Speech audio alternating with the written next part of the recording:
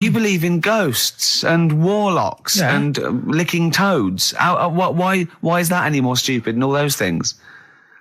It's not going to work, is it? All right. Fine. It's rubbish. Okay. What about this then? There's apparently now available £1.5 million apartments available on an exclusive ship which sails around the world. Yeah, it's like what do you make of that? It's a huge thing, and you live on it, and it's. I mean, in theory, how big is it? It's mental. Do you know it's like huge a town centre. Do you know how like people said that the Titanic was the biggest ship? Was that only then? They've got bigger ones now, haven't they? Yeah, a lot bigger. Oil tankers are much bigger, and.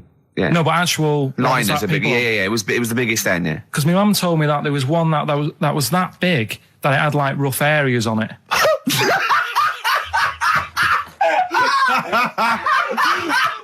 Oh God! Don't go starboard. Oh God! No, but do you know what I mean? Right. It was like we're thinking of moving. We're seeing the captain. We're thinking of moving to a nicer area. Oh yeah.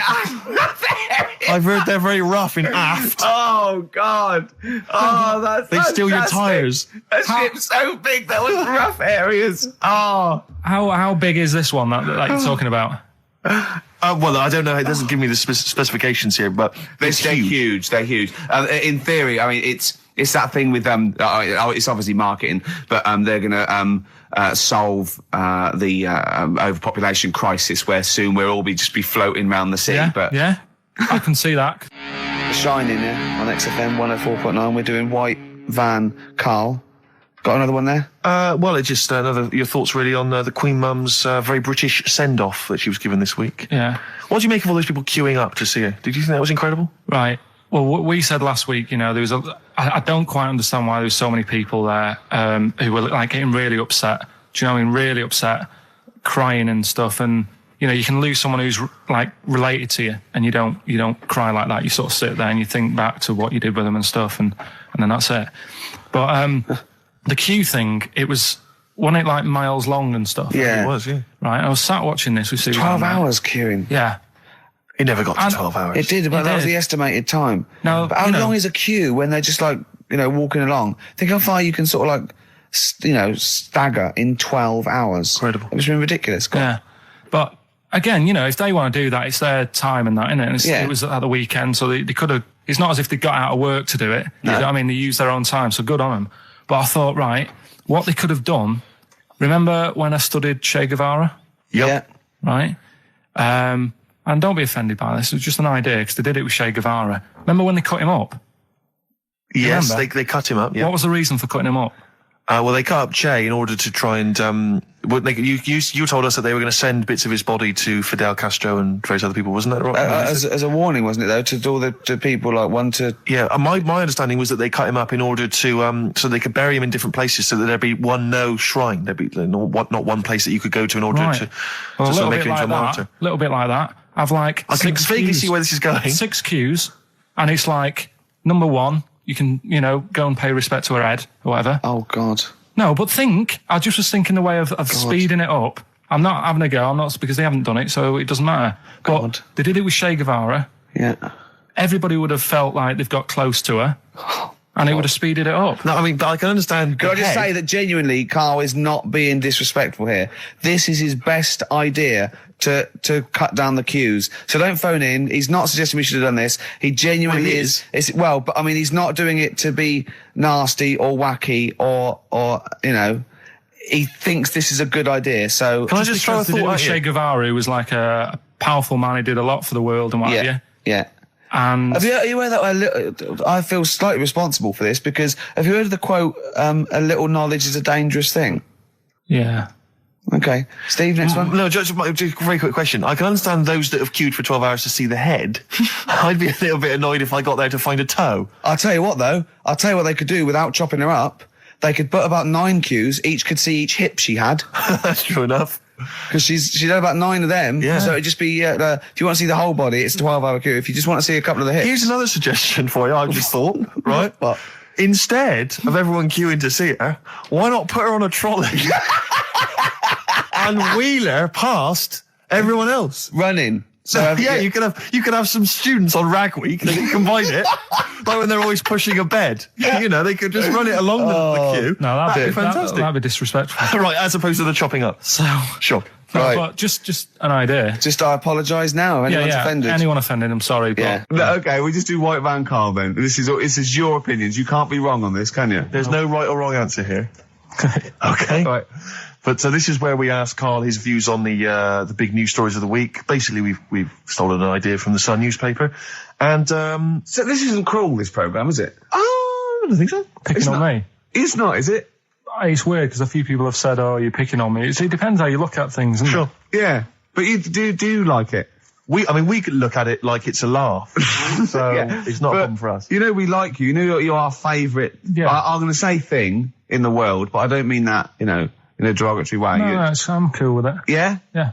Right. Okay. So your views, please, on the fact that attitudes are changing to the possible marriage of Charles and Camilla. Oh, what do you think of that? The roars at the moment, because the recent tragedies are apparently high in the polls, and people are coming around to the idea of Charles and Camilla getting hitched. What's your thought? Whatever, really. I mean, if they're happy with it. The thing that comes out of it most is it just goes to show, right, that there is someone for everyone. Just because, I mean, no disrespect to Camilla, I'm not a good-looking person either, but she isn't a stunner, and yet she's gone and picked up a royal. Right? Yeah. So I think it's good for things like that to happen, because it cheers you up. Do you know what I mean? Gives you a bit of hope. Thanks, Karl. So yeah, it's good.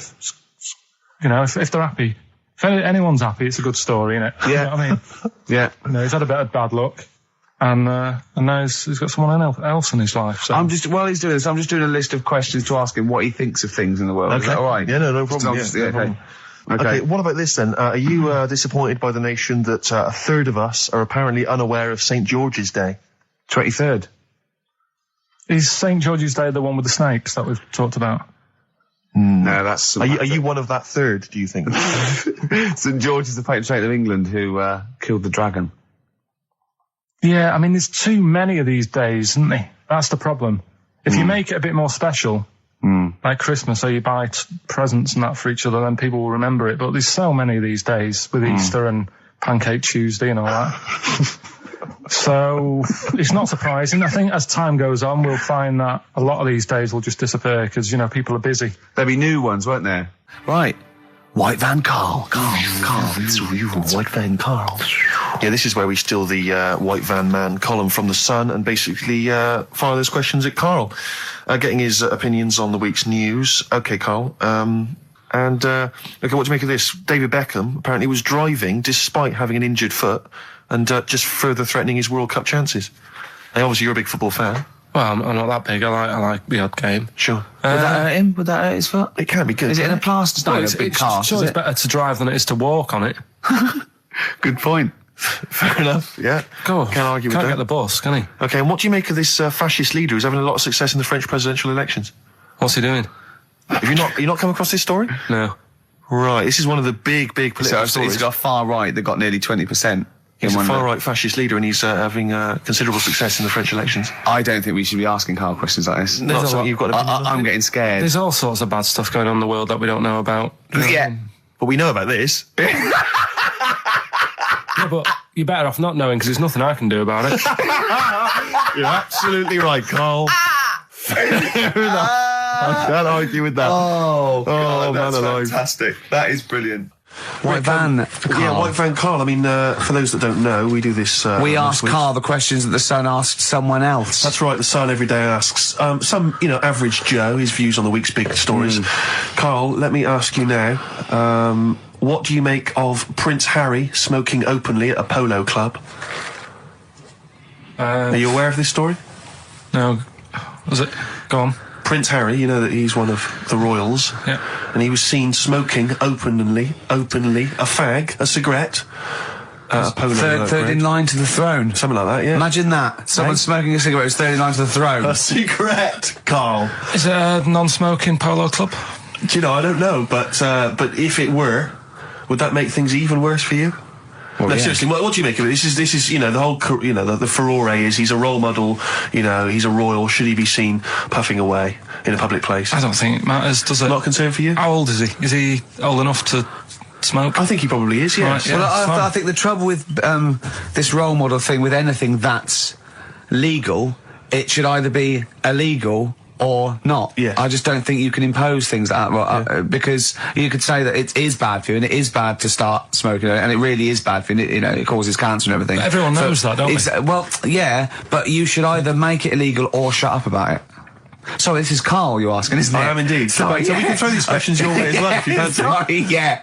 But it doesn't matter. But Carl, what are your views generally? I mean, it's obviously cigarettes are perfectly legal and so on, but what about stronger narcotics? Because I know you're very scared of drugs and stuff, aren't you? I'm not a fan.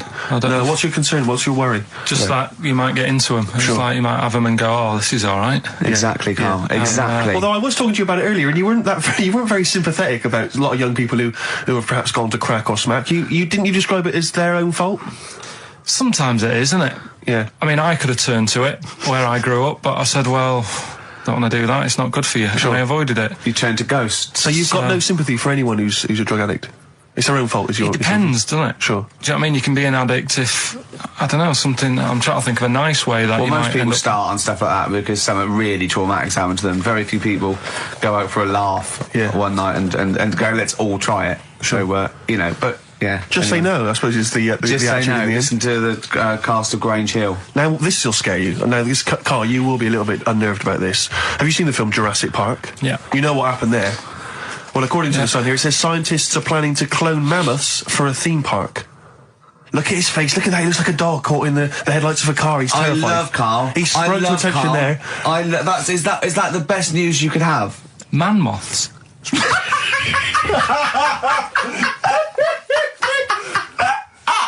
Right, yeah, moths. I love the fact that that's why he was so excited that they bred a man moth. What is this? Yeah, it's a human being that hides in your wardrobe and eats an entire jacket in a day.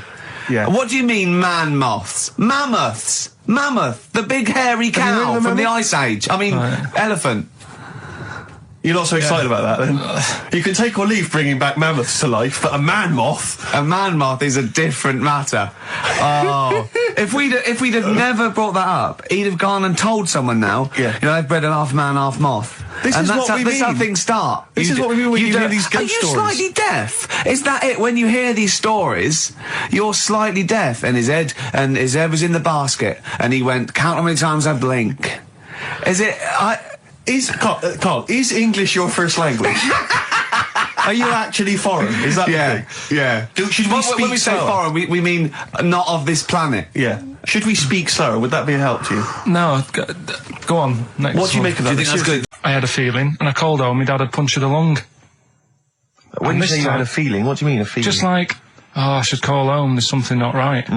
But this time, very specific feeling. How did that manifest itself? How did you get that? What kind of feeling? Is that tingling thing? I'm getting a bit of a lung feeling. Yeah. A bit of a dad lung feeling. That feels like a punctured lung. Hold on. But anyway, the holiday was good. We talked about it last week. Well, let's probe Carl about his holiday, because that's the sort of thing that audiences will stay tuned for, Rick, I'm pretty certain. Sure. Find out about you know more about this radio business than me. You hooked them already. Indeed, yeah.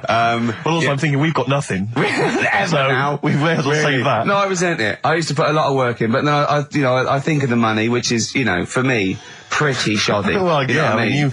I don't usually get out of bed for a lot of cash. Well, exactly, yeah. And, the whole thing is, the whole setup. It was raining today. I thought I should have a cabin. Then the sun came out, so I walked in again. Ah, dear. How are you? But I'll tell you what, I got a bit criticised last week as well that I only played ballads and same songs, so I'm going to rock out this week. I've been down to the Capitol Library to get some good tunes. And what about a little bit of AC/DC? Took me all night long. Let's hear it. Doves, Caught by the River on XFM 104.9. I'm Ricky Gervais, Steve Merchant, hello, Karl Pilkington and everything. No, I'm going to be honest with you. Go on. A little bit hungover, didn't feel very well. Yeah. I don't know if I'm hungover or still a bit drunk. I don't feel... You sound like you're still a bit drunk. Yeah, so what I'm worried about... You do every week, so... But what I'm worried about is that the standard will slip. If I'm not right on the ball.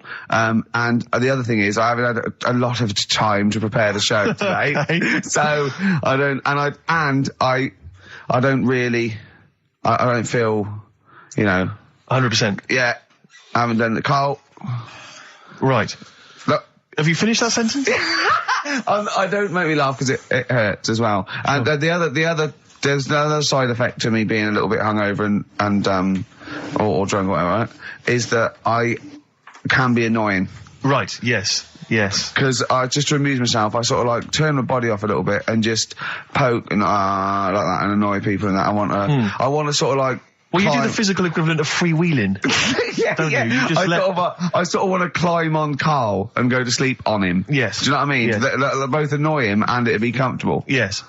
Which is, can be annoying. Just a little thing just to make this show a bit easier. If you'd put your hand up when you want one of us to speak, because I'm not quite sure when the sentences are finished. The hands are up. Okay, good. So, the hands are up. Okay. Okay. Good, alright. Okay. Are you gonna just keep them up the rest of the show, or? No, Carl, do what you, huh?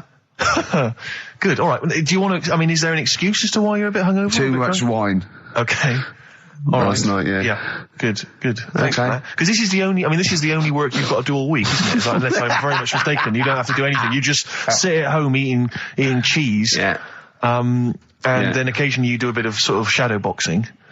And that's exercise. And then you sit out and watch TV. Yeah. Is that roughly what you did this week? Yeah.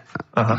So this is the only 2 hours you had to do anything for all week. This is you had to prepare for this. Yeah, but who can plan a hangover? Right. You'd think that. Carl, you said you had some stuff.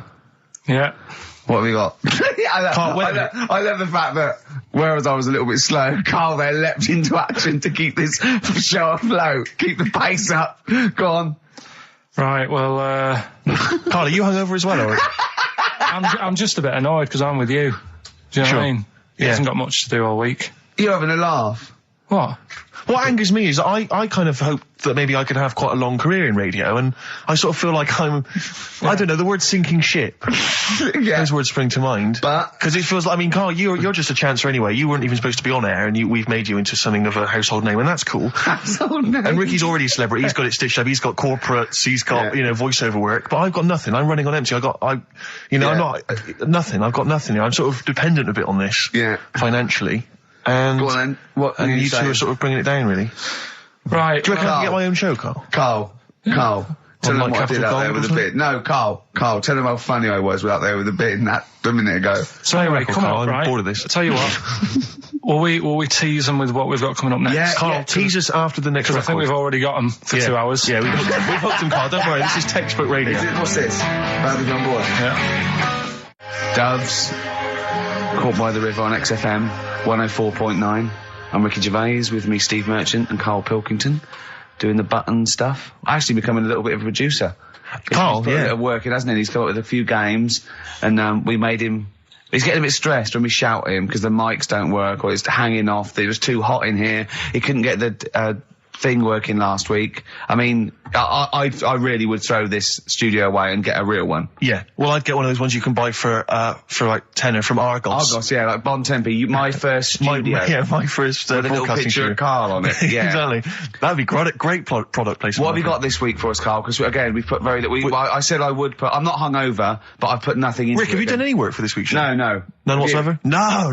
Okay, Carl, what have you got? What have you got? Quick. Keep them. It's 5 past. They're turning over already. They're finding other things. Carl, what have you come up with? There's melon stew. There's everything. Well, go on. We've got after the success of last week, Rockbusters. Okay. We're doing that again. Sorry, were you on the same show as that?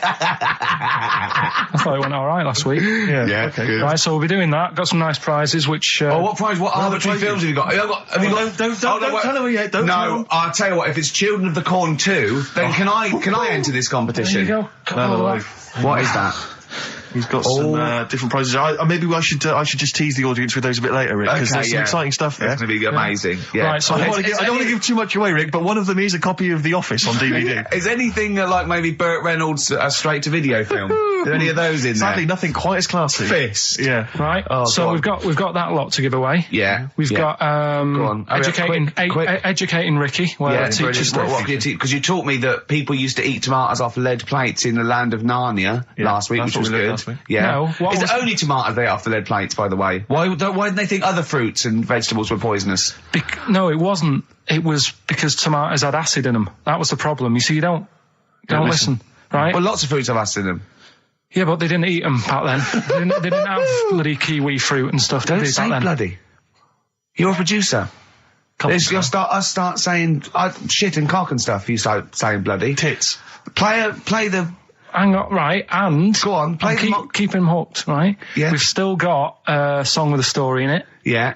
You don't want to play Babushka, do you? He doesn't like the idea of Babushka. I told him that was a story. Yeah. And he doesn't like it. A devil went down to Georgia. Someone sent in. You know, he's looking for a soul to steal. Yeah. Doesn't like it. Why don't you like that? Do you know the song? Not particularly. Right, it's a song about a lad who goes into a pub on a normal night. And It's in sort of the deep south of America, Yeah. New Orleans, something like that. It's, you know, it's not the old Kent Road. Right, okay. Okay, go on. goes into a pub. There's a devil in there who's getting a bit cocky. He's had a bit to drink and he's saying, do you want to sort of gamble your soul away with me and we'll see who's best at playing the violin? Yeah. And I think the lad wins in the end, but it's not real enough. Whereas the one... Oh! What? Not like the Shadow that got fed up and started pushing kids off bikes? Rick, I think you're In referring Boston. to stuff that no one made sense of last week. Yeah, exactly. I don't think we should refer to last week. Let's play Mock Turtles, Can You Dig It? And then we'll come back and we'll talk about that. and I've come to the conclusion, Rick, we should never refer to stuff Carl said in the past, because it would just take too long to explain. Okay, alright, that's fair enough. Foo Fighters. All my life on XFM 104.9, I'm Ricky Gervais, with me, Steve Merchant, and of course, Karl Pilkington. Ooh, have we got a show for you today? What have we got planned? Loads of stuff, and 2 hours of it. Right. And all the records. Specifically, what sort of stuff have you planned for us? Because I know you've been What have you working done? hard. What have you done? 'Cause well, you know, I've been busy this week. I've been Yeah. house hunting. I've various things. But I know you've had the whole week off. Right. So what have you been up to? Like, Go on, planned the Karl. show? Karl, tell them what we've got. Tell them what we've planned, all the stuff you've done. what have you got? But Rick, specifically, what have you come up with? I've quick, because people are getting bored. Tell us what Okay, you've... I've come up with the music. Right. Yeah. Obviously, we've already planned that. We planned that last week, so that's all done. But what have you yourself contributed to today's show? I'm looking forward to it. I got a text message today from Ross Noble. You know Ross Noble, the comedian, who's on. Have I got news for you? Right. He says, ask Karl if he woke up with ladies' boobs, would he just put a dress on and live as a lady, or would he just be a man but with his boobs?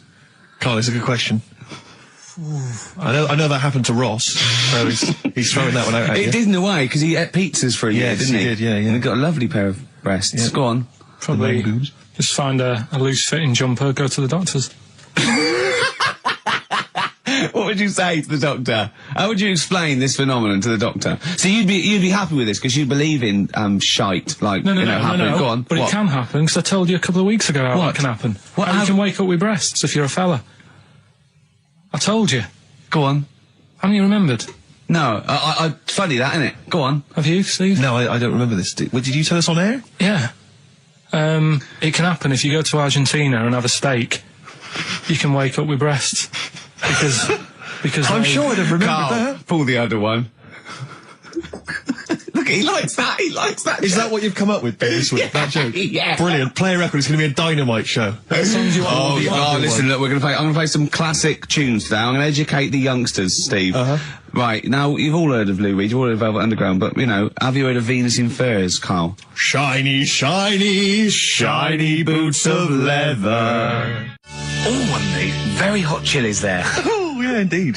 The Zephyr song, Red Hot Chili Peppers on XFM 104.9. I'm Ricky Gervais, with me, Stephen Merchant. And Hello of course, there. over there, little Karl Pilkington. Indeed. See the write-up in Heat this week? No, is it good stuff? Basically Karl's show. Yes. Which is fair enough. No, I mean, he's the only one doing any work. I know. He's the only one contributing. We thought no one had noticed, but Heat were on it straight away. Yeah. They picked out. I read it to him over the phone. It said 2 hours of black music and everything like.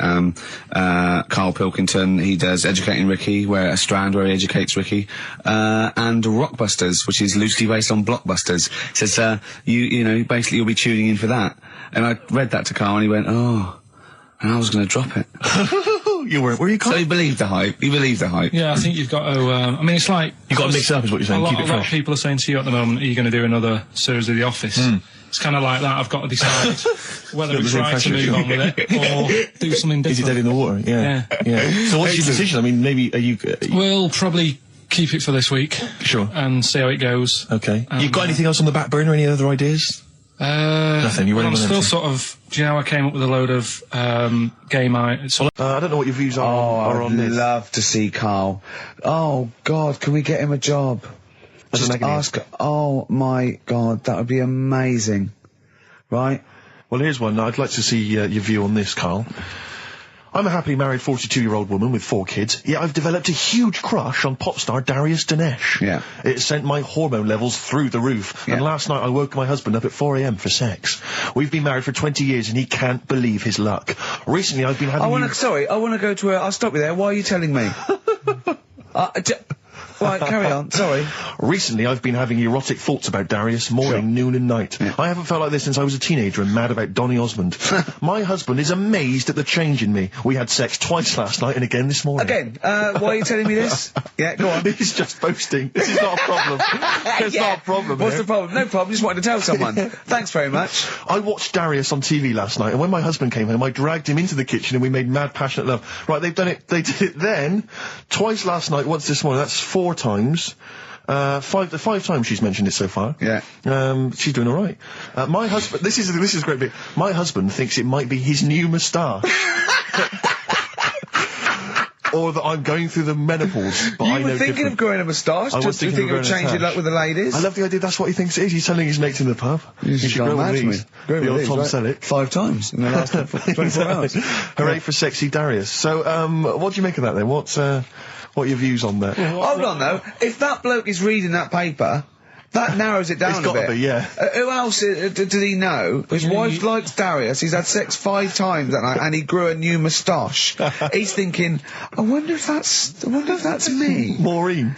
Yeah, go on. But what's your concern? Because I'll tell you what her problem is. She's worried that, the reason that she's now kind of overly excited and she's having this great sex with her husband is because she's actually fantasizing about someone completely different, younger.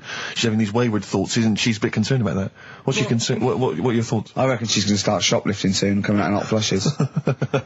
Go on. Just, they're both happy, aren't they? He's getting what he wants. She's happy. I'd say, yeah, whatever, get on with it. Do you think that she should confess? She wants to be honest with him. I wouldn't, because not that many fellas like Darius. Right. So if you're sort of thinking, oh, she'd rather have him than me, I don't What do you think Darius would think of this? He'd probably be happy with that. I mean, what would you do if you got loads of phone calls, right, from women going, Carl, whenever you're on the radio, I just have to do it. I just have to do it. Your voice makes me... I'd say, all right, well, it's all right. I'd be happy with that. Would you? Yeah. I mean, just in case anyone is doing that. What would you do to sort of like egg them on a little bit to help them out? What do you think? What sexy things would you say? What do you think is your quality? What do you think people would find, pretty horny about you? Is it your sort of mank wine? Do you think that? Just say this, London shit, innit? I think say that, but London, it's not that good, is it? I think you've done it there. So that's say something quite sort of sexy though. Say something like, well, I love to love you. Say something sexy. Say that. No, say something sexy. Suze answers to me, do you love me? I go, yeah, you're all right. The thing is, I know that's true. Yeah. I know that's true. That's brilliant. But because one of the things that Deirdre says is that she's wondering if this marriage is going a little bit stale and needs to be freshened up. They need to give a new spice, a new spin to the marriage. What would you do? What advice would you give to spice up, something that they've been married for quite some time? Get him. I think get Darius, all Darius things. Get David Snedden's new video on the telly. What do you reckon though, Carl? Just treat them. Do you know what I mean? Just surprise them now and again with stuff. That's what I do. It's what you got those condoms, didn't you? That you got 2 for So one. hang on, what? You've never done that? What? You've surprised Suzanne with what? I've like... You stood behind a door and shouted at her when she comes in. Don't drop the jelly! Yeah, just the usual stuff. There was some free chocolate delivered to work the other day. I took her a bit of that home. Nice of you, that's really thoughtful. She didn't like dark chocolate, but I said, well, that's a thought. So, I had it. But, you often benefit from any gift that you give her. The chocolate, the meal, the condoms. There's always something in it for you. Yeah, there is. I love the idea. She's got bored with a Christmas present now, though. What, the condoms? Yeah. Or the food that she ate. No, the condoms. Yeah, she's got tired of filling them with water, throwing them to the passing kids. Yeah, all in the same bed. Oh dear. So if it was the last day, if you had one day to live, okay, what would you do with your day? Now let's assume that you're not in a state of ill health. There's not much you can do. It's just the end of the world. And What do you mean there's not much you can do? I mean, that's what we're asking you. It's the last day of your life. It depends, doesn't it? If we're all in the same boat, if someone says, oh, unlucky, without bitterness, like, oh, we accidentally exposed you to some radiation poison, you got a day, or if it was like, there's a meteor coming this way, we're all in the same boat, I think it would be different. It depends whether it's you and the rest of the world. No? I'd do the same thing. I'd steal a car and go joyriding. But like, go mental. I'd be smashing stuff, I'd be knocking people over for a laugh, I'd be going crazy. It'd be like Grand Theft Auto. Right, It would be extraordinary. Brilliant. Driving through parks. That's what I did in the getaway. Yeah. I tried to play it seriously. Within about 10 minutes, I was just going around areas I knew, trying to knock people over. Yeah, I don't think I'd want to do that much. Seriously. You can watch telly, because you might not know how the thing ends. Sure. Yeah, be a waste of time. You could watch 24, couldn't you? If you had a day. Yeah. On DVD. Do that then, do that. Do that, yeah? Well, but I mean, let's be honest. Let's say you can take all the money out of your bank account. You can fly anywhere in the world. You can do whatever you want. Well, not a long flight. You could. Well, no, but you've got your Australia, you wouldn't make it, would you? No. Why wouldn't you go to the monkey sanctuary down in Cornwall and just go around cuddling as many monkeys as you can? I'm going to tell you something now. Go on. Go in there next week. Are you? Yeah. Taking my mum and dad away, because like Suzanne's mum and dad. What, you're donating them? Most people put them in a home. What are you going to say? How you monkey sanctuary is cheaper. Taking them down, taking them down to Cornwall. Hold on, I thought you said you'd never go away with parents again. No, but that was Suzanne's mum and dad. Oh, is this to get even or something? So we'll do that, and then we'll can it, then. That was your outing. Your phone and both sets of parents over. It goes, right, you won't be seeing us ever again on holiday. We've taken you away, Be careful that the monkey people don't buy you off your parents. Yeah. And don't make sure they don't leave any of the monkeys' food in the telephone box, because Dad'll have that away. Yeah. No. I was talking to him about that the other day. About the nicking in phone boxes. And he should we just explain that to people? They live in a small village in Wales, and it's like one sort of utility store, and when it's shut, they leave you shopping in the telephone box across the road. And Carl's dad found out about this and goes and helps himself. Yeah, to other people shopping. That's terrible. Yeah, go on. And I was talking to him about that, saying, have you picked up any surprises in the phone box? And he said, no. We were talking about other stuff he used to do. One of them used to be going in this supermarket, right, in Manchester. Yeah. Needs a new pair of shoes. Yeah. Go in, take a new pair off the shelf, pop them on, leave his old ones there. Really? And walk out again. Yeah, brilliant. Flawless. And then you go in after and buy his old ones back like an idiot. Yeah. You'd go in the next day. They look nice. My dad's got a pair just like that. I've always wanted some. Can I have those? I had some exciting news this week, Carl. You'll be pleased to find out. I'm worried that you might get a little bit jealous, because it's obviously going to impact on your world quite strongly. Because I know you think you'd like things to be quite samey. You'd like the status quo to be maintained. You like the fact that in the past, we've had some crosswords. Because I remember, what did you think of me when I first walked in? When I first came in on the first day of XFM? I don't know why you're making a big deal out of it, because I'm just being honest, though. I'm just being honest about a lot of people who see you for the first time sort of go, well, he's a bit weird. I don't understand, Steve, that you brought it up, and then you're again. But I'm sure that wasn't what he said before. No, did he say before? Yeah, well, he was a bit weird. Yeah, well, he looked at you, and I knew. I could see by the look on his face. You know when you know your kid, and your kid's sort of scared of something, and they go, "Why's your kid?" He goes, "Oh, he doesn't like pigeons or spiders." Right. It was like that when I saw Carl, and I brought you in, and I went, "What do you think of that, Carl?" I could see the look on his face that he was disturbed. Sure. And then, as he said, you get used to it, don't you? Yeah, you get used to it. And you have changed a little bit. Your hair's a bit smarter now, and you've got some nicer glasses and that, I think. Or I might have just got used to it. Whoa, don't bring it up, Steve. Don't look at me like that. So you say that you think some other people in the office thought the same? Do you know that for sure? Carl. Did you discuss it? Carl. Yeah, I think they do, yeah. Okay, leave it there then. But not just in the office, as you walk through the building.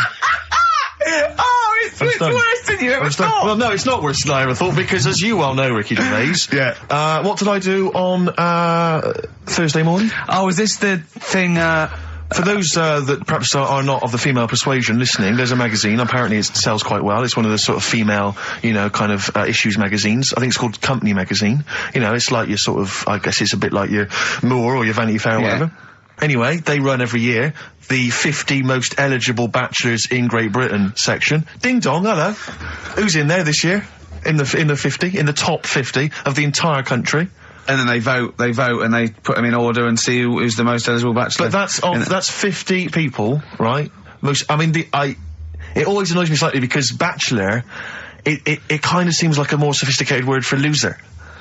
Yeah, no. Which always sort of unnerves me slightly. And also they try and do a different 50 every year, so they're getting pretty desperate to get different ones. No, because also a lot of people who are sort of like successful, are married, so there's very little to... No, there's a huge... I don't know if this is international. It could even be international. I'm not sure, actually. So I could be up there with the likes of Justin Timberlake, etc.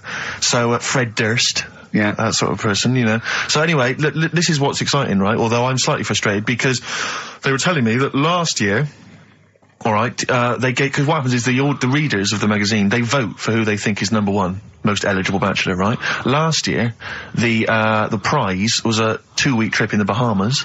Okay, this year. I'm rather annoyed because all I'm going to win is a moped. That's the prize this year. That's the prize this year. A moped. Whoa! Backtrack. What? Sorry. Last year was a 2-week trip to Bahamas, and this year just a moped. All I'm going to get is a moped. All you're going to win is a moped. Right, go on, Carl. We're going back to 1829. Yeah. All the way back there to 1829. It's a retro conjoined twin link. A couple of guys set up a business. They were called Chang and Ang. Oh, they're the first. That's why they were called Siamese twins, because they wasn't that what it was based on? Those two, Chang and Ang. Was it? The original, yeah, that's why they're called Siamese twins, because I think they were Siamese.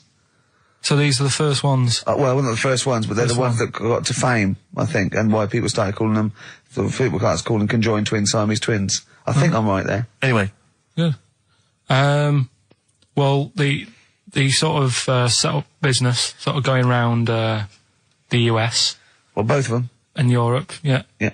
And what they used to do, people were amazed by it anyway. Yeah. People wanted to know how they get through life doing certain things that you think about. When you think about Siamese twins, you think about, how do you get through a day like that? Yeah. Right? And the thing that cropped up the most with people was how they take a bath. So they used to go on tour around the US and Europe and sit in a bath, have a wash and that. And, did they ever wash each other by mistake? They go, oh, that ends there. I've got something to tell you, actually. We tease Steve about, not ever spending any money. I'm careful with money, I'm not. Yeah. Guess what? He's treating it like, he's nurturing this, right? He keeps running off, right? In the edit, he's having a suit made, and he wants to be just right, because I reckon he's forking out quite a lot. He's having a suit made. Think of that, him. Let me tell you this, though. I don't want you thinking I'm getting all flash with my cash. It's very hard to buy off the peg when you're 6'7". So, it was a necessity. Carl, I don't want you thinking that this is the beginning of some new phase. Well, is everything you buy sort of made to measure? Or? No, I'm afraid if only I could afford it, mate. But, no, I'm off the peg generally, but...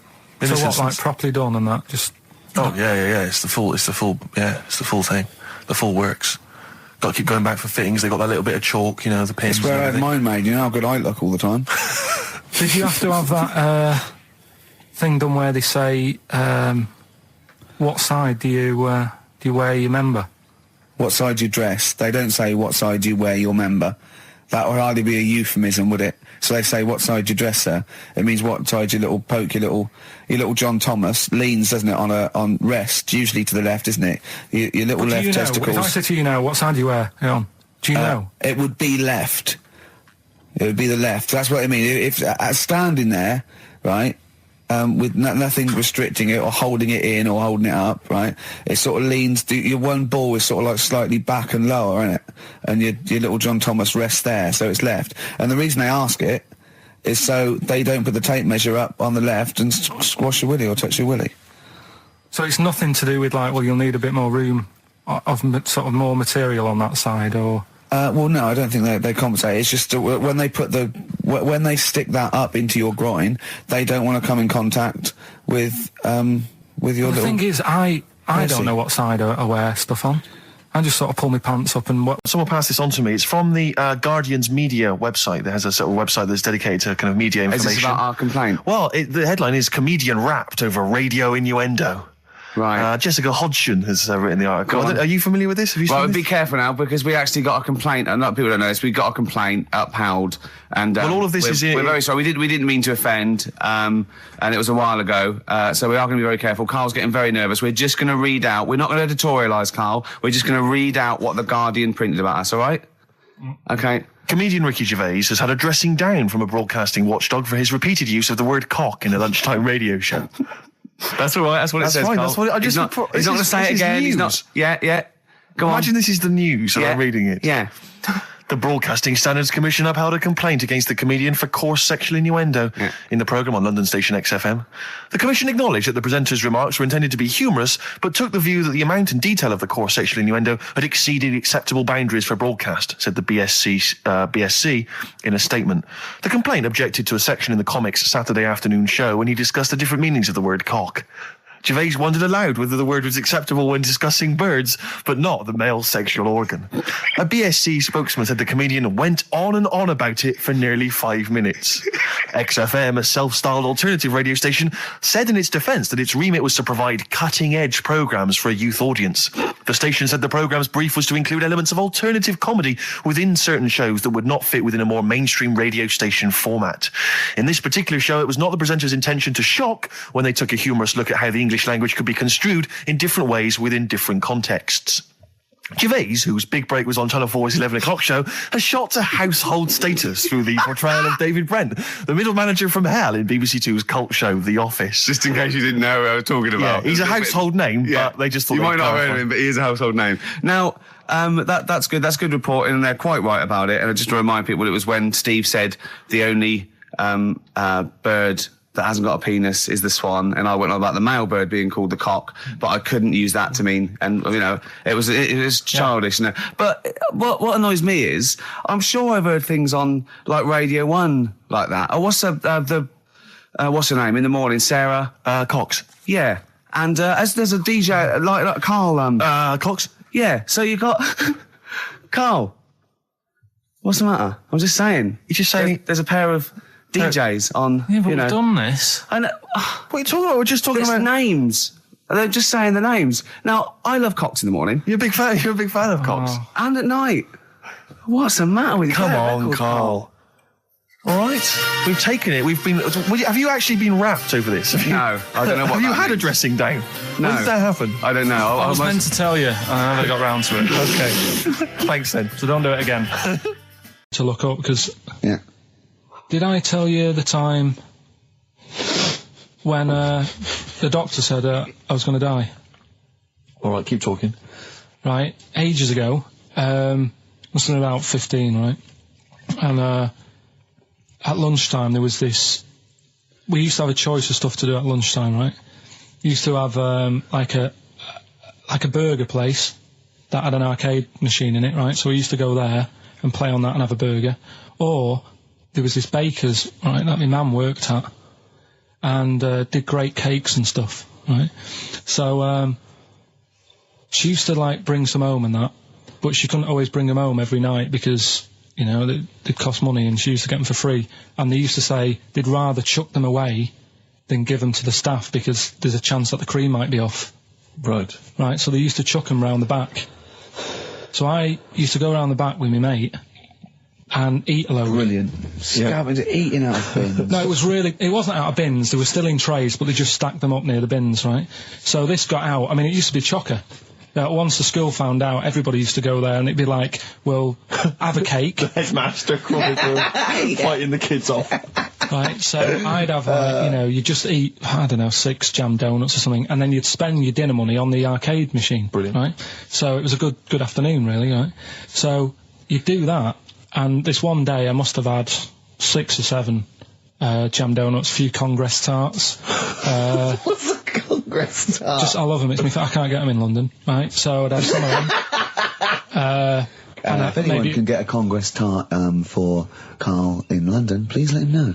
So anyway, this day, that was just a normal day. Do you know what I mean? You'd once, twice a week, you'd have a load of cake. In your life, Yeah, a So normal anyway- day in your life. Were the frog boys there with the webbed hands and the big heads? So- and the horse in the settee? Yeah. But the day after one of these days, I had really bad cramp in my belly. Right? I was like in agony, could hardly walk. So I said to my mum, You could hardly stagger to the free cakes. So, I was in absolute agony. I said, I don't like doctors, but you'll have to get a doctor in because I don't know what it is. I can't walk. Just gets the doctor round. I won't say his name, but he said, well, doesn't look like he's got long left. Blimey. So I was a bit like, hang on a minute, I've only had a few cream donuts. Yeah. My mum was panicking. Sure. He went. My dad came in from work. She said, something's really bad with Karl. I think it's serious. The doctor said he ain't got long left. So he said, what? He said that and just left? So she said, yeah. He said, I'll have to call him then. So he called him up, said, what's all this about? Karl hasn't got long left. How long's he got? So he goes, I was only messing. He's just had some bad cream. Can you believe that? Well, the thing is, I like the fact your mum didn't ask any questions. I know. She didn't go into detail. No, Can you explain more, Doctor? No, I got to show off. No, but she doesn't. She doesn't like talking. I don't want to diss you or your family, but I imagine if I was there, I'd have known the doctor was joking. That's all I'm saying. I mean, I sound very arrogant there, but I imagine he went, what's he done? I had about 6 cream cones. Oh, right. Oh, wow. He hasn't got long to live then. I'll see you later. That's what I think the doctor did. Yeah. It always starts with a sort of doorbell. So it goes, ding dong. I go, oh, no, hold on, Steve, hold on, Karl. Who's that at the door? Yeah. Hello. Oh, hello. Oh, look, it's Camp David, the right queer gay. Oh, hello. Hello, you look all gay today. Is that because it's nice weather?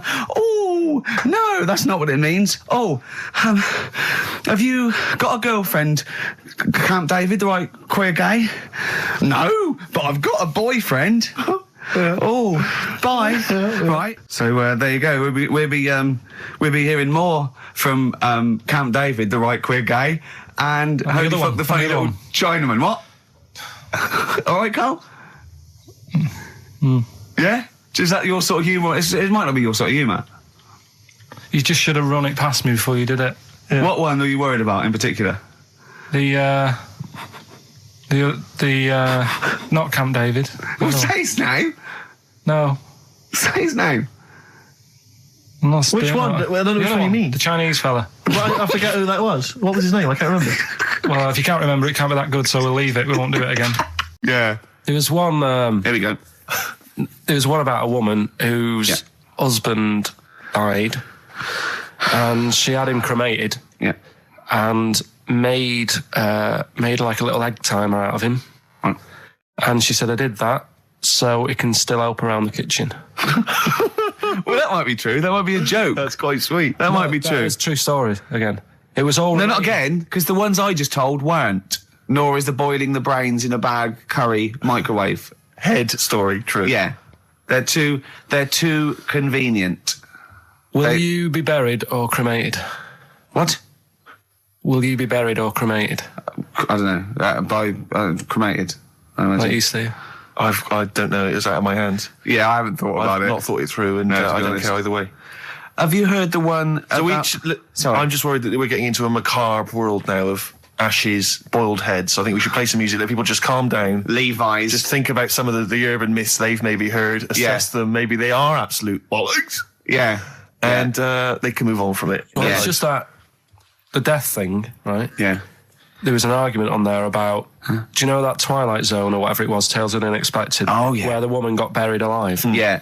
They were saying how, like, years ago, they'd bury people thinking they're dead. Yeah. And they've recently, like, dug coffins up. And then the people who were in the coffin weren't dead. They might have just been, like, in some sort of deep sleep or whatever. Catatonic. And they've lifted the lid off. Yeah. And there's scratch marks on the thing. Yeah. And that's pretty scary. And Makes you think, I mean, I hope they check these days. That's all.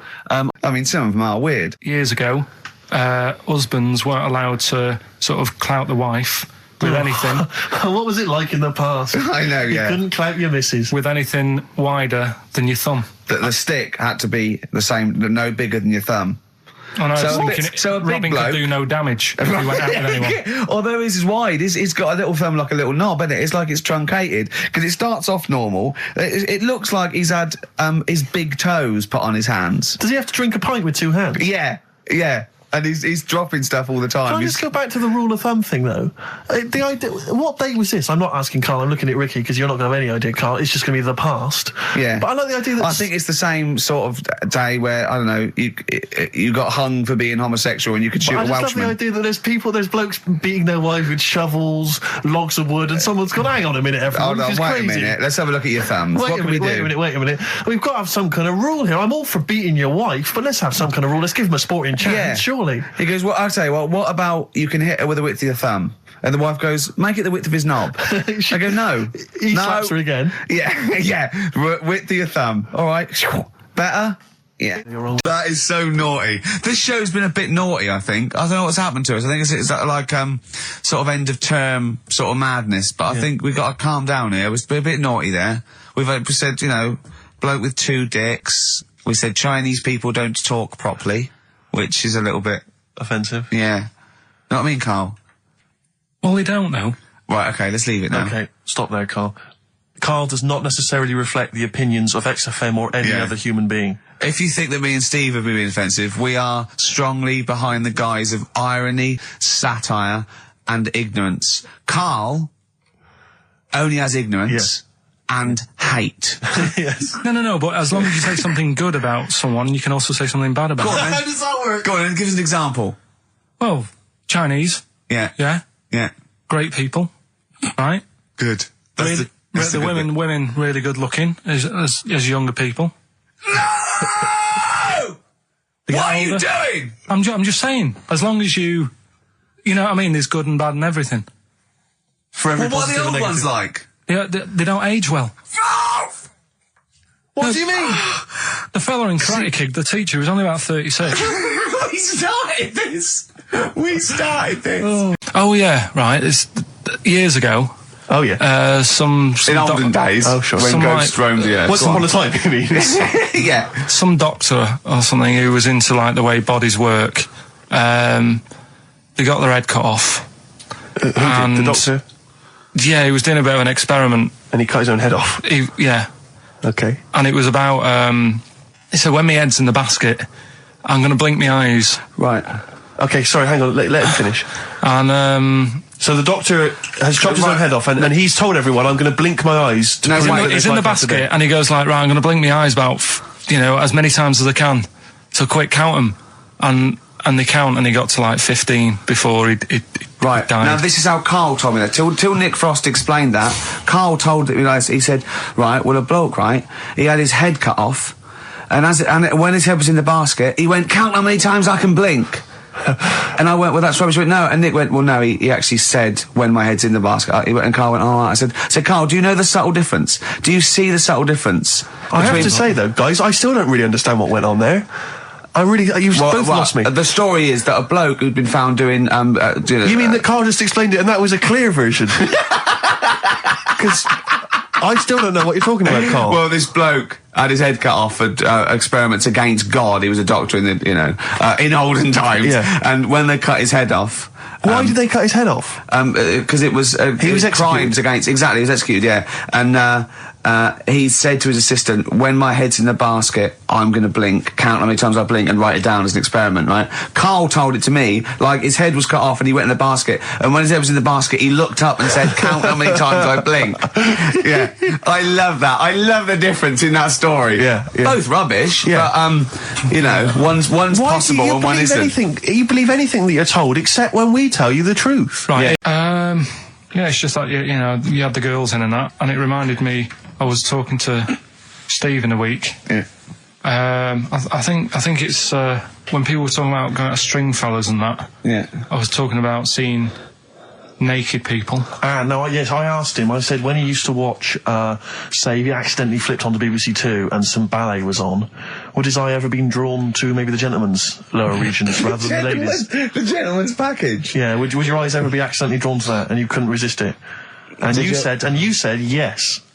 Yeah, because, right, and I Oh, don't think dear. I'm, Oh dear. Well, go on. I mean, fair enough. no, right. I'm always looking at the beautiful ladies, but fair enough.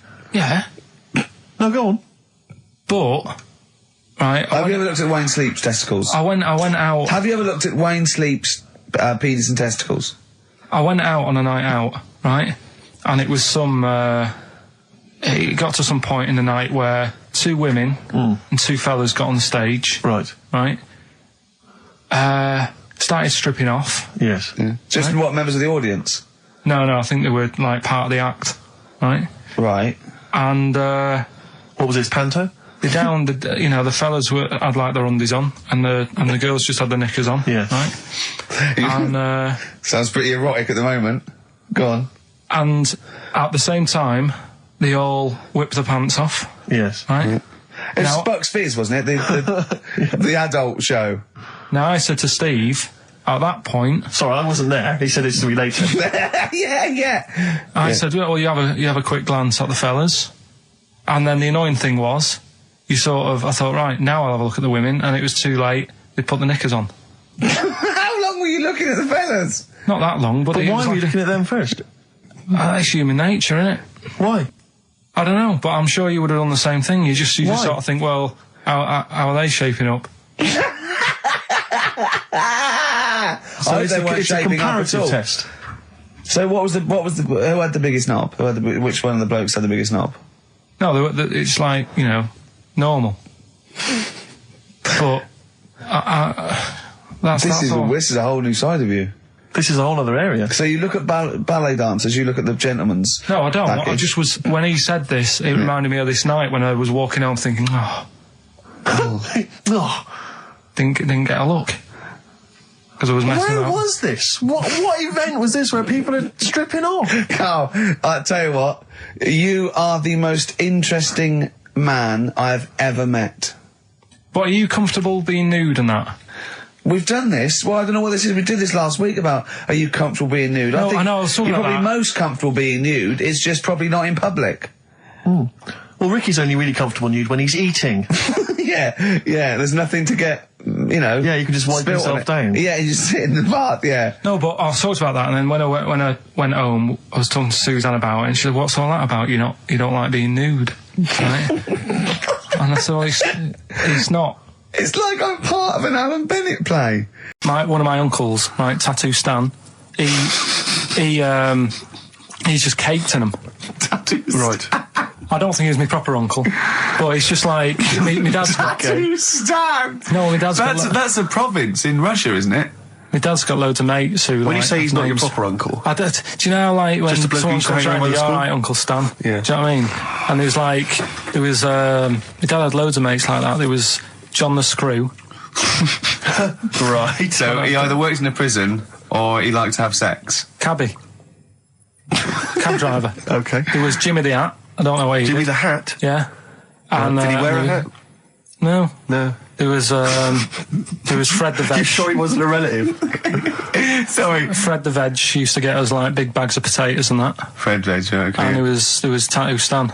And he was just caked in them. And I used to always look at him thinking, why have you done that? I must have only been like, 6 I or suppose 7. if you're born with a name like Tattoo Stan, Exactly. you're destined, aren't you, were really? they like a 1950s gang? I'm worried about... I'm Who worried were about... doing a bank job? What was his name? The Hat? What was his name? Jimmy the Hat. I'm worried about Jimmy the Hat. Yeah. Not having a hat. I don't understand it. Are you sure he didn't have a hat? Not when I met him. Did he ever wear a hat? I didn't see him that much. Do you think it was a joke, like, when your mate's sort of like, 8 foot and huge, you call him Little John or Tiny? Do you think... Well, the fact that he never wore Yeah, a they hat. went, hold on, I've noticed something about Jim. Go on. No hat. And I go, oh, true, let's call him Jim the Hat. Jimmy the Hat, yeah. But my Uncle Stan, he had, like, loads of them. He did them himself. Oh dear. And it was always that thing. God.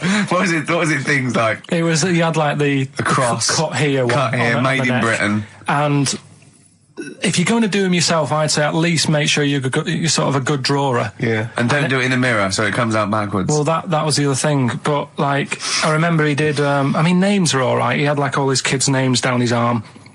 And, what are they called? Yeah. oh, God, it's... Tattoo Stan Jr. Yeah. And, Paul shits the bed. Well, it's funny you say that actually, because in a survey, it came up this week. It's quite extensive. Mancunians take more sick days than anyone else. Mancunians take more sick days than workers in any other city in Britain and Ireland, according to Manchester-based employment firm. Survey by Peninsula found employees in Manchester take 11 sick days per year, whereas closest rivals Edinburgh and Dublin take an average of 9. Liverpool, Newcastle, Birmingham, Cardiff only 8. Is Reading mentioned there? Or no, Bristol? it's not even in there. They don't take days off. London is only 7. So the point is, I mean, I don't know you can take anything from it, but if you were an employer and you had a Mancunian and a Liverpudlian and they were equal on everything else, but you really couldn't afford them to be away, Liverpudlian's going to probably be away for 8 days. Sure. The Manc's going to be away for 11, phoning in sick. And so what can you? I mean, just analysing the data there. What would you extrapolate from that? I really don't know. I mean, call in if you've got any clues, or email us in if you've got any. I don't know why I think maybe. I don't know. Mancunians. I don't really know many people from Manchester. Well, I only know one, but I know he was off sick because he put on wet trousers and he got a cold, I think. Yeah. Well, he just said he was didn't come in for. Yeah. He left early as well once. Yeah. But I don't know. I mean, that's the survey. I don't know. I mean, it's evidence because it's statistics. So there you go. It's guaranteed evidence that's proof. Any thoughts on that, Ricky.Gervais at xfm.co.uk? I mean, oddly enough, you're from Manchester, Carl. I am, yeah. What are your thoughts on that? On what, sorry? On the survey. Wasn't really listening. Sure. Well, Mancunians take off more sick days. They call in sick. I mean, presumably spuriously. Yeah. I mean, because they've got the same body. They're biologically the same, so... they're obviously making up their life. Yeah, some of the days. Maybe there's just the 3 extra they're making up. Yeah, they're moaning. Probably because we work a lot harder than the others, so we're tired, so you're sick, so you need time off. Probably. Seems unlikely. I mean, the Scousers, to be honest, take them on, let them work in your office. But you know how many computers are going to go missing? Right, that... So offensive. Is offensive. Right. This is a survey that proved. You just made that up. You just carried on the myth that Liverpudlians thieve. Now that's not true. That is not true. Well, it's not. Well, some of them do. There's been no survey that you're more likely to thieve if you're from Liverpool than if you're a Manchester. So that hasn't been proven yet. So all I've got is the evidence from a survey of, I think, 3,500 people. It's proof that Mancunians take off more sick days. XFM 104.9. This is April Come She Will by Simon and Garfunkel. Brilliant. So, if you're from Manchester, sorry about that. I mean, it is true. We weren't making that up. We weren't doing a stupid stereotype like Kyle did with Liverpudlians. It's just a survey that... Thanks, Ruth. And Suzanne was sat on the floor in front of me, and she was like, "Oh, rub my neck, it's hurting." So I thought, and I hate doing that. It really it bores me. Well, she's your girlfriend, for goodness sake. I know. Dale Winton's different. You're getting paid for that. Go on. So I thought, the only way to shift her, I'll let one go, right? So I did that. I love that. It's such a loving relationship. I love that. That's great. So like she's doing the washing up badly. Yeah. She won't ask me again. What have you done? I've smashed the cups up and I've written in excrement across the wall. Well, that's no good, isn't it? Well, I won't do it again then. Give me the marigolds, I'll do it. I've nailed the cat to the fridge. What's up with that? Yeah. Go on. But yeah, so I did that, and it worked. She sort of got up and said, "Oh," and my dad said, "What do you do that for?" What was he thinking? So I said, "Oh, I hate rubbing her neck. Does me head in." So he says, "You know, I've never trumped in front of your mother for 40 years." Sorry, where was this? Chigley? Why is this family talking like this? Young Carl, I've never trumped in front of your mother in the 35 years. Why you... What? I don't know what... No, it's just that he said, you know, we've done a lot of things in the family that I'm not proud of. What did he say that for? What, he's never trumped in front of your mother? He just offered that information up. Well, he just was surprised that I did it. He said, "Where have you got that from?" Yeah. Whoa, he's lowering intestines, I'd thought. What do you mean? You have to imagine there's a class of farting. Oh, no. we haven't told our kids about farting. He doesn't do it. We haven't told him about it. We don't do it in front of them. You have to learn it, do you? No, but there's a place. That's what I was always told. Go on. There's a place for that. Cornwall. Do you know why I think I was ill? Stress. I genuinely think it was stress. I think I'm analysing it. What do you think of that, Carl? But I'll tell you what it is. Look, think about it though. We live in London. We got the war, the threat of terrorist activity. That's where I live. I'm all right. Next one. We got SARS. One. Yeah, but you can walk to work. I got to travel on the tube. I came in this morning. I saw a Chinaman sneeze. I was terrified. S Club 7. They've split up. I mean, I worry about those sort of people. They're young kids. They're talented guys. I mean, they say they're going to be all right. I'm not sure Tina is. I'm not sure she's got the talent. So there's just so many elements that I stress remember me you were out. worried about hearsay. Oh, Kim likewise. Marsh is doing all right. Oh, Kim's doing fine, but she got out early. Yeah. But, I'm not sure the rest of them will be. No. I'm just... They're quite emotional. I've got to worry about the show. I've got to be worried about this, It's just me. I've never been that good when, like, anyone in the family's ill or anything. I've just got... Just because that's the way I am, do you know what I mean? If I'm ill, I don't expect people to run about. No, well, I've never been off for being ill. I mean, you were. Did a couple of weeks ago. Yeah, but that's... But hang on, I've not missed either of the shows. I'm ill today, but I'm still here. You took I seem to remember you took a show off when you were ill. Yeah. You were whinging, I was weren't you? really ill. Right, sure. I couldn't even walk to work, though. Yeah. That's what I mean. Did you go to the doctors? No, I was too right. ill to get there. Right. That's how bad I was. Did you call a doctor out? No. Oh, interesting. But it's just that, I mean, we were talking about it last night because I was saying to Suzanne, I said, oh, Steve's, he's been living at home all week. She said, oh, is he I love really the ill? way he talks about it behind your back as well. Thanks. And she said, so what's up with him? Malingering geek. And I said. said, oh, he's got a sore throat or something. She went sore throat. Oh. So she said, well, you don't know how serious it is. Don't be offhand with him tomorrow because, if he's coming in and he's still not right. Because she always sticks up for you. Yeah. Right? And she Because said, you've anyway, got some sense. She said, and anyway, you're no good when people are ill. I said, hang on, what are you talking about? So apparently, when we first sort of started going out, the first time she was ill, she kind of thought she saw the real me because she was ill in bed and that. And I was saying, "Oh, get up." And, of course, you can drink alcohol with these. And I just was like, you make yourself feel worse if you lie in bed. I said, come on, we need to go shopping. And she said, you go shopping. I said, no, I'm not, because I'm rubbish at shopping for food. Do you know what I mean? I'm all right at getting that night's food, but once it starts, like, you've got a plan. Sure, yeah, you're dropping the bananas. I forget all sorts of stuff. Yeah. So all over the floor. Well, she was like feeling hot on that. She said, I've got a temperature, so we'll come to the supermarket and not hang about in the chicken. Frozen chicken section, cool yourself down. Yeah, sure. And it made her worse. So now she was like, do you remember that? And I was kind of like, yeah. Who's that hot woman sitting in the chicken fillets? Yeah. That's Carl's girlfriend. Yeah. She's obviously ill again. Even when I was younger, do you know when I told you that I was picked at school to give old people biscuits?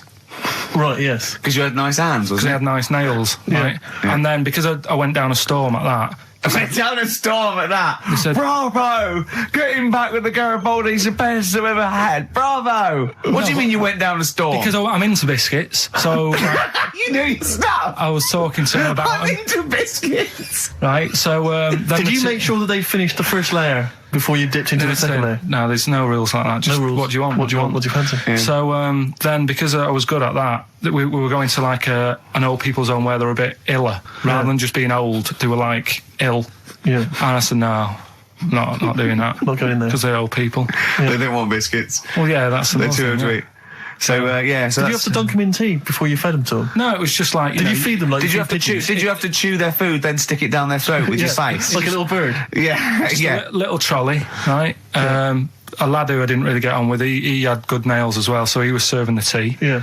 And I just had a chat and said, oh, do you want a biscuit with that? Yeah. What about this one? Do you like bourbons? Yeah. Oh, you really did the whole. So, yeah. Oh, right. So you weren't just, it wasn't like their choice. You offered a selection. Well, I sort of sold them because the thing is there's only so many, so you've got to handle the situation well. Sure. You don't want too many in one type, so it's No. like, well, you've had a bourbon. Yeah. What a great life they lead. They probably only pay about 900 quid a week to stay in that particular home. Yeah. And they get a free bourbon by a kid with clean nails. Brilliant. Whoop-de-hoo. So anyway, I found these things. Do you know what I went for some food, Yeah. and it was the last few days. I didn't take much money with me, and we were in Florida, and we were hungry, and we went for some steak, and we had our dinner and that, and I think it's their equivalent to the Angus Steakhouse. Yeah. Right. And sat down, had the steak, and that's huge, big portions. But anyway, we didn't have much money left, and we had like another 2 days left, so we didn't leave.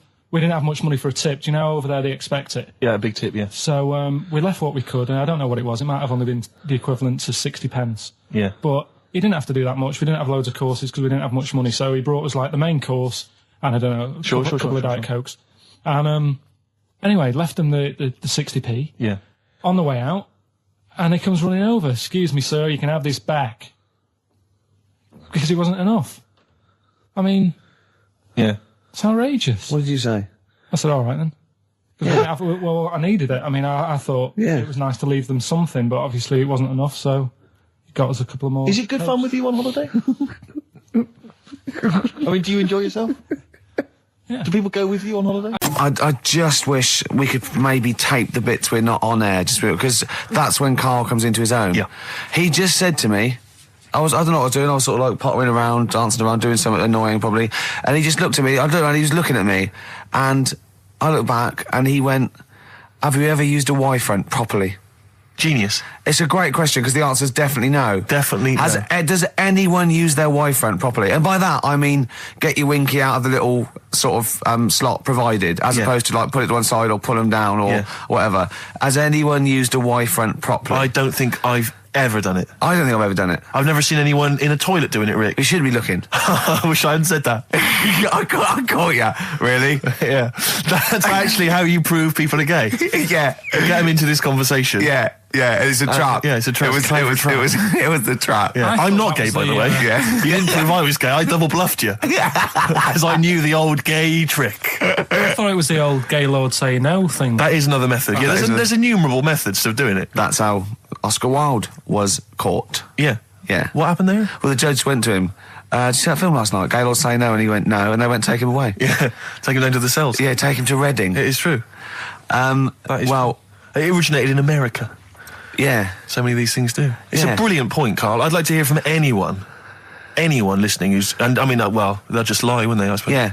I don't even use sort of flies, usually. I sort of pull my Y-front, my sort of tracksuit. So that's why I wear sort of like elasticated waistbands all the time. Exactly. Just sort Speed. of like... Yeah. You got to get in there with the minimum of effort. Yeah, and out. Sure. Often I won't shake. No, no. To my detriment, because it often leaks out a little bit later, doesn't it? Ever been out on a date with a girl where it's just trickled down your leg and you wish it hadn't, and you're thinking, what if she gets my trousers off later? She might smell or see it. What? What? I don't know. I don't know what I said there. Right. Feeder, come back around on XFM 104.9. You're listening to Ricky Gervais. Yeah, I'm with him as well, Steve Merchant. I was thinking of dropping that. What? Thinking of dropping that, just going, because it's just too, that's all that. I'm Ricky Gervais, with me Stephen Merchant and Karl Pilkington too. I mean, get to the music, so it's, hi, I'm Ricky Gervais, this is XFM. Sure. Here's Radiohead. Yeah. Something like that, come out, that was Radio at XFM, I'm Ricky Gervais. Tony Blair, what's he all about? Yeah. That sort of, snap, fast, because I quite, on a serious note, and you've always been saying it, I listened to an old show, because when Karl was compiling those things, I listened to an old show, and I listened to me, and I'm really concentrating now, because I sounded like the most inarticulate, brain-damaged older drunk I have ever heard given a show. Yeah. I mean, I was shocked. Not finishing sentences, leaving out words, slurring, just doing noises that you understand because you know me. Yeah. So I'm really going to make an effort for the listener. Yeah, it's not going to happen, is it? You're going to give up after about 3 But I records. thought you were joking. And I thought it was like, he's taking it there. Did it then, you see? Again, I don't quite know what that sentence meant. No, but... Well, of course, I've got also your body language and your facial gestures, but obviously the listeners have got nothing else. They've just got the voice. They've just got the voice for it. That's all they've got. That's all they can rely on. Yeah. And when Karl Pilkington is the man holding the show together... When he's that's the quite most damning. articulate. Exactly. Exactly. How did I come across? You came across as lovely. I mean, I did an interview yesterday, right? And I was trying to describe you to this journalist, and I was going, it's like a cat can talk. Because the things you say, I just want to know what your world is. You know, when a cat comes in, you go, where have you been? And it looks as you're like, you know, it can nearly understand you. And you're like, I wonder, I'd love to know what that cat thinks. And with you, it's almost like we've got one. Yeah. Yeah. Did you like that? You can also lick your own testicles, I think, can't you? So, yeah. Did you play the doves? And Envy on XFM 104.9. I'm Ricky Gervais, with me Steve Merchant. Absolutely, yeah, hello. That clang you heard there isn't Karl. No. Karl's away. It's Sturgis. Claire Sturgis is here. Yeah. You'll know her from the Claire Sturgis show, but we know her from our early days on XFM, and, you know, we're good friends. It's sort of like old times, isn't it? And Karl is had a little surprise birthday present. What's the story with this, Claire? Because I don't know about this. Do you know, I came in on Monday expecting to see his little smiley face, as usual, and it's always not here. What do you mean? So, apparently his girlfriend had surprised him and dragged him off to the Caribbean for a week. Wow. No, Canaries, isn't it? Oh, I don't know. He likes the Caribbean. He likes the crabs. Yes. Yeah. I thought he was bored of the Caribbean. I thought he didn't enjoy it last time. No, he loved it, didn't he? No, I don't think he did enjoy the it's crabs. Tunisia he didn't like. Right. He's been travelling, hasn't he? I know, yeah. He gets He about. didn't like Tunisia because there's flies the size of matchboxes. Of course. And, and midgets in the kitchen. No, there's nothing wrong with that. Yeah. Midges or midgets? Midgets, he said. Right. In It the was kitchen. midgets. He wasn't saying anything bad. He said that there were lots of midgets in there. Lots of midgets in the kitchen. And I thought he'd gone away to some sort of like theme holiday. Yeah. But no, this is I think Gran Canaria or the Canaries or whatever it's. And how called. old is Carl? 30. Is he 30? Is this 30 the big last three? week, I think. Yeah. Oh, so it was actually a birthday present. Oh, Yeah, it's it's a big deal. Yeah. Okay, I just so, thought, but that's all right. So have you got a competition that you can regale us with, Claire? Because obviously Carl provides a lot on this show. Hold on. We could do White Van Claire. White Van Claire. Yeah. Are you familiar with this? We ask No. you questions, topical questions, just Okay. getting your opinion really on the week's news. Okay, yeah. It's on the If you spot. look forward to that. But you know I'm a little bit, A little bit simple. That's well, fine. just a little bit, What? I always sit on the fence. Oh, right. Well, don't sit on the fence. You see, It's the just- worst thing there was she was saying I'm a little bit like, liberal or undecided, and you went simple. Yeah. You Well, assumed. I didn't know. I thought I'm a little bit, coked up? I don't know. Who knows? It's Sturgis. Anything could be possible. But the other thing is with Carl, we didn't know how good value Carl was until we asked him sort of intelligent this is questions. true enough, yeah. Because he looks quite intelligent. Well, this doesn't is he? it. I mean, So the thing with you, Claire, is I don't think we've probed you enough. We don't know what, You your views haven't are on a lot probed of me things. enough, But we actually, don't know what Steve, your no. views are, This Yeah. is what I'm saying. We don't know where you stand. I mean, don't sit on the fence. This is the new Claire Sturgis. Yeah. All right, we're Yeah, going to delve deep, dynamic. find a personality in there, Claire. Let's go back All to right. the old days. How about a bit of the Smiths? That was beautiful, Rick. Go on. Oh, you've been practicing days. Lovely. Richard Ashcroft. Check the meaning on XFM 104.9. We're back, Steve. It's Saturday. That's true enough. Steve Merchant, that is. Hello there. I'm Ricky Gervais, obviously. Hello there. Carl's still away. Claire Sturgis is back. That's Hello. absolutely true. Yeah. Hello there, Claire. Nice to see you. I think a lot of people were hoping that Carl will be back this week, but we're pleased to have you. No, they were actually. I did get some emails during the week. Really? Saying what? Just saying it's really nice to hear you again on the Saturday afternoon. It's nice, and but you're not really very funny. And when's Carl coming back? You know? So it's sort of being Sure nice it wasn't to to me. us. No, it was definitely Because they think that as well. directed to me. But no one can compete with Carl.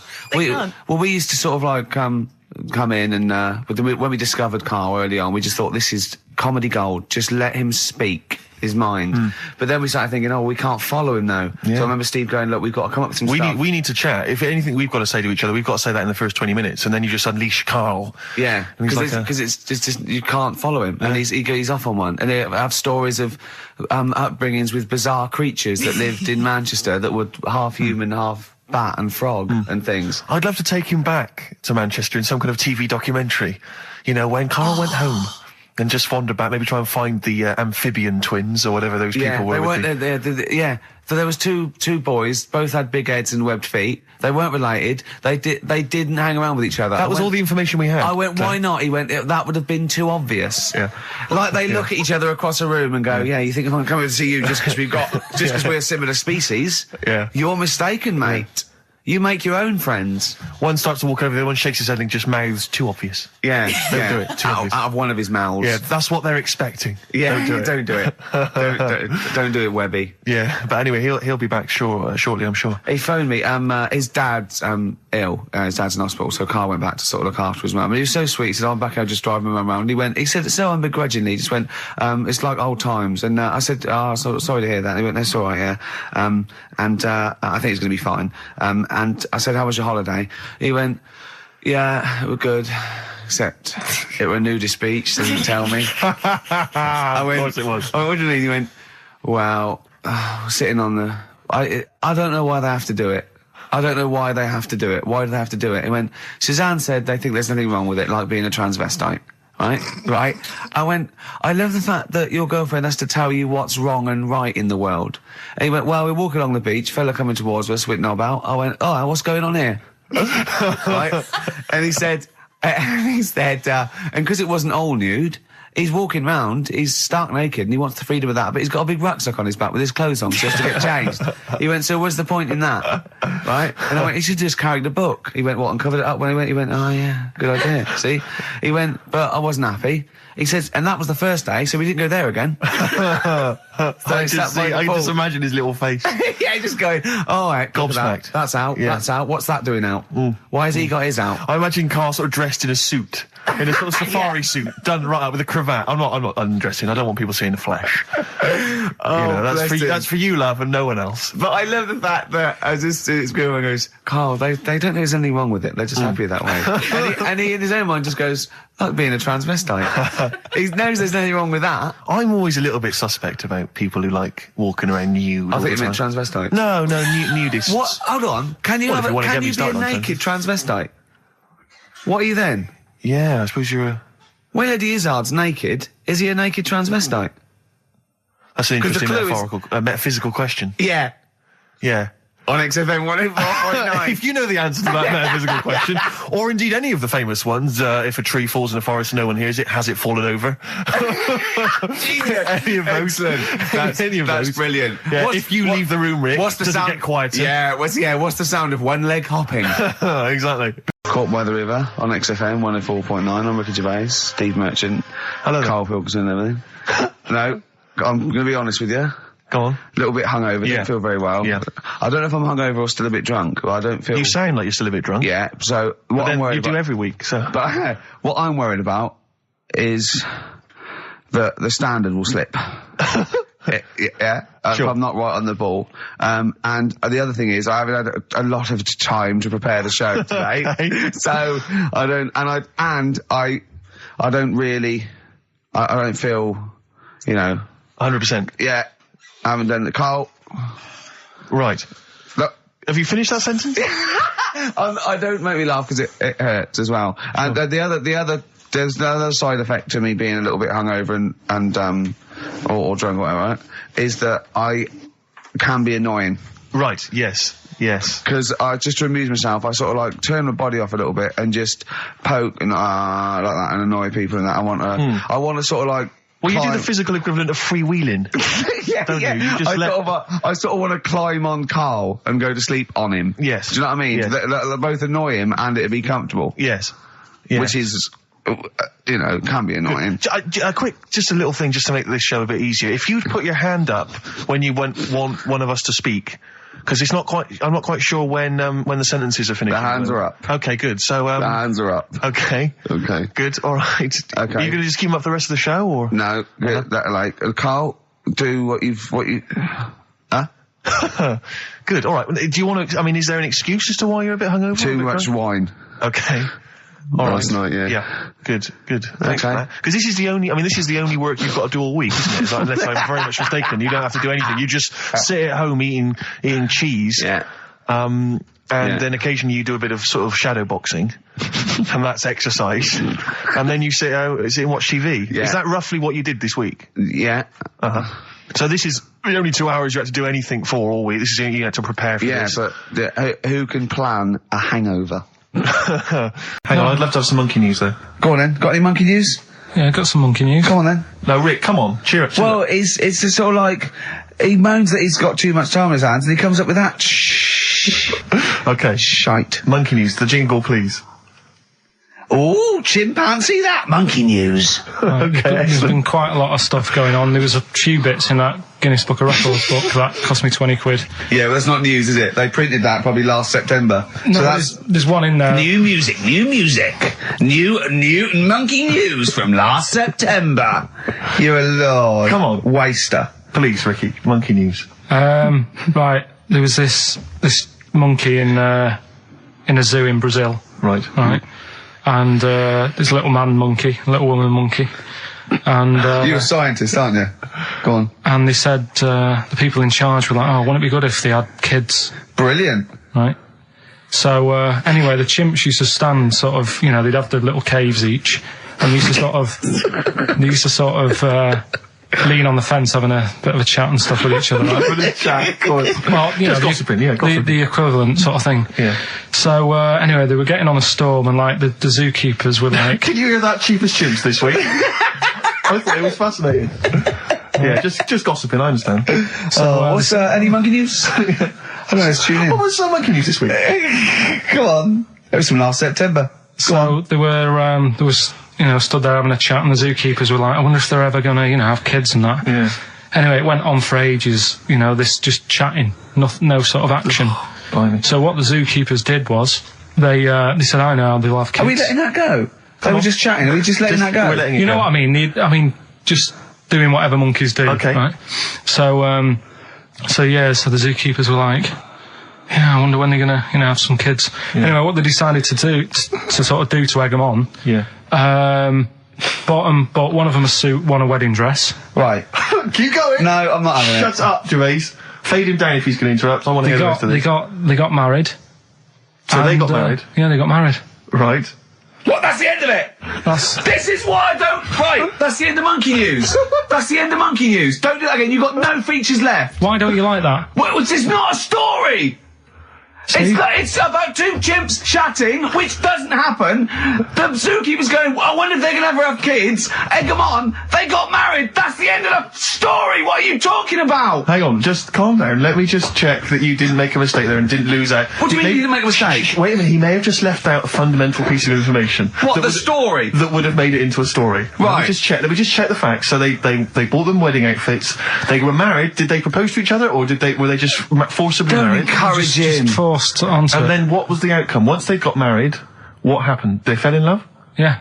What? Whoa. It's not a marriage, Carl. Be quiet. It's not a real marriage. I don't know what you've got in your head. It's like the head of Homer Simpson. I'd go in there and there'd be a wedding reception and there'd be a couple of fights and they'd be talking about stuff.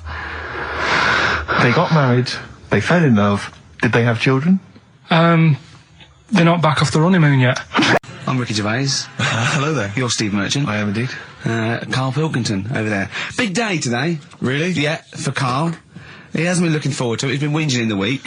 A couple of things. He thinks he's overworked. He thinks he's overworked here, and he's stressed, and he's got to do DIY. MTV are coming in right, to give him the chance of his a lifetime to do just a little screen test, and he's going, well, I'm not going to look good, am I? They're not going to have a why. He said, well, I've got a round head and I'll be wearing headphones. And he's not made an effort. He thinks, they'll put him off. He said, they won't even press record. He's got a spot on his head. I mean, you know, Carl, also you're not looking forward to it. You're not excited about it. It's a great opportunity. Why is it a great opportunity? to get on MTV. No, but It's money for old rope. Yeah, but look what's happened to people like Jeremy Speak, whatever his name is. And all Jeremy that. Spake, yeah. Yeah, and Yeah, slightly different. why is it? Well, See? you're making it in the industry, and you've got something to give. He happened to be around when they were filming an airport. Well, Do you see the difference? all right, the other one then, who's on a boat. Same thing, she's although at doing least she had a incredibly skill. well. She had a skill, you know. She can sing, you know. Well, it's just. I think it can all go wrong. Do you know what I mean? Well, of course it can. So can sitting in your little room moaning about nothing happening in the world. You know, he wanted to stop educating Ricky because nothing happened. He said, look what happened last week. I scoured the net. He said, all I found was a dog in a car wash and a parrot and a vicar. Right? I'll tell you what, there ain't much more going on this week. Well, you're talking... listen, me and Steve, yesterday, we took a day off to prove you wrong, and we've come up with two of the most incredible things I told you about, and they're amazing. So there are things out there. Always, but just go for truth. Go for truth and science and discovery. That's what I do. Fact is stranger than fiction. You don't have to revert to sort of like God and ghosts. I know, yeah. Do you know what I mean? But the funny thing is, you know, like, the last couple of weeks I've been saying there's not much going on. Yeah. I found out when I was looking that there was a day in 1930, right? It was a Good Friday. There was no news. There was nothing going on. They had to put a music video on or something on the telly because there was nothing going on. Play a record. We're going to play some classic tracks today. This is Debaser. Pixies, Debaser. I was looking forward to playing that. Came and said, Carl, I'll play that. I was looking... he put it on. Lauren just called through and said we played that in the last half hour. Embarrassing. Yeah. So It's really what is the embarrassing. point of having a producer if he doesn't check things out? So, I mean, it's a good track. I mean, I'm sorry if you heard that twice in the last hour. Go So on, what I'm going to do is listen to everything all the time. I've been running around. I get in early on a Saturday. You got in about the same time as me. I went out and bought you some biscuits, so you're happy. I put the coffee on. Yeah. I've sorted what prizes we're going to give away. I've been running to the library getting you certain tracks. Yeah. I can't listen all the time. I'm doing my best. Well, I'm not sure it's good enough, Tom. I mean, I'm worried when MTV come in, if they've heard this kind of shoddy production, they're going to start to wonder what... Is it the same songs every 5 minutes anyway, sorry, are you sort of overworked because you were on Zoe Ball's show talking? Oh, hello, what's going on here? Well, I was exclusively on our show. No, I was in the car. I seem to remember, Rick, he was a nobody Yeah. that got a chance to come on air and talk about that. And guess now what he's getting auditions for MTV. Guess what he was talking about on Zoe's show? Oh, hello. All the jellyfish stuff and all that about Can't getting believe it. Recycling material that you've done on this show. I phoned in, right, and I went, stop doing material Zoe's boy. He just hung up on me. Well, I had a job to do. Who do you think you are? Your ego has just gone through the roof. Hang on a minute. What? I had a job to do in the week. They asked me to drive the desk for Zoe, right? They didn't say talk. Zoe, if she Yes. talks to you, you can't just ignore her. Yes, you can. you Who can't. is she? Who does she think she is? You made a promise to us, a pact, that you were our kind of Monkey. Yeah. What can I do? If someone takes time off, I've got to do it. It's my job. Yeah, but you don't It's have not to your talk. job. You don't have to use. You're the head of production. We've given you this special gig. This is like taking you out weekends. Yeah, And exactly. you know, if we find out you're getting too much excitement in the week, we'll have to just calm it down. Well, Get another little... well, that's it now anyway. It was only last week. Do you know, I feel like kind of solid. I feel betrayed. It's like you were having an affair behind our back. Yeah. And you rumbled He it. was doing all the stuff. He was doing all this like, oh yeah, jellyfish and this, jellyfish Yeah, because that. she was asking, and I thought it was a good way of promoting this show, actually. Oh, did you mention the show? Yeah, I did at some point. What did you say? I just said more about that on Saturday afternoons. So you talk twice. I only heard you talk once. So you're talking all the time. Well, about 5 times in the week.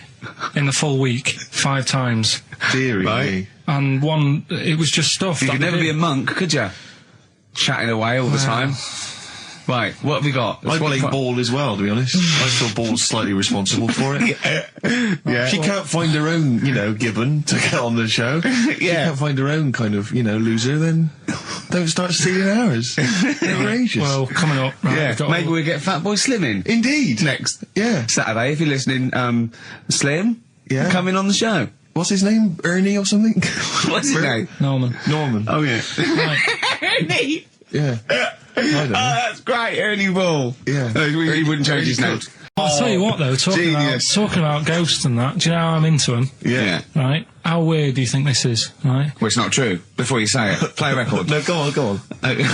Go on. Right, it's this woman. I don't even know if it's ghost, really. It's just a bit weird. Yeah, sure. There's this woman, Yeah. and she's not a woman, she's a kid. Sure.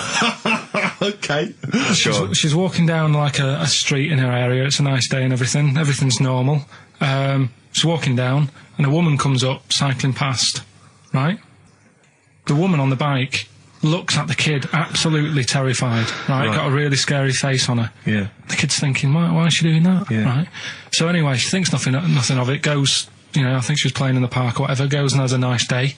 About 15 years later, Oh, right, yeah.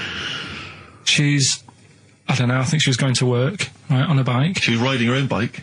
riding her own bike, cycling down the road, Oh, yeah. looks at the kid. That's the thing that happened like 15, 20 years ago. Right. It's her on the bike looking at her as a kid. Right. What do you Not another child. No. So it's her, she's seen herself. What, Carl? I mean, I don't know where to start. Firstly, where's this information come from? But I mean, why do you ever? I mean, I don't know what part of that you think can be true. I don't. I'm honest. I'm speechless. I don't know what to say. What are you talking about? Bit weird though, isn't it? But it's not It true. didn't happen. Nothing happened like that. She said it did. Well, Who? she's Who? wrong. She said she saw herself. She saw herself as a kid, didn't she? Did she carry on riding And as an cars? adult when she was a kid. Did she stop and talk to herself, or did she ride on by and think that's a bit weird? There's me as an 8-year-old. I won't stop. I'll be late for work. yeah. If I'm late again, the boss said he'd be in trouble. Yeah. Oh. Well, And where is this information? Did it happen to someone you know? No, You overheard it on the bus. no, it was in the 14 Times. Oh, right. Well, Okay. that's the answer. Good. We've Okay. got to the bottom of that. Right. Right, Silence of the Lambs, the bit where Jodie Foster was having a chat. Good evening, Clarice. Right. Just thought I'd come and see you. How very thoughtful. Don't mind me popping in though, do you? It's just no one else is interested in the sort of things I like talking about. People will say we're in love. Well, say what they want. Did you hear the show last week? We were talking about gay people, if they should have their own toilets or not and stuff. That was good. Yeah, it's all right, wasn't it? Got a good debate going. Enjoy doing the show. It's a favourite part of my week, really, just talking about weird stuff and that. Oh, Clarice, your problem is you need to get more fun out of life. I have a lot of fun in my life. You know, come and see you and spend a lot of time on the internet looking up weird stuff. Reading something about a hairy Chinese kid. There's another thing, there's a fella who, no arms and legs, is known as a pillar man. Everything you need to find him is right there in those pages. Bizarre magazine. Yeah, I get this. The hairy Chinese kid, what annoys me is he could sort it out. He could just have a shave, couldn't he? Do you know what I mean? No, he cuts. Does he? Well, he used some like Emacs stuff. Yeah, don't be getting funny with me, just because you're in a bit of a mood, right? You know you shouldn't eat people. Your eyes are bigger than your belly, I've always said that, so I'll see you later. Interesting. Atmospheric, moody, and the question is... okay, here, how about this? How many films have been made featuring the character Hannibal Lecter? How many films have been made? They haven't got time to phone in now, have they? No, they can email in, they'll have time. Do you care? I don't care. No, exactly. Ricky.Gervais, xfm.co.uk, if you can be bothered. If you're interested in and you want a $4.99 copy on VHS of Silence of the Lambs. He's dissing that as well, Carl. Wasn't it that? Bit annoying, but that's it for this week. But remember what happened when... No, it's not. It's 9 minutes to 3. How can that... Tell him, Steve. No. How can that be it? It's 9 minutes to 3. What's he doing? Is he playing a record? Carl, what can I do to get back on your quiz team? You're not. Right. Songbird Oasis, right. Send Carl a little present. Send him some essential oils or something, or, a little lavender pillow, or just a little message. Send him a little message. Tell him it's all worth it. He's getting all grumpy, aren't you? I just get sick of it, that's all. It's not worth it going through the stress for 30 quid every Saturday. You lying little... You'd get more than 30 quid. Oh, not much more. Anyway, Steve, who's the winner? The winner is Mike McNulty. He correctly answered the fact that there were 4 films featuring Hannibal Lecter. There's a downer now, isn't there? There's a downer. I think it was you, actually. I mean, I don't know, Carl. It's not like I'm just trying to win myself a place on your team, but I actually felt that Ricky was really I gave him grapes. I thought Ricky was discourteous, if that's a word. I thought he was rude, aggressive, unpleasant. As one person emailed in, a dickhead. So, someone also said you were fat and talentless. I don't like those emailers who do that sort of thing, but one of them said you were really, really annoying. Well, cheers for that, but you're still not on the team. Like what you were wearing. That's me just turning on my phone, because I want to read to you a text that I got from Carl. I think you sort of sum up the holiday in this text, don't you? Do you remember it? I can't remember. Let's have a look. Let's have a little look. Instantly, what did Suzanne, your girlfriend, make of it? Similar view to you, that they should fill in the holes? Yeah, it's just that thing, you see, I went on a coach trip, right? And you go and see the volcanoes. Like I say, there's 36 of them. Yeah. Which, how many do you need? And when we're on the coach going round all these volcanoes, the fella on the front's going and look out your left window at the moment, and there's a volcano. And if you quickly look out at the right-hand side there, there's another one. Right. And on the left, there's just like, all right, we've seen it. Sure. Do you know what I mean? Yeah. And that trip, we'll talk about that trip in a bit. Right, this is the text I got from Carl, right? All right. Been up to a volcano. Been in some dead artist's house who built his house in the lava.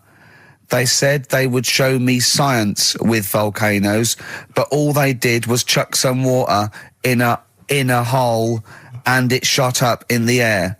No dwarves in the canteen, no scousers here, but there is a Swede woman with a big head. She looks effing gormless with a cap on. All right. So a little reference there to A Swede woman? what's that mean? Do you mean Swedish? Yeah. Or she looked like a vegetable? No, a Swedish woman. But they've all got sort of quite big bill, aren't they? And I sent him a text. Oh well, it's just good to be on holiday because I'm working. He sent back. So am I. Just been watching Sky News. There is a school for monkeys who want to get a band together. Is that monkey news for later?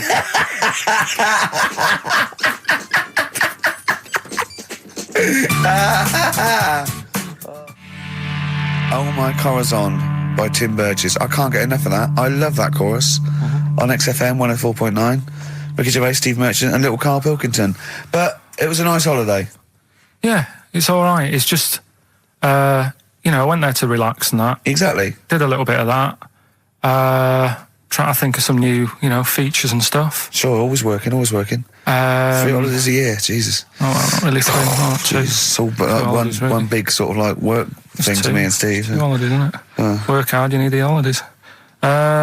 So, yeah, the things that annoyed me was like, you get bored, sat around the pool after a couple of days. I'd read my book. Yeah. There wasn't much going on the Not even any crabs to throw sand at, was there? No crabs or anything. They wouldn't bother with Lanzarote, right? So decided to go on a little trip. That's when I saw the volcanoes and that, 36 of them. So we go on the trip, and the thing that annoys me, it does happen every holiday that you go on. If you go on a sort of a package thing, they have these trips, right? And you pay about 40 odd quid, and they give you some wine, so it make it feel like you're getting your money's worth. But how many of these trips have you been on then? Loads. Probably about 12. More holidays than I've had. Go on. So anyway, so you're on the coach, right? And they take you for the volcanoes. They took us in the middle of nowhere. Yeah. Right. There's nothing else round there. Sure. It's like I say, it's like Mars, but with holes in the ground. Yeah. Right. And they sort of drop you off, and they go, right, everybody, see you back here in an hour. There's loads of volcanoes for you to look at, and a coffee shop over there.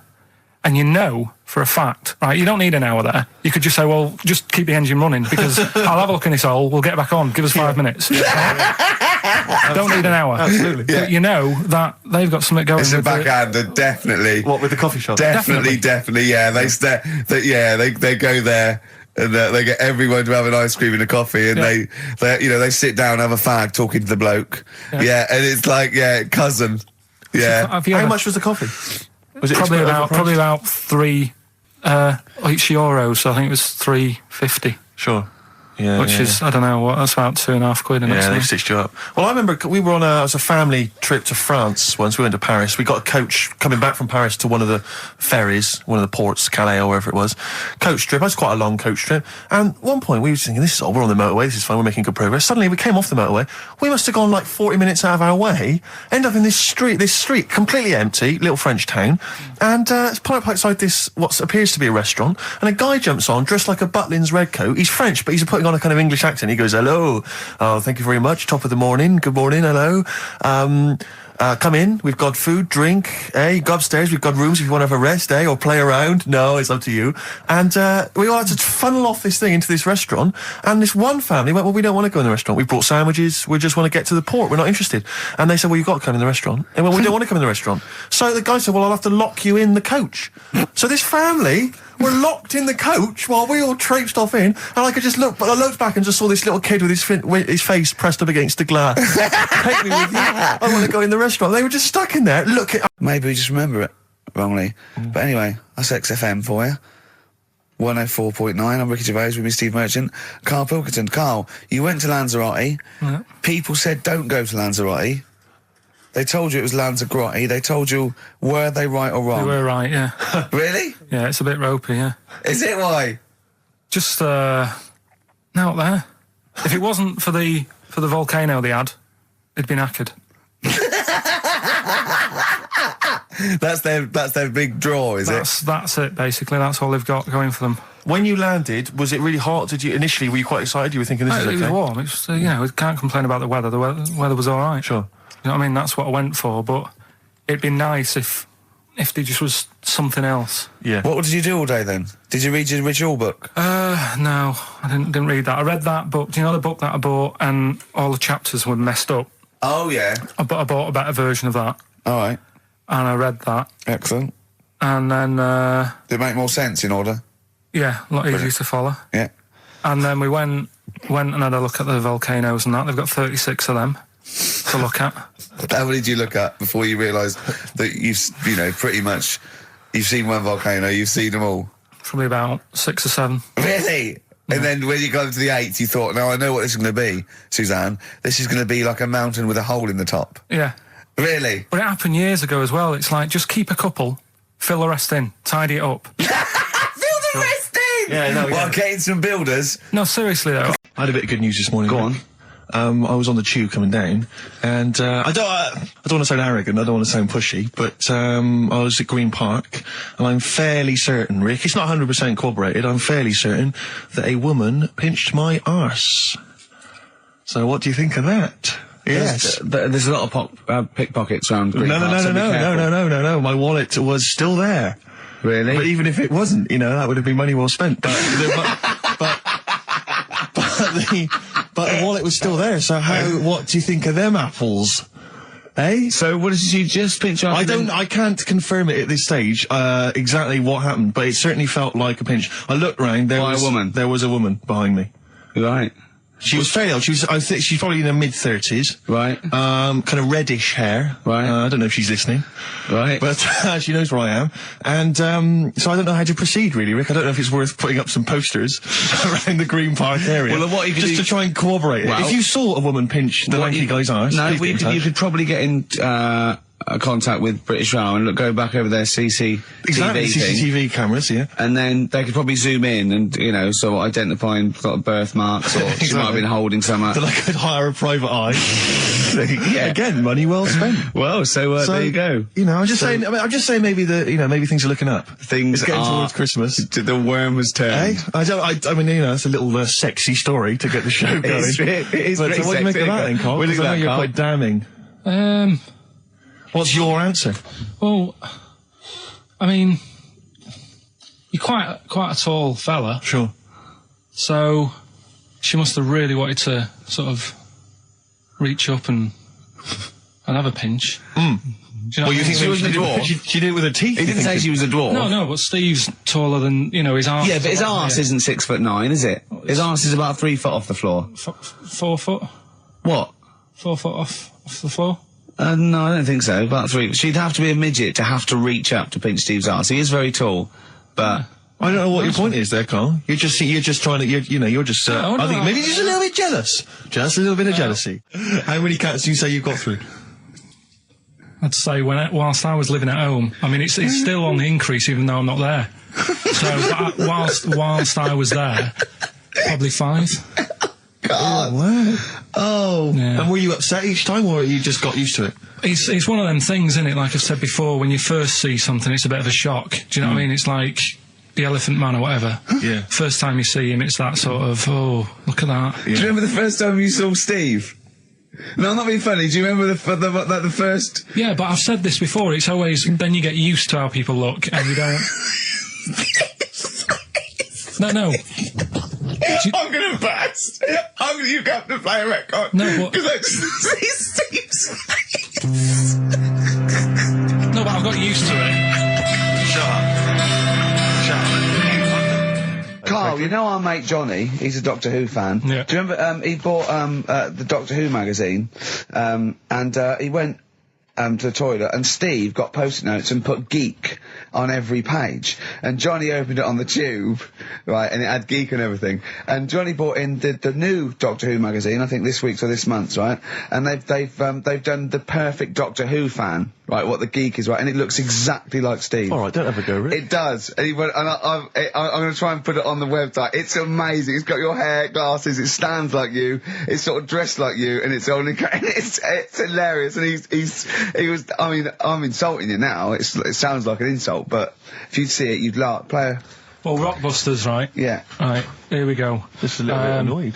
Just, 3 clues. We've lost all the energy energy in this show, haven't we? Well, I can't get over that insult. I'm just a little... No, Three. he did though. It It just was came out, no, I can be honest with you, Things, Ricky came out left please. field. I wasn't expecting an insult. No, but I think There was a sense of camaraderie on this. No, I'll side. bring Just it in email and in you'll see what I mean. ricky.gervais@xfm.co.uk. I'm just annoyed. I can't What are we listen to doing? Robert's I'm clues. just reading out the clues. Should we put this? Let's put this one in for the Sony Award. Let's put this show in for the Sony Awards. Play a song, Carl, because I need to discuss things with him. I've talked before about him Edit sagging it down. Get this down to 3 minutes. It'd be a great show. Rockbusters in a minute. XFM. Lonesome Day by Bruce Springsteen from his new album The Rising on XFM 104.9. Ricky Gervais, Steve Merchant, Karl Pilkington. Foreman just phoned in and said to Karl, stick up for yourself. Don't listen to that Merchant. He does my head in. He's so arrogant. I don't think I'm arrogant. I think I'm mean. Yeah. I just think I'm sort of objectionable. I don't think it's arrogance. I think it's No. sort of nastiness. Yeah. I'm just not a very nice person. But believe me, I'm not arrogant. I think I'm pathetic. What were you talking about earlier about glasses as well, and Steve taking his glasses off? What was that? What are you saying that in front of him now for? Was it an insult? It wasn't really an insult. Carl, what were you up to? No, what was it? I genuinely don't remember. I genuinely don't remember. Right, Steve, I'm not having a go. Right? Just saying how people, it's a bit weird that you've got glasses because you've got a good pair of eyes on you. Right? That isn't an insult. What were you talking about though? What was it? Why did It was the fact that people who wear glasses always look a bit weird without them on. It's like, you know, they should wear glasses. Okay. Why did we get round to this? What was we talking about? What were we talking about? I don't know. I don't know. I don't know what that was. It sounds like an insult, even it wasn't No, intended as it one. wasn't. It sounds It like an wasn't. insult, Carl. It does, yeah. No, it wasn't. I But should be listen- allowed to punch you every time you insult me now. No, but I'm not I'm having a doing it. go. I'm going to give you a dead arm. Look, Steve, it's you. You always even if it wasn't, you intended it to be one. What you? Oh, that was real. Play a record. But It's That's what you mad. get every time you insult me from now That's on. mad. Oh, is this the Cardigans? Great. Brilliant. I didn't even say anything. It makes me feel better. It makes me feel better. I can enjoy the rest of the show. Yeah. Before we carry on with anything, I should just tell you, we're on the subject of emails. There's one emailer we're always looking forward to hearing from. Dickers! Richie Anderson. Dicky Docky Doo! Richard Anderson. Thanks for emailing. He's my biggest fan. He's now. one of the biggest fans. He absolutely loves me. But not afraid to offer some constructive criticism. Go on, That's what's the he great said? thing about Dickie. And from Anders this week, he says, Ricky, I'm lazy, I talk nonsense, I'm badly organised, and I believe in ghosts. Can I have a job working on your show?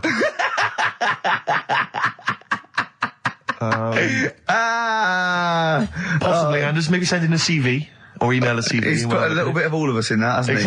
Oh, I'll ask him if he's a goggle-eyed freak, Steve. All right, calm down. Well, no, I didn't mean there's no need to get insulted. No, I didn't necessarily No need to mean get you, nasty. did No I? need to get nasty. Well, Also, I was thinking about that actually, Steve. Oh, God.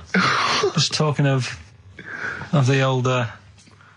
What? What? Talking of the what? No. Do you know, like?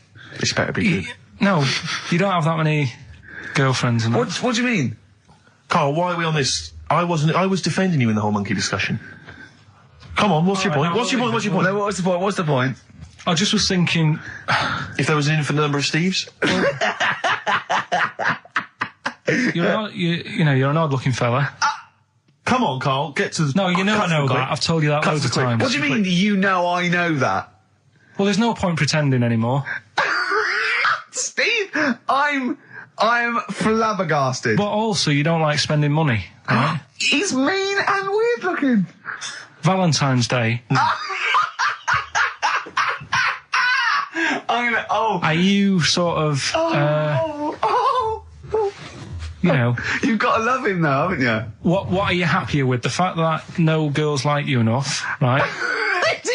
This is really mental. Or are you happy because you don't have to spend any money on a card for someone? A little from column A, a little from column B. Wait, let's have more monkey news. What have we got? No, we've got We've got so much to get into this show. Insults. We don't need the stupidity. insults. I think we've got enough. We don't need the Yeah, insults. there's no more insults. No more What insults. angers me with Carl is you know he's been planning that. No, I haven't. I was thinking about it on the way in because Valentine's Day is coming up and I'm not a big fan of it. Condoms? You bought your girlfriend a box of condoms for Christmas. I don't think you can have a go at me. To be fair. No, but I don't just treat her on Valentine's. I'm always Do you know what I mean? You don't even treat her on Valentine's. You don't even treat her at Christmas or on her birthday. When do you treat her? Hang on a minute. Wait a cotton picking minute there. Oh, why I order. Wait a minute. What's that? Tiffany dog. I treat your girlfriend better than you, and I've only met her twice. I took her out last night and she enjoyed herself. Where'd you go? Until she had to write the cheque. Where'd you go? Where'd you go? To a chippy. A really... Play a record. Is it a chippy? No, a really quality one. Right. Oh, God. Under a fiver for 2 Oh, cod nice lots. wrapping. Not newspaper, greaseproof paper. And bread.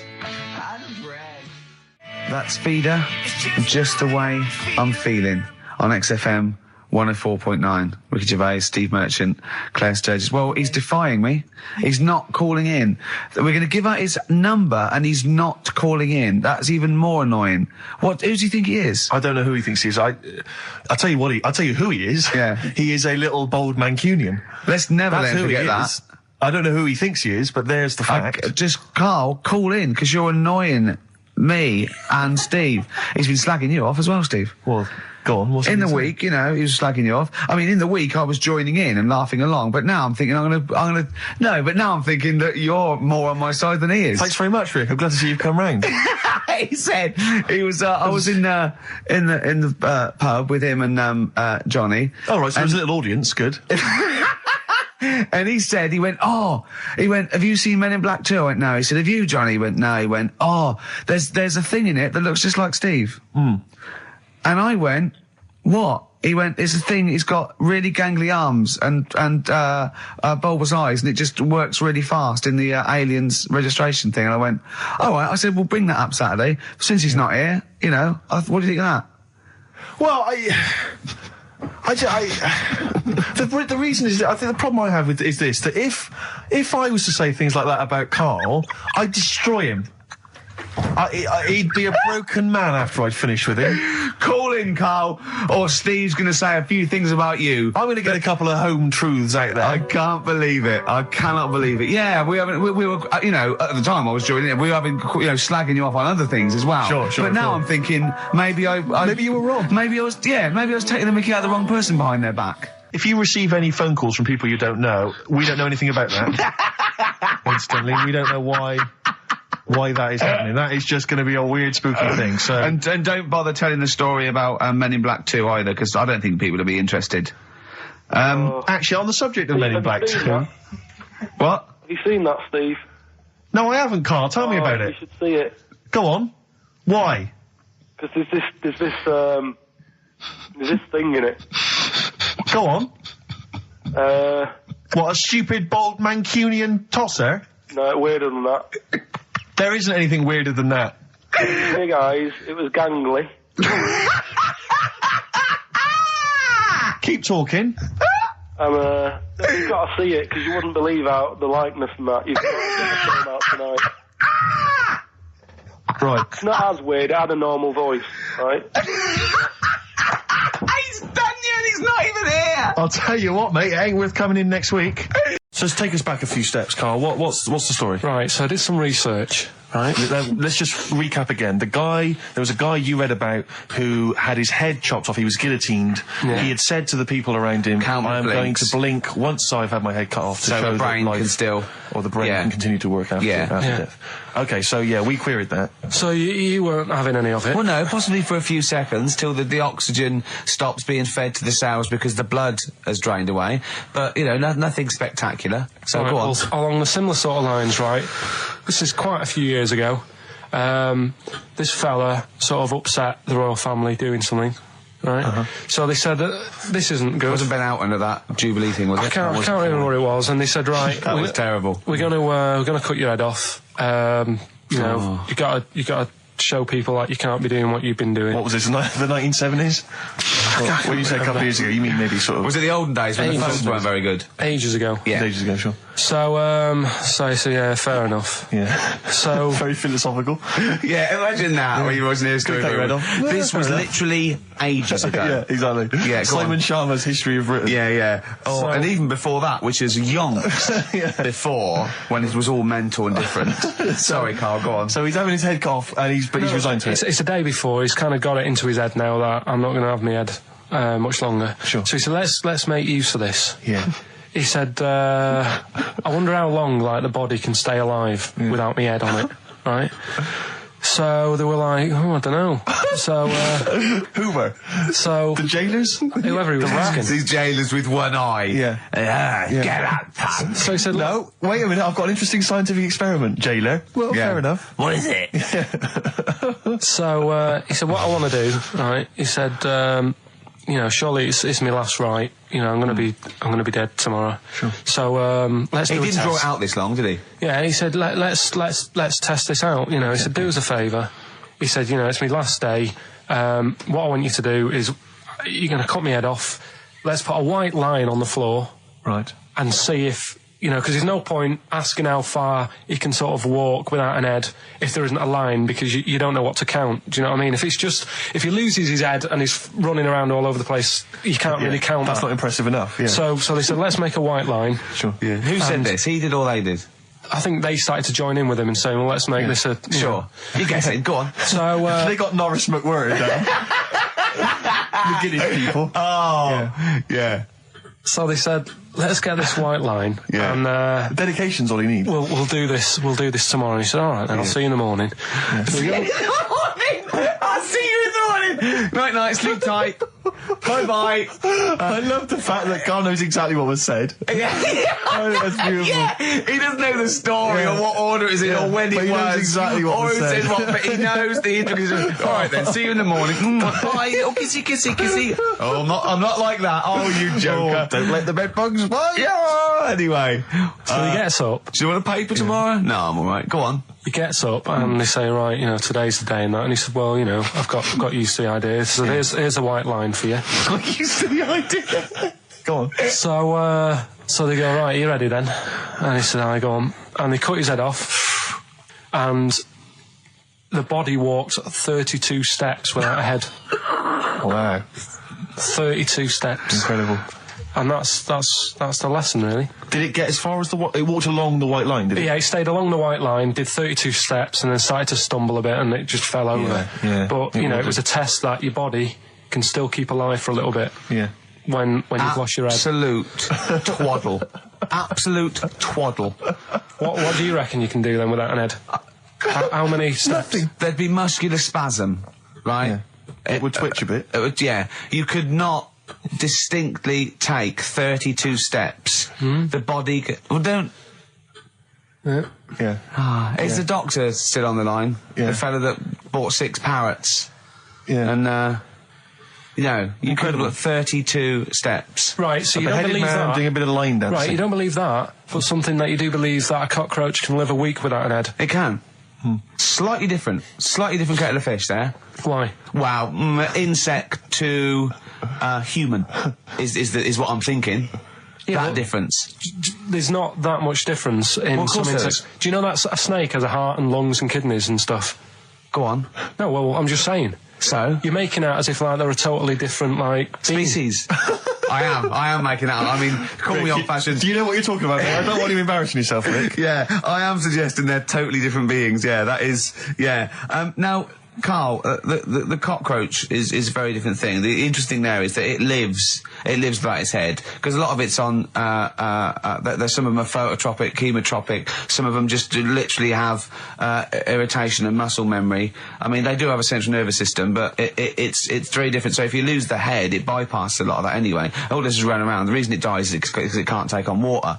But it's very different to a man, right, having consciousness and then losing that, and the body still going, no, I think I remember what I was going to do here. Yeah, so I'm going to walk carefully along the walk white line. 32 steps along this white line. Imagine just looking down going, oh, missed a bit.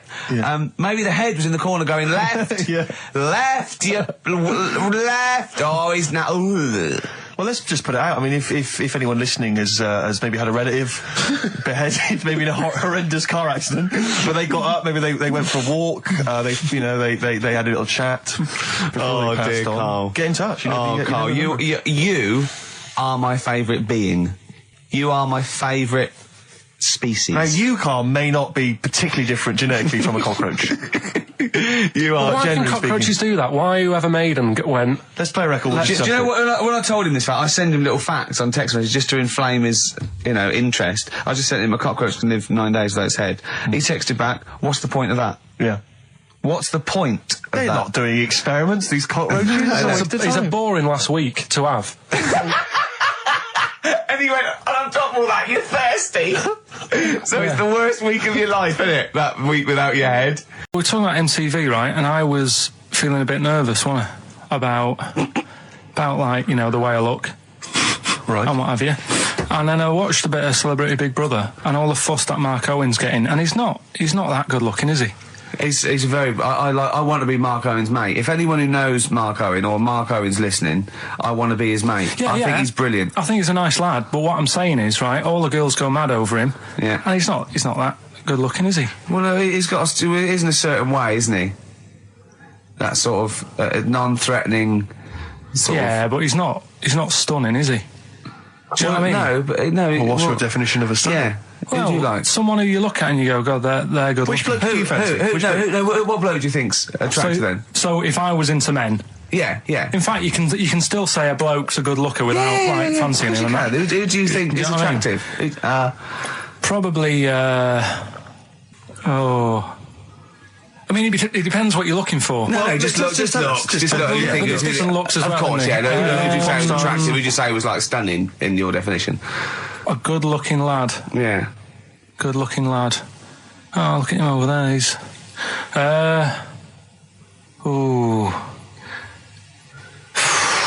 Do you find, Robbie Williams? Do you find him attractive? Boy Next Door. Look. No. Who do you? Carl, hurry up, because it's we've only got 2 hours. Probably. I can't think of one offhand. Mark Owen is pretty good looking then, really. There's not. Just name one bloke that you think's an attractive guy. There must be one bloke that you've either met or that you've, seen in a pub Who do you or think on a is attractive? poster. Tell you what. Go on. Tell you what. Works here. Young Alex Zane. I broke the rules in the week. I met up with Carl. I had lunch with him. And we were chatting and having a cup of tea. And it got onto one of Carl's favourite programmes, was the Tales of the Unexpected. Ah, of course. And all I can think is that he's probably the only person in Britain where they were unexpected. I mean, to him, when that twist came in, you go, gee, I can't... Yeah. Oh, God. Can't believe so it. it was the tree that did it. I mean, he was probably the only... And we were telling all these stories of horror, and he liked horror stories. And I told him this story. And I don't know if this will come across in the way, but I told him this story. It was a short. It was a horror short. This was a film you saw, was it? Yeah. And what it was, it started off, just there'd been a car crash. You see, it's a horrendous wreck. And you saw it from the point of view of the person in the car. And he was calling for his mate, and he was going, Dave... And he sort of looked over and saw a body without a head that had been thrown at. He goes, "Oh no, Dave!" And then into the field of view came Dave, his mate, and looked at him with a look of horror. And then it sort of went black, and you realised that he was just a head, and it had been his body. Oh wow! Right? Yeah. And I said, then it came up at the end, at the executions in the French Revolution, people experience consciousness for and he went, oh. No, he said, it wouldn't be for that long. And then he went, if it was a chicken, it would work. Imagine remaking that film, but it's two chickens in horrendous car crash. Their own fault for driving. It would work. No, he wasn't having that. Yeah. No, it was too long. I think he said, how long was this film? I went, about 5 minutes. He went, no. It would work if it was a chicken. I like the way that Carl is something like, when you relate an incident like that, he's appalled and offended and annoyed by the people that made it, even though he's never seen it. Oh, he's annoyed, yeah. Do you have a favourite Tales of the Unexpected, one that you remember particularly that shook you up? Yeah, we were talking about the one on where there's some woman in prison. Have you seen that one? I can't remember them all. Right. This woman's in prison. Yeah. And she gets a bit friendly with the guy who takes the dead bodies out. Right.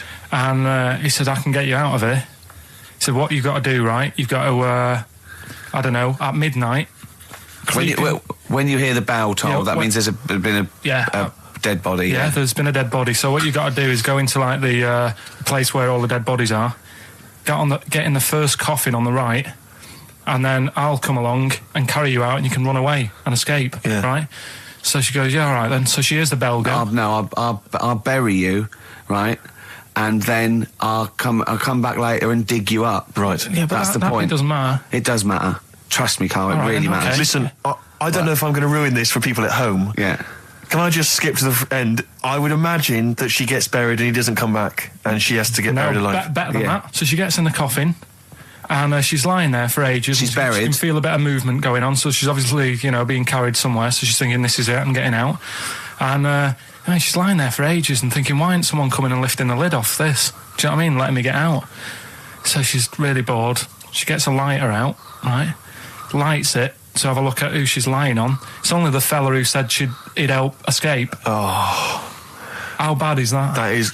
How bad is that? So it is quite important that she's buried alive then, isn't it?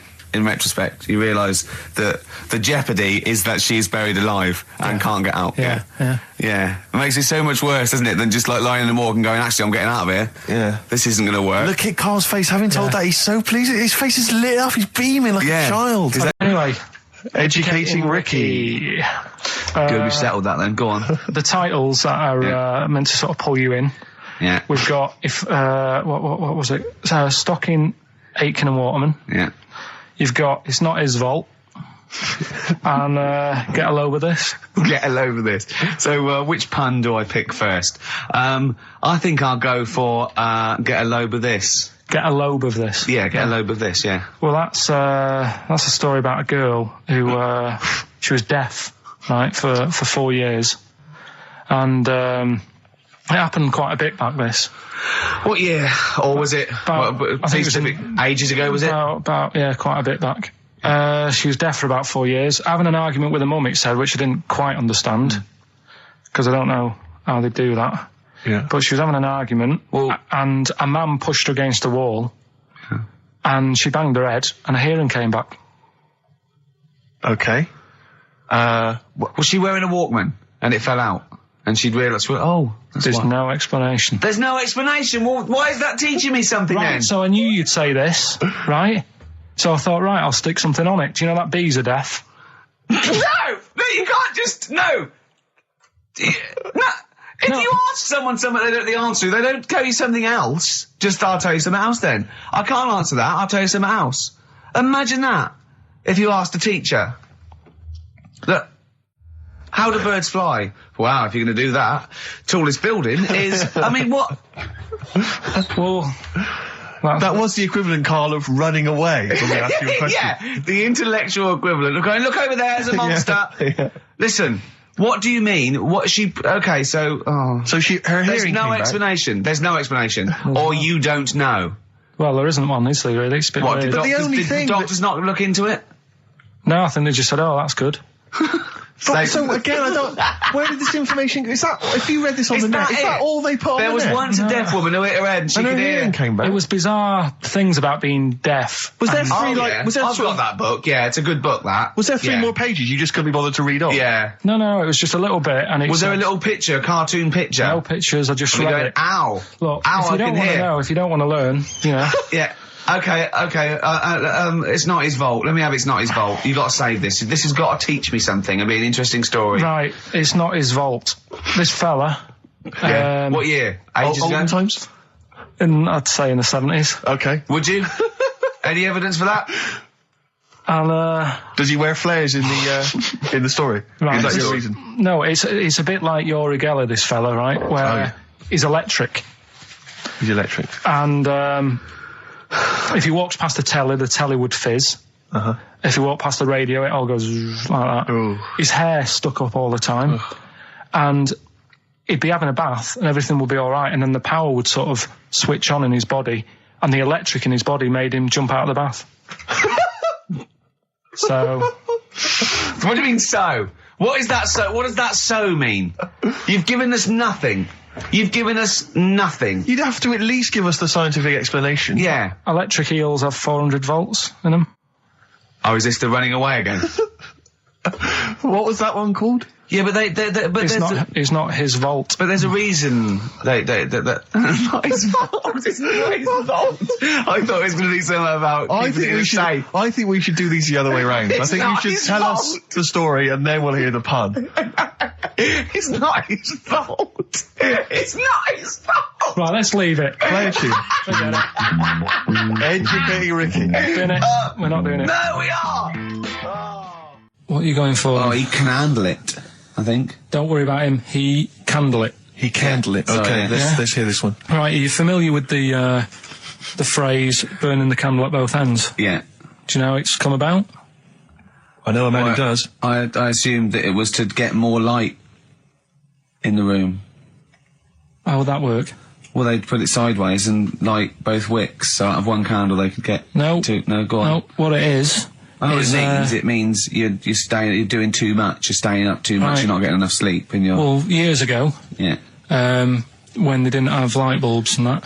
Oh yeah, what year is this? Literally ages ago, specifically. Yeah, quite a bit back. Mm-hmm. Okay. Didn't have light bulbs and that, so they used to have candles When in did the light bulb come in? Because I can't remember at the moment. don't know. Okay, go on. So, yeah, so they've got a light bulb. You're not, you wouldn't know, you're a doctor, you're not a historian, go on. And people who worked a lot of hours, yeah. How many? Literally lots? They get up early in the morning because they have to be up early. Yeah. And it's dark outside, so they'd light the candle. Sure. And they'd wear it out a bit. And then they'd be getting in late as well. Yeah. And like, they'd be like, oh, it's dark, I'll have to light the candle again. And they're burning candle at both ends of the day. So that's where the saying comes from, burning the candle at both ends. So, all right, that's a little lesson. Yeah, lesson one. Okay. Can I have? No, you can't. Have you can't one rush yet. into them, Rick. You've got to. I've got to soak in that. You've got to soak that one in. Any questions for Carl off the back of that?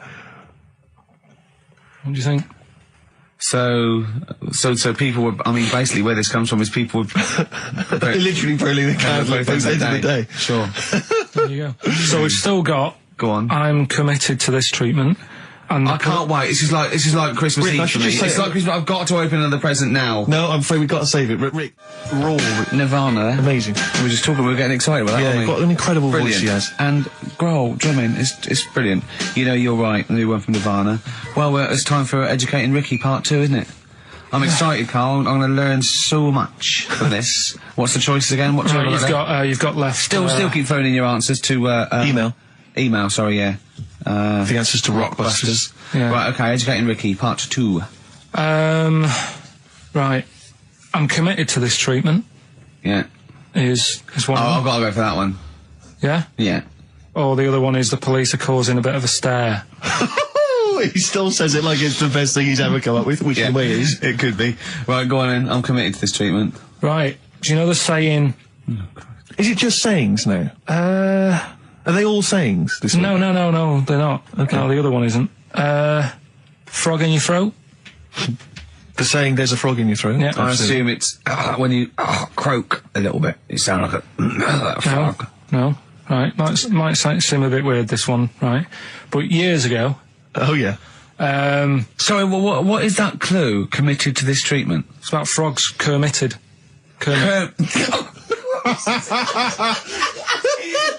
Probably works better with a K and an ER written down. Well, also, if you pronounced it committed, yeah, but not committed. Committed to this treatment!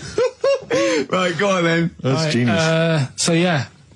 Well, what? You go to the doctors and you go with throat hurting a bit. Right. And what they did ages ago. What year was this approximately? We are going back quite a bit with this one. Oh, okay, go on. And the doctor would say...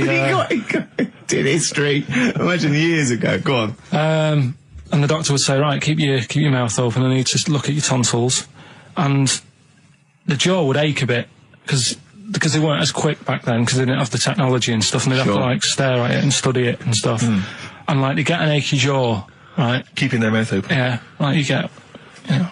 You eat a Mars bar or whatever.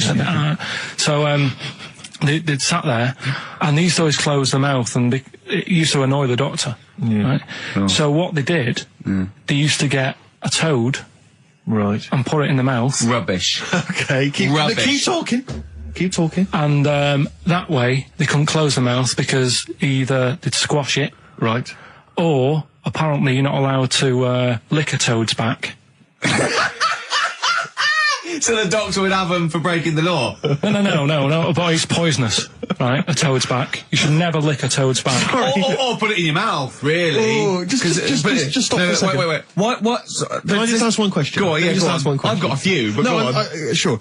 My initial thought is, it sounds like a brilliant bit of sort of medical knowledge there. It's a great idea. Yeah. My only thought is, how does the doctor see past the toad? Yeah. Your tonsils? What's he actually looking at with the mouth open? Surely the toad is in the like way. hopping around in the way? It didn't say. Sorry, and my first question is, was this on the internet? Yeah. Yeah, okay. Carl, that is bollocks. That is, I mean... Well, alright then. Let's turn this round. Where does the saying, you got a frog in your throat come from? Probably because you sound a bit croaky. Probably that. Probably because you sound a little bit like a frog when you've got a sore throat. Carl, did you not question it just for a moment when you read it?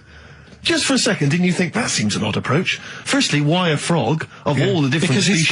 it's poisonous. A toad. So it's a toad as well. Yeah, well, that it worked. I'm committed. Worked. No, My point is a frog in the throat. I was going to change it to, have you heard the news Toad Day? But I went with the frog. Oh God! Right, so that's think rubbish. about it. So that's rubbish. Next, can I have Let's play a tune, let's come up with the God. last one. Can I just say... No, just play it. Yeah? Yo, Carl. I have to thank my mate Dave, who sent me an incredible 4-disc compilation. That was one of the tunes on there. It looks professional. It's amazing. It's incredible, The yeah. effort Oh, is he's gone to too much commendable. effort. Ben Queller, it's a track called In Other Words from his album Shah Shah. Open wide. Oh dear, that's interesting. Oh, here, Doctor. Look, you've actually got a frog in your throat. I didn't get there. I put it in there. That's the most ludicrous story I've ever heard, Carl. Why don't you think when you read these things?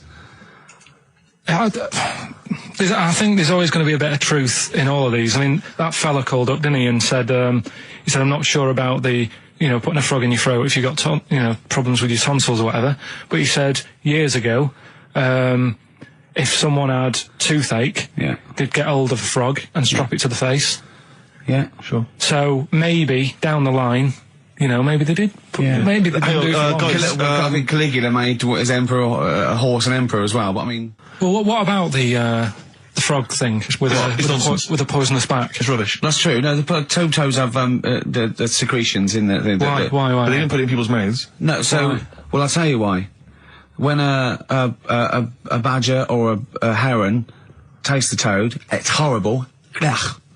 The toad might die, but it's for the good of the species, because then think how many toads looking like that heron could eat in its lifetime. So the fact that one toad sacrificed all those other toads in that heron's manner will be safe. Why? I mean, we've talked about animals a lot on the show, right? Yeah. And when God made a toad, sure, right? Okay. Well, I'm going to stop you there. Straight away. Don't. Just let him carry on. Right. Okay.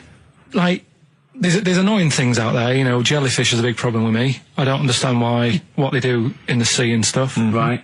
Right, but we'll leave them. Got right? a problem for me, but go on. We won't talk about jellyfish. No. With the toad, right? If it's to protect itself. Yeah. Right, now it's not to protect itself, it's to protect its species. No, yeah, but that, surely, right, if the toad had a choice, if God said, right, what I'm going to do for you here, you can have something like a lobster's got claws, big claws, to have a fight. Or I can give you something that if someone's having a go at you, you've got to try and persuade them to lick you back as a defence. Yeah. What use is, right... God's... Well, I'll tell you why. What is God The up fact to? that there are still toads around is a testament to that defence working. That's all I'm going to say, okay? If the toad had died out, you'd have a point. But they're still around. It works, alright? And don't start slagging God off.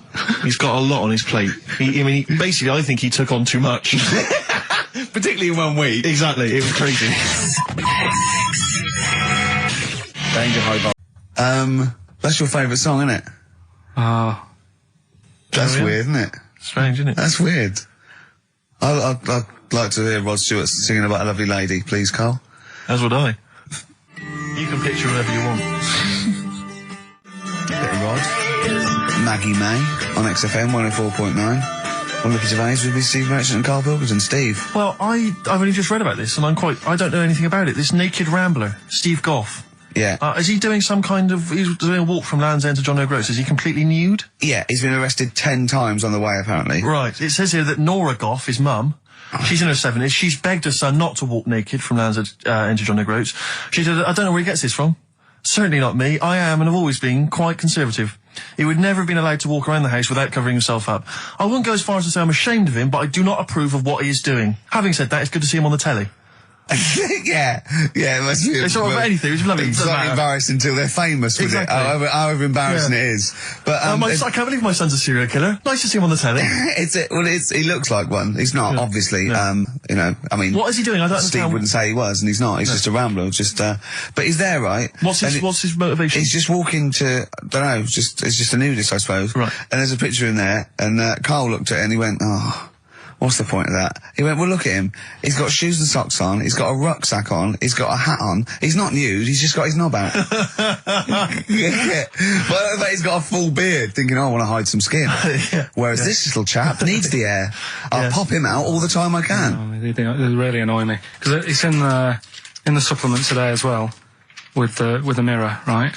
And they've done a bit about nudists and that. Yeah. Again. Same problems all the time.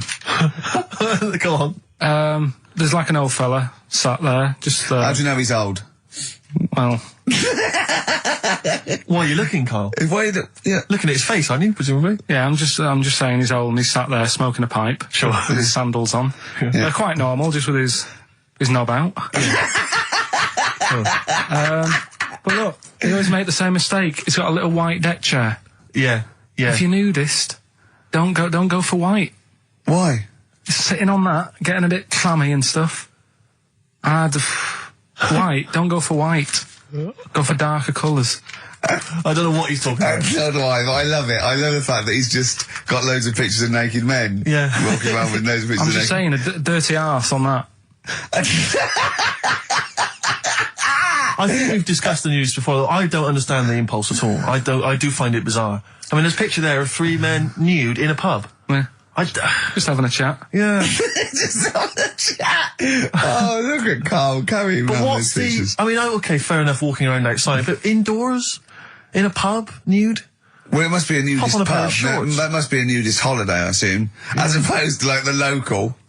There is, though, isn't there? There was a thing in Bazaar magazine the other week where there was a picture of some people. They've got an airline of their own now. What, nudists? Nudes. Nude airline? So you can get on there. And your holiday starts as soon as you get on. Sure. And, but what's the point? Well, I'd be worried just about banging against things. You know. So to speak. Yeah, my shoes and things. Or spilling when the waitress comes along. The aerostess, and might she spill hot coffee? Yeah, that's a good point. Does she have to be nude? Do the stewardesses have to be nude? I don't know. But that bit as well, where they walk down the aisle and they have to check if you've buckled up. Yeah. She's like, excuse me, miss, can you just... And over 50s, it's always over 50s. Right, yeah. So it'd be an old woman on the plane. Yeah, yeah. It'd be like, can you just lift your tit up so I can see the belt? Yeah. Yeah. Oh, God! Yeah. Oh, Imagine dear. if you've got to go into the crash position. Oh, God, yeah. You know? The last thing you see is your John Thomas. John Thomas. As you go crashing into a mountain. Terrifying. And then what if you've got to abandon ship? I know. Well, how would they explain that? Yeah. Go onto an island. Exactly. All right. Or being picked up by, a passing ship. Yeah. Karl, you notice they also play volleyball a lot, don't they? Yeah, I mean, you've always mentioned that, but I thought you were joking, but they love it. Yeah. They said that's what they do. They get to this special holiday That camp. can only be... Either they got the idea from sort of like Carry On Camping or Benny Hill, or they actually like it jiggling around as much as possible. Yeah. But is that safe? Well, I assume so. You play volleyball with trousers on, don't you? I wouldn't have thought... Yeah, but there's a bit of support there. I mean, I was watching athletics, right, the other week. Yeah. Right? Yeah. And I was watching it because there's a lad who I went to school with. He's, like, winning gold medals and everything now in the Olympics and stuff, right? So I was looking out for him. Now, if you went to school with him, I'm assuming he's got 3 legs or something? No, he's normal. just a regular guy. He used to push me on my go-kart, and so I feel like You've I was there from the start, training up a bit. Yeah. And watching the programme, and there was swimming in it, and I was watching that for a bit, getting a bit annoyed, because that butterfly stroke, Yeah.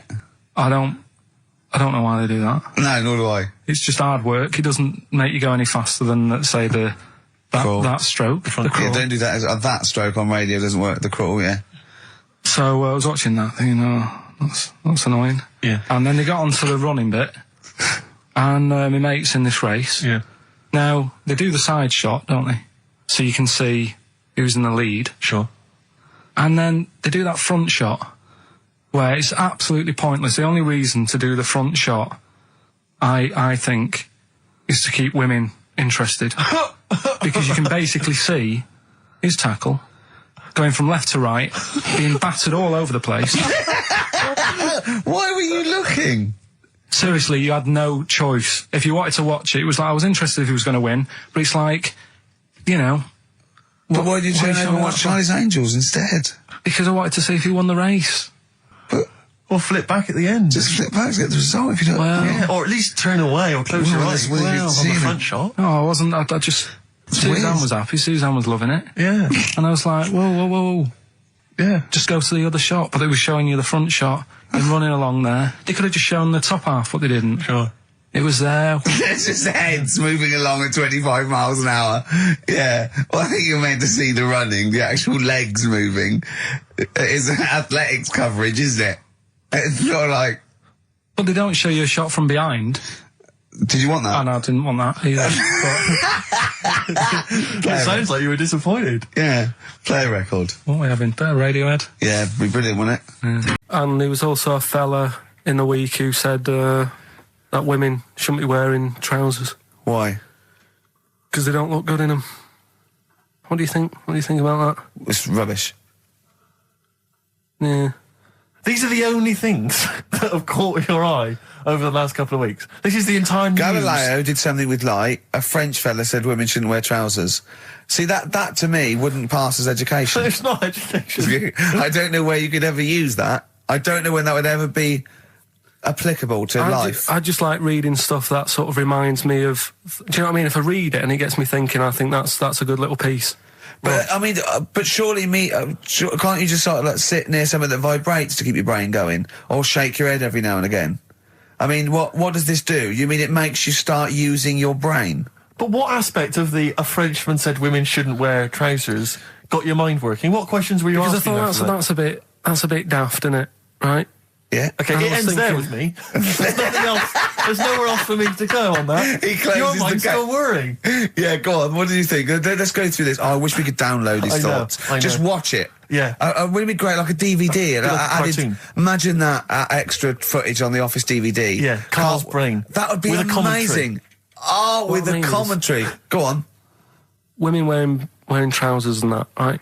On the estate that I grew up in, on right? There was a woman about 4 houses down, right? Rough.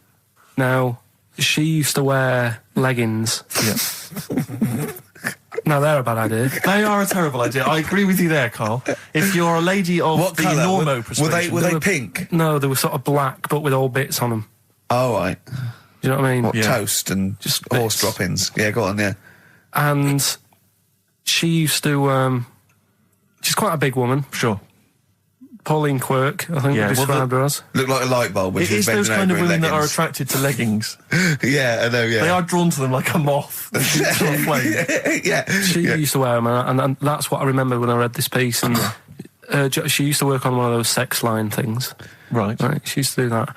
But what was she, an engineer? The weird thing with her was, she had big eyelids. Right. Go on. That were too big, and this is what I was thinking. What do you mean she had big eyelids? How big do eyelids have to be for you to go, they're big eyelids? What was she shoplifting with them? Would she come out of Dixon's with, like, radio stored in them? What do you mean she had big eyelids? It was another one of them popular things around our way. Do you know? Like, what do you mean popular things? They go, oh, I'll tell you what, they're all the rage. Can I get some big eyelids, please? No. It was just like one of them things that people suffered with. Just big eyelids. They could hardly open their eyes. What do you mean? What do you mean? That's one of the popular things around where I grew up. People had big eyelids. They could hardly open their eyes. What does that mean? What sort of freak town were you born in? You had webbed feet people with big heads. You got women with big eyelids. What does big eyelids mean? Are you confusing her with the horse? Yeah. Did she have hooves? Look, what? Just anyway, so there's this big eyelidded woman with the leggings. And that's what I'm saying to you, though. That's when I read that story with people with trousers. Yeah. I went from that to a woman who used to have big eyelids. I still don't know the point. But then, and also the other bloke who had the eyelid problem was a mate of mine. Right. His dad had it, and same problem, massive eyelids. I don't know what that means. I don't know what that means. I used to say to my mum, I'm going round to Dave's house. Yeah. And or Drew say, Pig, well, as you call him. that's all right, but make sure his dad doesn't take you out in the car, because he could hardly see. He had to have his head. He had to tilt his head back to keep his eyes open. Make sure! Didn't he have a couple of matches with him at all times? What a load of gobbledygook. This began as educating Ricky. I know, it's like he was people thinking, with eyelids. But it's like you're supposed to make that leap as well. Yeah. If I mention the trousers, Ricky will probably be thinking about people with big eyelids and women wearing leggings. Play a record, Carl. Right, anyway, Rockbusters. Yeah, go on. I give a cryptic clue. Yeah. And a letter, and it makes up a band. He Right? never said the word cryptic a few months ago. Just going to give the email address, ricky.gervais@xfm.co.uk. But if you want, I'll pay for you to take history again. Carl, we'd love to see you get a C or above. And Well, we're I'll willing pay to... for you, and I'll get you some books. Right, now listen. We can, let's get, I reckon, when are the exams? June? Something like that, yeah. We'll try and register next week, and I reckon you can get an A or B in history. I'm In busy. history. No, don't worry about it, it's just easy. I get you Brody's notes. If Heat magazine, they love you, Carl. They could probably sort something out. They could probably pay for a tutor. They got a lot of money, they sell a lot of magazines. I mean, it is always, almost always, and you found that out, I discovered this, it's always the Tudors and Stuarts. There's no fear for them not coming up. Now, what do you already know about them? You must already know stuff about Henry VIII and Elizabeth. No, because it's too long ago to even get interested in. Do you know what I mean? You can't. Is that why you relate didn't- to it. Okay. The Anderson thing, it was like, God, I bet my mum and dad were in an Anderson shelter. This is interesting. What, when they... Oh, my granddad would have, had something to do with this. But the Tudors, it's like, I don't know even if they had a family back then. Play a record! We come back Hang to on, this. hang on. Because I need to introduce the new feature. Yeah, for the I record. don't know if I had a family back then. Carl, listen, let me just ask you now, right? If you can finish this sentence, we've got a chance. Divorced, beheaded, died. Divorced, beheaded. Died. What is it? We just need to do a little bit of work, but otherwise I think you're going to be fine. It's how you remember what happened to Henry VIII's wives. They're little... Divorced, beheaded, died. Divorced, beheaded. It's like spam. Support... What's it? Support, protection, anchorage, movement. That's how You're going to that's nothing to do with the Tudors No, and nothing to Stuarts. do with the skeleton. Yeah, see, no, we're not doing biology. Mnemonics and acronyms. What happened to Henry VIII's last wife? Did she die, or did she not die? Divorced, beheaded, died. Divorced, beheaded. Do you know that the only king that has got a moustache is... No. The only king that hasn't got a moustache is the King of Hearts on the playing cards. Carl is genuinely... I don't know if he's actually upset or embarrassed, but it doesn't matter. Why does it matter? You were 15 and didn't go to school. If you were my friends, I think you would have just said, oh, we can't find them. Why? But you just What's matter, that though. to do with that? Well, what do you mean? What do you mean? It's ridiculous. Do it again because you want to learn, because there's great things in the world to learn about. Don't worry. Look, GCSE is vocational. Is vocationally for a 15, 16-year-old to go on to do A-levels or whatever, or to get results. But you don't need that because you've done very well. You don't care about the Tudors and the Stuarts. I mean, I mean, I've had a couple of jobs, not this one, because you don't need qualifications to get a job. Obviously. In the radio. Yeah, obviously. You're absolutely right. But the ones that I have got in the past, I did, because I didn't collect them, I had to lie. And I didn't like go mad. I didn't say I had A's and stuff. But I didn't put history down because I didn't even know I did it. So it's a bonus. I kind of treated myself to like a D and a couple of C's and that, so it's like, well, he's not. I love the fact that Carl even then was honourable. It's like, I'll at least put down the ones I think I took and lie, but the ones I didn't take, I won't lie about. Yeah, and don't give yourself a B. Exactly. If they're going to find out you lied, give yourself a B next time, It could Carl. backfire, couldn't it? I mean, my brother's a bit mental, and he used to do things like go for jobs and say, "Oh yeah, I've done this before," like being a mechanic, and he's never even picked up a spanner, and yet he'd have the confidence to go and try and fix cars. Well, I'm not that daft, but God, and he. Who do you blame for this? That's just an easy way out. I have to blame myself. Don't I? Yeah. What was the teacher like? Well, there's loads of different ones. I didn't like. I mean, the history teacher, it is my own fault because with her, she's a bit mental, and I used to kind of stop the lesson by saying, "Oh, miss, tell us about your fireplace you've got that is made from a gravestone." Because that's what That she would had. stop any English teacher in their tracks. And she loved telling you about it. Yeah. So it was like, oh, I learned brilliant. that from a teacher. So that's why I didn't know about divorce, head loss, and all that. Yeah. Dandruff legs. Horse, head loss, dandruff legs. But remember now, divorce beheaded died, divorce beheaded survived. That's all you got to remember. And what's that? That's what happened to Henry VIII's various In order. wives. In order. What does it spell out? No, it doesn't spell out. Doesn't spell anything, you just It's gotta remember saying the rhythm. In order in which he married. Yeah, but it helps. It's like when my mum taught me the alphabet. She taught me as like a song. And like consonant. E, F, G. Yeah, consonant. No, not like that. Huh. That's how everyone else could do it, and I couldn't do it that way. Right. What tune did she do it to? It was A, B, C, D, E, F, G, H, I, J, K, L, M, N, O, P, Q, R, S, T, U, V, W, X, Y, Z. I feel like, it feels like Christmas Day. Well, you didn't get the gift you wanted. Yeah, do you know that, like, anticlimax? Yeah. When, You've been looking forward to it for so long. Yeah, you know. Well, I mean, I knew you were looking forward to it. That's why it took you 14 years to get the result, and then it was 2 other people that got them for you. Do you wish that we hadn't done it? No. It's alright. It's alright, isn't it? What's your girlfriend going to say? I don't think I'll see her again. She likes a man who knows about the Tudors and Stuarts, does she? Yeah, first Gladiator, then the... Yeah, you've been bluffing. Whenever she said, where did you go to Studios? Go, good. Like, lots of things, but look, there's a bird. What happened to Henry VIII's last wife? Oh, I wouldn't... yeah. Oh, look, Friends is on telly. Friends is on.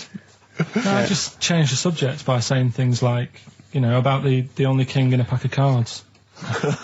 That threw off the scent. That threw us off the scent. That wouldn't fool an invigilator, would it? That's the thing. You can't use that one. And it's about a monkey who became king. No. So we've No? Have you got monkey news this week? got a little bit of monkey news coming up. What does he do? Drive to Spain, rob a bank, or get married? No, we've done all them, haven't we? We have done all them. Yeah, This but you one, know no, what- it's a good one, it's a good one. And in fact, it's a bit related to what we've been talking about in a way. God. Isn't that brilliant? Van Dando, All My Life. Beautiful. On XFM 104.9. Well, it's nearly it. It's the big one. It's what people tune in for. They probably tune in about 10 to these days. For Monkey News. With, Karl Pilkington. Can we hear the jingle? Only 4 to go. Oh, chimpanzee, that monkey news. Right, this one's about it's been emailed in to me. Right. I haven't really had time to check it out this week. No, you're joking. Been busy. Ooh, I hope it's not stupid. Goes back to 1908, and the person's saying it's a good story and that, and they're surprised they haven't picked up on it yet. Right? The Olympics, right? In 1908 in London. Apparently it was meant to happen in Italy, but it was cancelled. Don't know why. Right? And it happened in London. Anyway, 400 metres. Right, it was meant to... there was a fella who was going to do the run, right, and the favourite to win it was this Bulgarian guy, right? He was like a newcomer. Okay, these are a few things it cannot be. 1, he injures himself, so a monkey steps in and wins.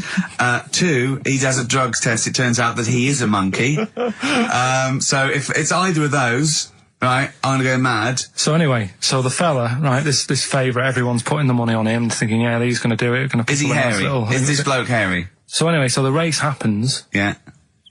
And everybody's lined up, ready to run. And, everyone's saying, yeah, he's going to win. Then suddenly, a bit of murmuring going on. People going, oh, what's going on here? He's eating a banana. And there's a fella in the lane next to him. Yeah. Right? He's going up, Who's that? He doesn't look familiar. Oh, Christ, Carl. You go. Right? Doesn't look familiar. Who's he? You know, Weird. What's weird, going on? isn't What's it? going on? What's going on? Yeah, what is it? What is it? Or who is it? I mean, I'm not what is it? So they go in. So they say, well, he might not be that any good. Do you know what I mean? He might not be good. He might. It's just a bit short, and doesn't matter. he's only 3'6", and he's hunched over on his knuckles. So I didn't realise it was fancy dress. yeah. So I don't think he's gonna be any good. No. So the race starts. Oh, he's put his finger up his arse. That's weird for runners to do that before a race. It's weird, isn't it? Yeah. Race starts. Yeah. The fella that no one recognises wins it. People go, what's gone on here? Yeah, sure. Do you know what I mean? We had our money on the favourite. What's gone on? Who is this guy? Yeah. Anyway, he stood up there, right? He's looking well happy. Yeah. He's lifting the trophy and everything. Right. Long arms. That trophy's higher than... So anyway... He's only 3 foot, but the trophy's 9 foot in the air with those long arms. It's suspicious. Go on. They had the picture in the paper the next day. Sure. And everyone's going, yeah, he was fast and everything, but quite hairy for a run. Oh, I'll tell you Come what. on, come on. Quite It's hairy for a run. Because ridiculous. normally they shave themselves, don't they, to make them faster. And No. how did he manage it? It's really hairy and that. So anyway, he wins the stuff. He walks away with a cup. The people who are in charge of the running, or like the Olympic Committee, look further into it. Turns out it was a chimp. Right, keep talking. No, don't keep talking. Why encourage him? Shut up. This is monkey news. If you can't handle the news... It's news from 1909, and I haven't heard about a chimp winning the Olympics. Be quiet. What happened there, then? 400 metres, right? Now, the thing is... talk shit. The annoying Please, thing was, Ricky. it took so long for the Olympic Committee, right, to find out that it was a monkey. It was going manic. It went into loads of races. It was picking up loads of, No, shut up! right? It became a celebrity. It was doing endorsements on TV. Don't talk shit. It said he managed to win the same race 4 years later in Athens because... How did he get to But Athens? it's a joke. They're winding you up, Carl. Weird. It's not weird. It's isn't it? right. I do not believe it. Well, that's okay. There's only 3 of them to go then. Right, because we're probably all leaving in 4 weeks' time, and that's the end. I've got to get onto a sort of mainstream radio station because I don't think there's any other sort of tin pot place like this, is there? No. So I'm going to clear up my act a little bit. I've got an album from the Capitol Radio Library, and it's the best punk album in the world ever. So if Cap's listening, I'm just going to show that I can do a mainstream. I'm going to play a classic song and I'm going to announce it right and everything. So if you get a job on a decent station, you'll take me with you, will you? we're a pair. Brilliant. So, okay, here we go, right. If anyone's listening, just to show that I can do mainstream radio, okay? Well, that's all. Okay, I'm just... Oh, you're getting nervous. You're getting nervous. okay. Come on. Shall I get a monkey and do it? It's alright. Okay. Well, that's about all there is time for today. You've been listening to Ricky Gervais with me, Stephen Merchant. Across the way, K-Man Pilkers. We're going all the way back now, a classic song from the late 1970s, and this is Devo with Mongoloid. Monkey news? Monkey news is safe, isn't it? That's some monkey news, that goes out. I told a bit of monkey news. I did a photo shoot at the zoo this week, and one of the people in Trying to make charge... yourself look good. yeah. They told me that they used to have an orangutan, right? But it escaped. It worked out. It lifted up a drain, got out the drains, and got out up into the zoo. It actually did a Coldix type escape, right? And Carl goes, "What happened?" I said, "Well, they sort of they surrounded it and sort of got it back in." He went, "That's no good, though." I mean, it's not monkey news unless it steals a car and goes to Spain. Exactly, yeah, or opens a small I mean, bistro. that's real. That actually happened. Yeah. But it's not real unless it, takes a gun, gets mistaken from a president, and, runs the country for 3 years. Monkeys, Pleasant Valley Sunday, brilliant. XFM 104.9, Karl Pilkington. This show is monkey heavy, isn't it? It is monkey heavy. Carl, if you were president, would you sort of make it compulsory to maybe have a little monkey? Everyone has a little monkey of their own? Little chimps out and out, old age pensioners? It's not a bad little, It's funny, because there was a story the other day, when I was looking for monkey news.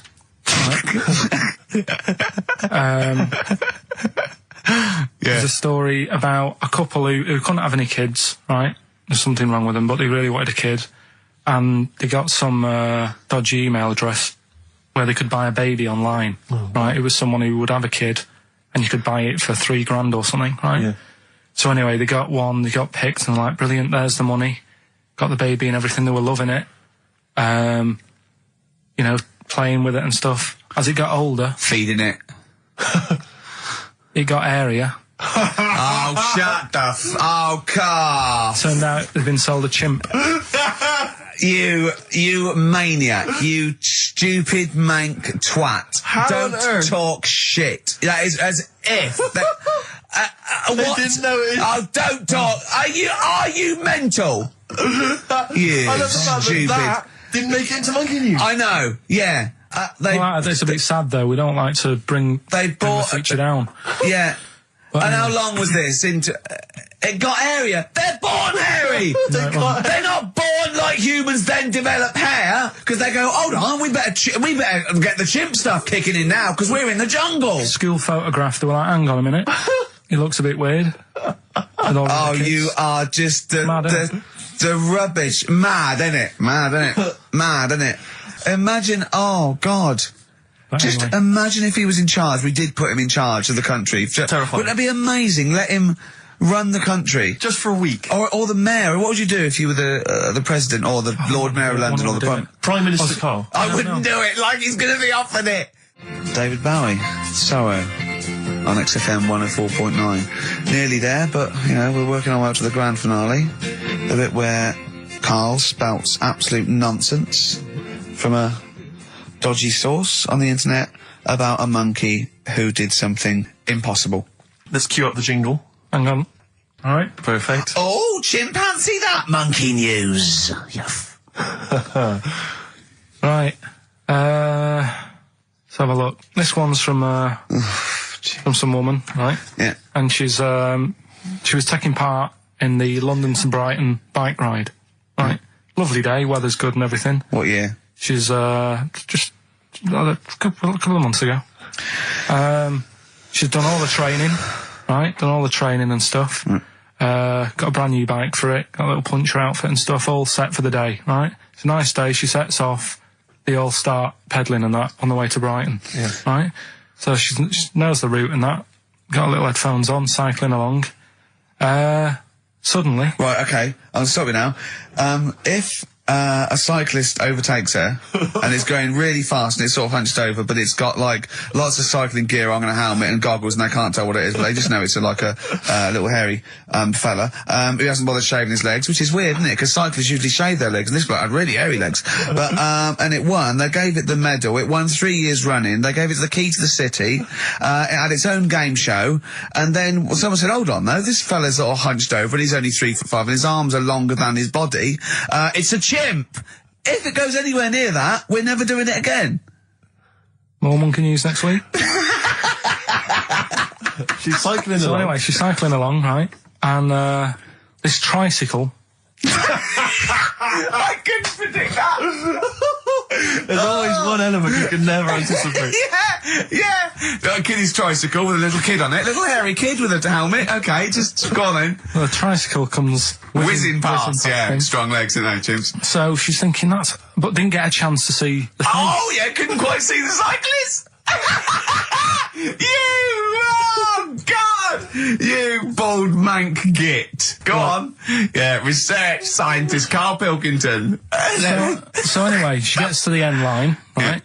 And they got talking. So it was a nice day, nice race and all that. He said, "Did you see a little thing on a tricycle?" Thing? Well, a person, surely, just a human. Did you see that? No. Did you see that bloke on the tricycle? So anyway, turns out... Yeah! Well, what did she say thing? Well, no, wasn't that suspicious? I mean, what did she say? Did you see that fellow on a tricycle? Anyway, so it turns out... Go on. It was a chimp. You're joking! Right. Well, Christ almighty, there you go. Unbelievable, and it was a chimp all along. So anyway, right, so the woman's like... We're never doing this again. Checking out the news, right? There's nothing on it. She checks out XFM Monkey News. Right, okay, I'll stop you there again. Right? If it turns out she does on the news, right, and the circus goes, "We're looking for our chimp, it used to ride this tricycle, and it escaped with police chasing it." No.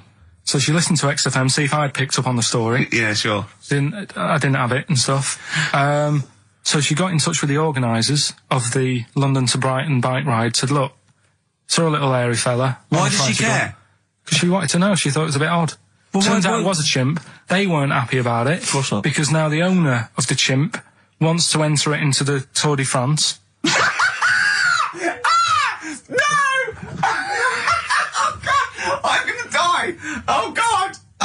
In 2005. Now, A couple of questions.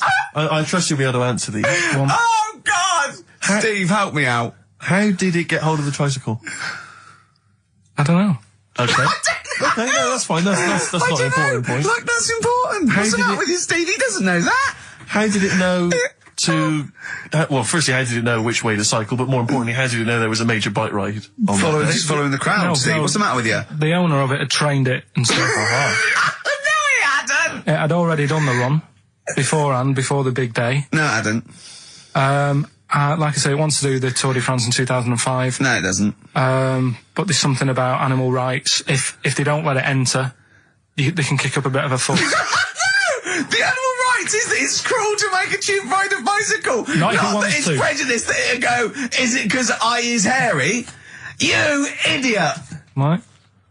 So... Wow, that is the worst. That is the worst one yet. Absolute twaddle. Absolute rubbish, Carl. Have you got a tricycle? Unbelievable. If we didn't allow a chimp to enter, the Tour de France, what do you think we'd do? Who's going to stop it? Do you know what I mean? Who's going to stop that? I mean, you're asking me if I'd be president, what would I do? Yeah. That wouldn't be high up on the list to sort out. I'd say let the kid have a go. Do you know what I mean? Let him have a go in the race. What harm is it doing? Not a kid, though. This is a chimp. Well, do you know what I mean? Can I also just remind you of something else we've learned today? Go on. This is from the listeners. Yeah, you'll never learn. Come on. I think I've got SAD. What's that mean? That thing when it's Sade. when it's dark outside and you feel depressed. Oh, yeah. I think I've got that. But you're from Manchester, aren't you? Isn't it like pitch black there all the time? Isn't it like, which country is it? Is it Iceland, where it's like dark all year? The land of the mole people. No. Yeah. I was telling Steve before. In fact, I'm not going to bore you with it. Go on. What were we saying about Wayne? Well, you bored me with it earlier. Can't you bore him with it? Yeah, it's only fair. What were we saying about what? Wayne King. Carl, play a record. Oh, that's disgusting, Carl. You're a pervert. Tickets for K-Fest. Right, go on. What's that? It's like a rock thing that's going on tonight. Right. If you're into that Welsh. Right, well, name some of the bands. Names of the bands. Nile. Go on. Right. That's one of the bigger ones.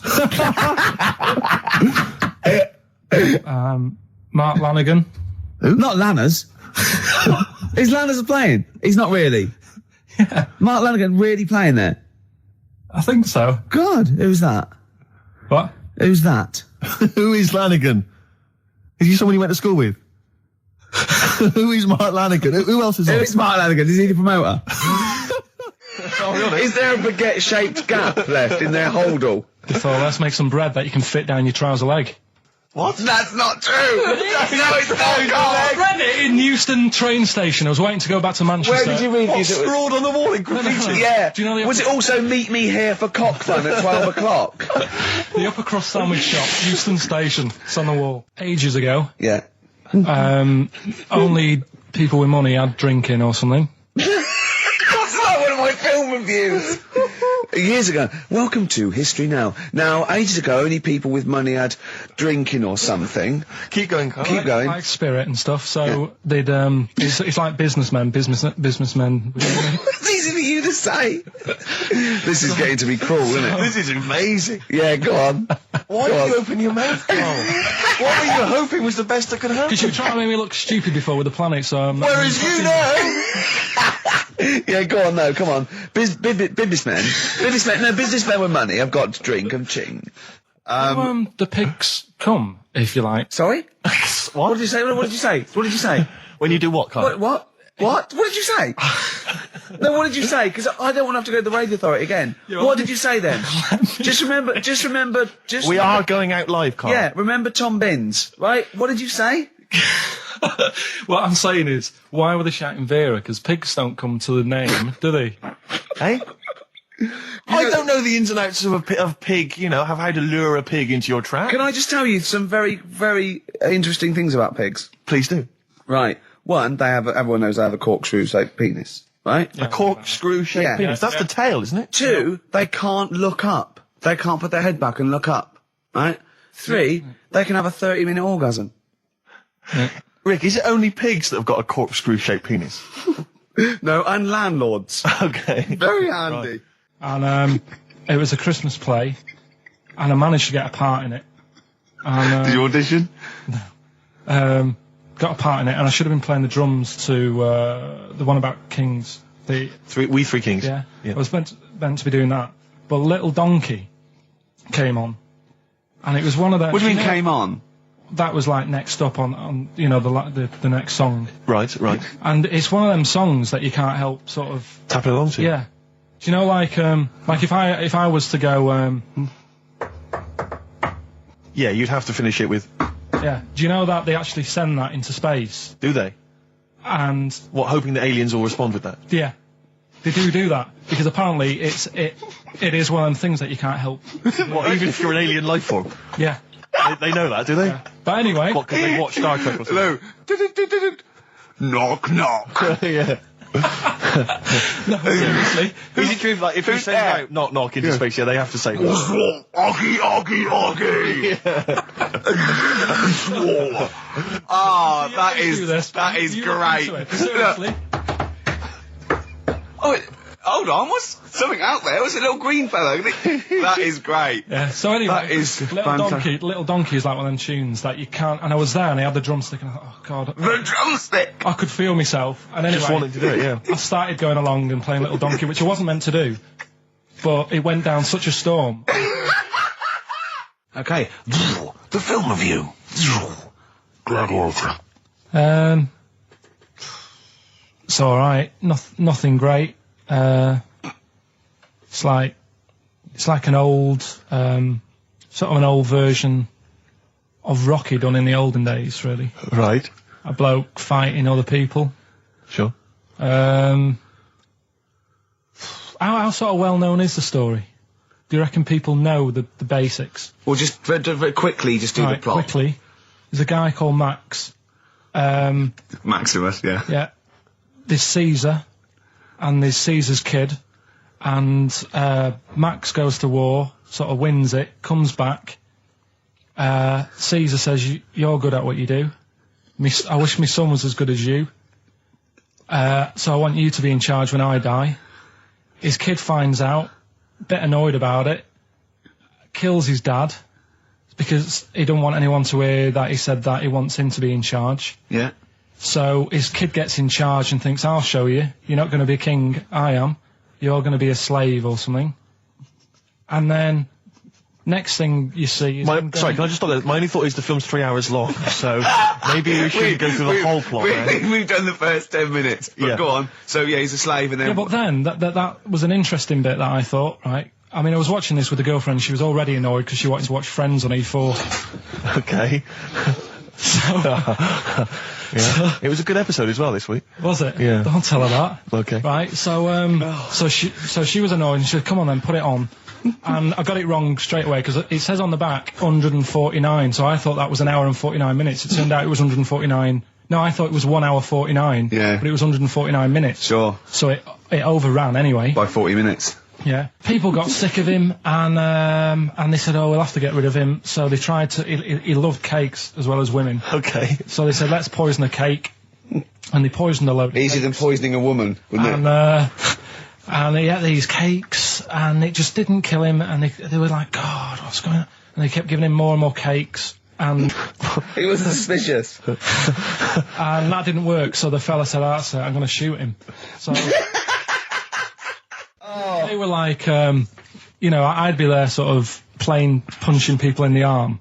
That's a great game. Oh, I love that, punch people in the arm. Is that part of the Olympics now? it's I think it was exhibition this year. Right. But it's going to be a pro next year. It's going to be the Winter Olympics because you've got to do it in just a cap sleeve shirt in winter. Yeah. So you're playing that? She, but whilst But she didn't appreciate that. She used to go, ow! No, I always think whilst I was doing that, they were like the Charlie's Angels and they'd be sorting out a mission somewhere. Because they were really like, there was something about them that you thought, they're special. They were private detectives. What do they work for a man they never see? I don't know if you saw it. What did you make of Posh Spice's Warts and All documentary? Yeah, I saw a bit of it. What did you make of it? I mean, people are slagging them off, aren't they? Saying, she's daft and that, but... Don't make you. She's, I think they're all right, honestly. Yeah, you know, all right. she's all right. I mean, I think David's really a decent bloke. Sure. Tell us the story. What have you learned? Do you want to ask some questions? No, not really. Just sum it up in a minute. What do you Can't do think? it in a minute. Well, can I ask some questions then? Where was he born? Austria. Tell us about his early life. Right, he was a young lad. Brilliant. What in his early life? Okay. Yeah. What's the name? His mum was his dad's second cousin, which is a bit weird. Yeah. That is weird. They had 5 kids. He's going, yeah, it's usually first cousin where I come from. Oh, that's unfair, isn't it? There's no need for that. No, What do you do in your leisure time? I like, going out for food and that. Right. Foraging. What do you mean going out for food? They come have a little hole and go hunting. Yeah. This is Karl. He's hungry. He knows he has to get to the greasy spoon by 11. Wow. Many of Karl's close friends have never made it across this road. There was a zebra crossing installed just for the safety of Karl. Beep, beep, beep, beep, beep, beep, beep, beep, beep. Can I have a bacon butty? And Karl is enjoying his... Wow, but he has to get back. His girlfriend's asked for one as well. She's home with a PlayStation 2. Wow. Oh. We just had a call from someone saying his company would sponsor Karl, right, to be raised by all these balloons if he could have a walk-on part in the office. And we immediately went, we're worried about that sort of thing. You can't really promise that artistic, And I was worried about the legality of it as well. How can you promise someone that for personal gain that's a private and all that sort of stuff, right? And I went, I don't know. And anyway, put the phone down to him and Karl went... I love the fact you're more effing worried about that than me being raised 30 feet in the effing air. You started getting scared, did you? Are you worried about it? Yeah. And it says a young mother says her partner has dumped her to become a vampire. Rebecca Roberts from Somerset says Matthew Barrett fell for a blood-worshipping woman in a US cult. The 23-year-old mother says he began shaving all his body hair, dressed in black, and used Rebecca's lipstick to redden his eyes. Rebecca caught him performing weird blood rituals in front of his computer at night, cutting himself to prove commitment. She said, I thought it was just a hobby. Everyone's got a right to one. I was pleased he found an interest. Brilliant. This is apparently from The Sun. Apparently he's left. He's gone to America. He's living in this Ohio-based cult. But it's the last bit where she's been asked whether or not, if he came back, would she take him back? Sure. And this is where I wonder if the journalist, you know how journalists are supposed to just report the news, be objective. Yeah. I wonder if maybe the journalist here has maybe had some interference. Made the quote better for them than go on. Because it says, I never thought this would take over his life. Now, if he came back, I'd say fangs, but no fangs. Oh dear! I can't believe. Imagine you're the woman, Rick. Okay. And I've come round. You're the journalist. I'm the journalist, and I've come in and I've said, okay, I read about this. All I have to do is not say that thing. You've come. I understand you're obviously quite upset. Your husband's gone gutted. off. If he came back, would you take him back? Definitely not. Right. What would you say to him then if he came back? Just get lost. Right, but I'm really pissed off with you. Would you perhaps say something a bit more pithy? Not in this situation, no. You're upset? He cuts himself, he drinks blood, he's left me. Sod off. I'm not interested, mate. Because I tell you what. Go on. I mean, I like what you said there, but I wonder if we could condense that a bit more. If he came back, would you say... Go away. Would you say something? Would you ever say something like, thanks, but no thanks? No, because it makes it flippant, because I'm really angry. I know you're annoyed. And I'm upset, so I wouldn't say... I certainly wouldn't say thanks. I might say no thanks. But what if you sort of said it like aggressively, like you're giving him the finger, thanks, but no thanks? Like you didn't really mean sort it. of sarcastically? Sarcastically, would you possibly say I that? might say thanks, but no thanks, and that'll be it. And that's and I'd leave it there. I'd never change that. Sure. I'd never change those words. Can I ask you a question? Go on. Do you like puns? Hate them. Right. I don't like Countdown. I don't like QI. I don't like any of those posh Cambridge, Oxford types. I hate puns. If you had to say thanks but no thanks in the form of a pun, what would you maybe say? I wouldn't. I never would. Right. I'd say thanks but no thanks. I would. I mean, I feel embarrassed that I'd even say that because I don't think I would even say thanks but no thanks. Okay. But if I did go that far, I'd leave it there. Sure. So, have you ever noticed, as I have, go on, the similarity between the word thanks and fangs? Not really. It's very similar. Not thanks, really. Fangs, F-T-H, there's a K. Fangs very much. G, it's A and S. Well, the A, the N and the S, but that's about it. Would you agree it sounds marginally similar? Yeah, Is it possible you might one day say fangs but no fangs? I wouldn't know. Right. I could put that though, could I? But don't say I said it. Right. I mean, yeah. Fangs, but no fangs. Yeah. This is the thing. Just, if you ever read an article in The Sun, The Mirror, anything, do not believe it. Really seriously question and query it, because... If it ends with fangs, no fangs. If it ends with a pun. Host. This is bizarre. I used to host a radio show on the BBC World Service, right? Now, if you want someone who's the voice of integrity, the voice of intelligence, the voice of a nation, you're going to come to me. That's obvious. And I was broadcasting, so now they've got listeners of something like 50, 60 million people around the world. It's mental, the listenership of the World Service. And I used to host this show with someone It's a big place, Steve. The World? Yeah. You're absolutely right. And anyway, so I had to be into Bush House, where they broadcast from, 10 o'clock every Friday morning, to broadcast around the world to 50 million people, right? And one week, I went to the toilet in my house, right? Everyone had left. I got there a bit late. I got up a bit late. Already against me. The clock was already against me. Had to be there at 10 o'clock, broadcast around the world. And we got 2 toilets in our house, downstairs one, right? And the door had already been a bit dodgy. It was one of those doors where you had to give it a bit of a kick as you went in. It was getting a bit tight. I don't know what, the wood was expanding or something. You know, I'm in there. And same thing again happens. No toilet paper. I think, oh, God, I'm going to have to somehow kind of make it up. Why don't you check first? I normally do, Rick. It's just on like certain occasions when I'm bleary-eyed or something, I forget, or occasionally I forget. Normally I do check. Right. And you've got to bear in mind that it's not like this is happening every week. This is over the course of many years that these incidents have accumulated. So You've condensed them. For the purposes of this anecdote. Sure. Yeah. Yes. And great. You're just brilliant. Keeping the pace up of an anecdote there, Rick. You've just drawn in. I don't know where I am now. Anyway, I know where I am. I'm trapped in a toilet with no toilet paper. Yeah. That's where I am. And I'm thinking maybe I peel off some of the wallpaper, you know, things like that. But there's nothing I can do. I got to go upstairs. Well, exactly. But I'm going to have to go upstairs and find toilet paper. Was there any? There wasn't. There wasn't. Oh. I'm going to have to go upstairs and maybe find a notepad or something like that. Oh. And so I try the door. Right, the door's wedged. And I'm pulling on the door, and I can't get the door open. It's just like it won't come open, and it's already. And I knew it was going to come to this at some point. Like this is like the clock's ticking. I'm trying to pull the door open, trousers around my ankles again, and I'm thinking, well, what I could do is I could open the window, I suppose, and like try and climb out, but not really because I got the trousers around the ankles. And that's or if it was raining, just stick your ass out. 2 birds with one stone. Sadly, it was a beautiful day, Rich. I call it the World Bee Day. And so. So what I'm thinking is, well, I got my mobile phone in there, luckily, because it's in my pocket. I'm thinking, well, maybe I can phone, I was seriously... Kleenex. Maybe I'll phone the fire brigade. By this point, I mean, just dried. No, it hadn't, it was... Hold on, was that little puppy not around? Because sometimes you can call that, it's got a little bit wrapped round it. Listen. Or just use the puppy itself. There's 50 million people around the world going to need to hear my voice in 30 minutes. Exactly. And where's Steve? He's not locked in a toilet again, is he? Exactly. Oh, no. So I'm thinking about phoning the fire brigade, and I'm thinking, like, if I do that, it's going to be the first call that goes straight on the speakerphone. Yeah. For like the entire fire brigade service everywhere. With a butch hero carrying you down over his shoulders with your trousers around your ankles. Exactly. Can I just not pull it up? No, you've got to be learned to taught a lesson. Yeah. But I imagine the idea of phoning up and going, hello there, I'm trapped in a room in my house. Oh yeah, which one is it? Oh, I don't need to know. It's quite small. Is it? Yeah. It's not the toilet, is it? Because we don't want to come and rescue someone who's trapped in the toilet. Which service do you require? Paper? So I think I can't phone the fire brigade, the clock's ticking. So then I think one of my housemates is still in the house, but still asleep. So I phone the house number. Right, phone rings and rings and rings for ages. And eventually he answers the phone, right? Gets out of bed, answers the phone, yeah. Hi, it's Steve. All right, what's wrong? What are you doing? What are you doing? All right, yeah. I didn't wait, don't know. What are you doing? I'm just in the toilet. I'm just downstairs in the toilet. Oh, yeah, what are you doing?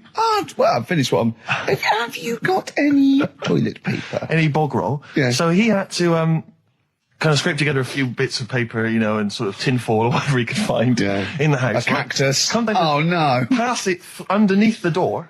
Right? And then I said, can you move away from the door because I don't want you to hear me as I'm, you know, wiping the... And so he didn't say that? Yeah, well, I didn't want him to, you know, that's embarrassing. That's embarrassing. What were you wiping it with? Not tumbleweed. What do you mean? What noise? I know what you mean. Yeah. No, exactly. Right. So then I say, right, can you smash... Why was he hovering? Why didn't he want to walk away? Will you keep your... What was it? Outside with a glass to his ear? Yeah. Thankfully, there was a window in the door, but it was frosted glass. You could just see my semi-naked body moving around. And so eventually I said to him, look, listen, I'm going to need you to sort of kick the door in.